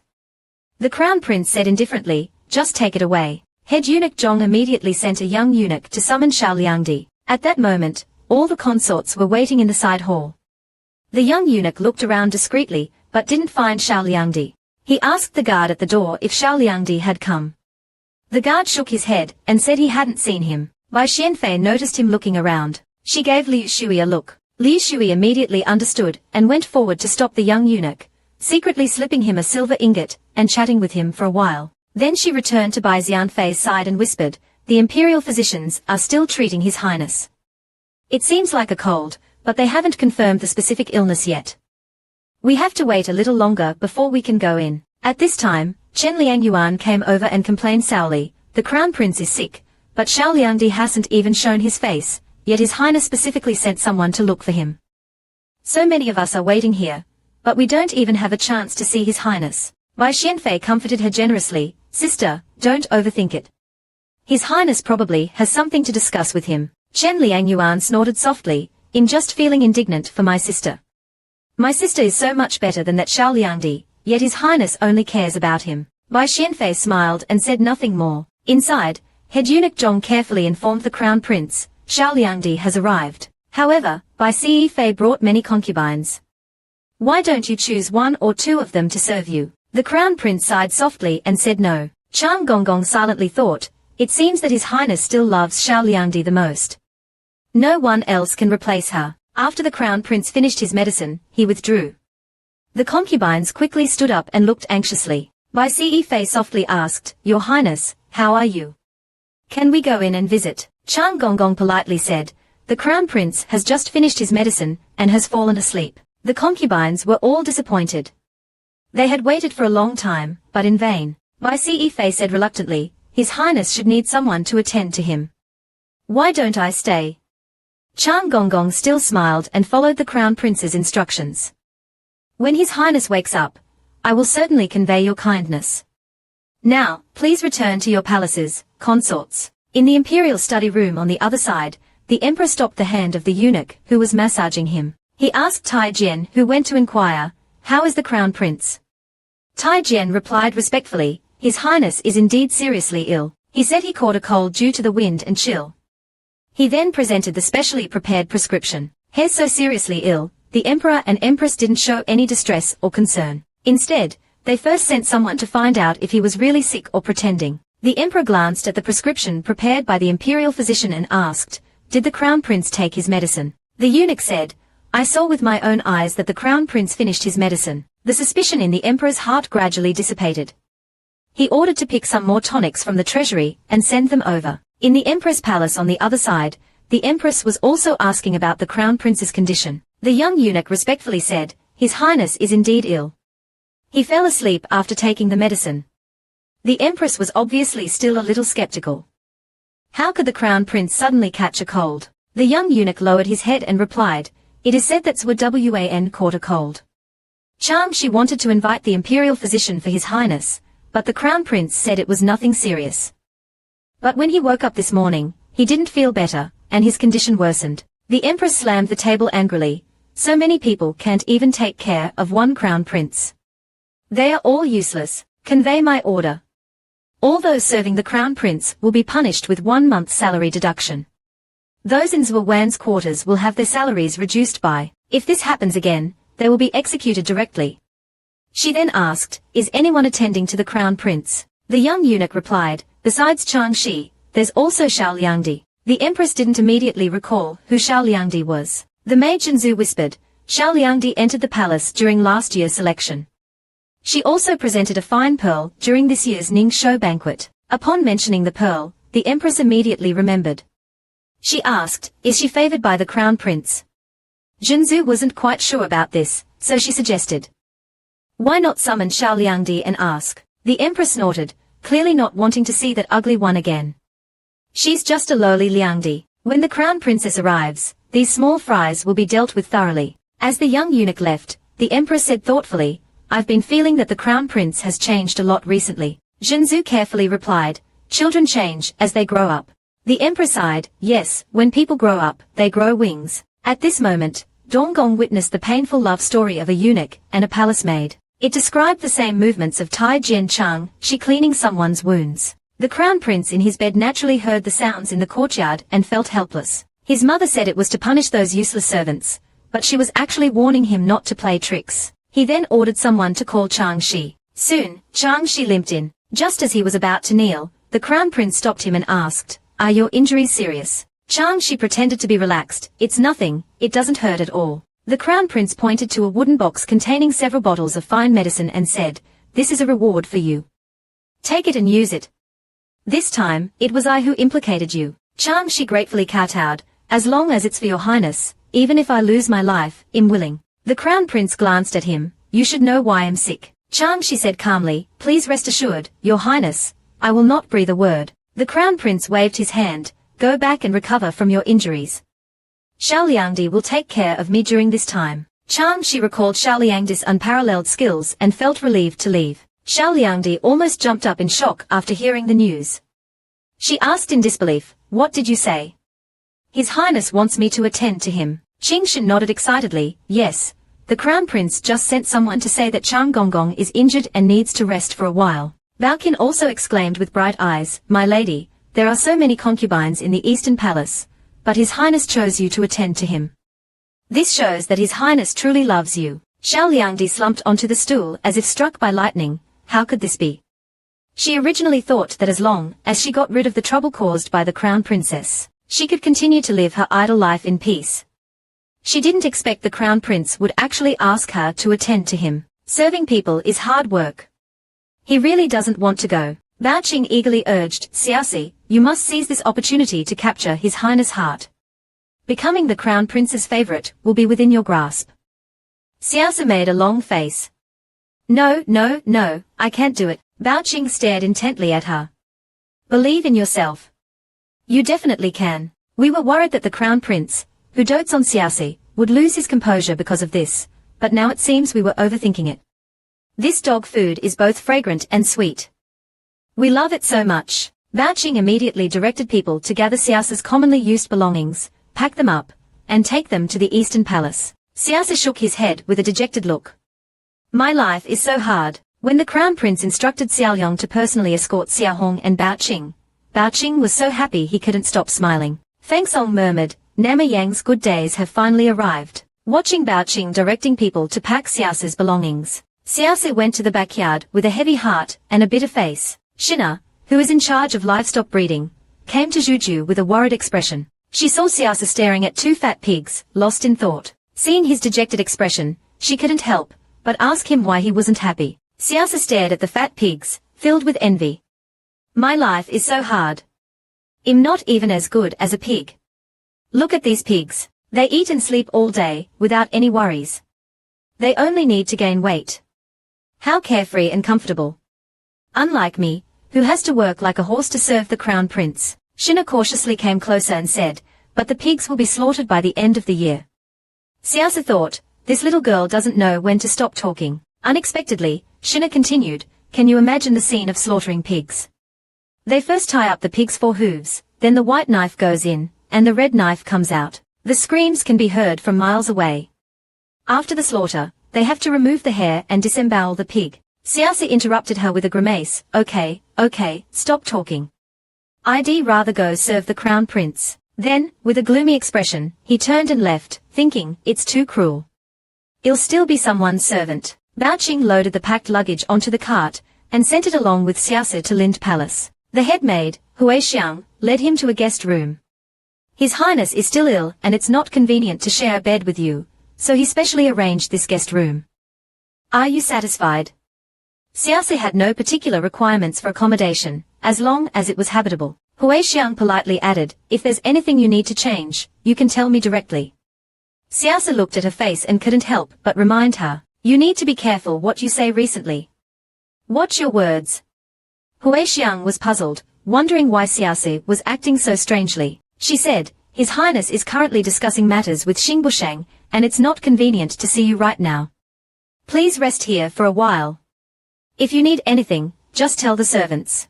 Xiaosi found a comfortable place to sit down and sighed. Hui Xiang quietly retreated. Bao Qing, while tidying up the luggage, asked him puzzledly, why did you say that to Hui Xiang just now? Did you notice something? Xiaosi lay down and closed his eyes languidly. She might be in danger soon, and the source of the disaster is her talkative nature. If she can be cautious with her words and focus on her actions, perhaps she can avoid this calamity. Bao Qing listened, half understanding. Xiaosi originally only intended to rest for a while, but he fell asleep unconsciously. After an unknown amount of time, he was woken up. Opening his eyes, he saw Bao Qing urging him, Xiaosi, wake up. His Highness has summoned you. He had fallen asleep before even seeing the Crown Prince. Bao Qing hurriedly helped him up, saying, His Highness has summoned you. Xiaosi groggily sat up, his head still fuzzy. Hui Xiang, who had come to get him, couldn't help but chuckle at this scene. This Xiaosi is really slow. Aside from the servants, only Hui Xiang knew that this room was quite far from the Crown Prince's quarters. Xiaosi didn't care much about these trivial matters, but Bao Qing was a little dissatisfied.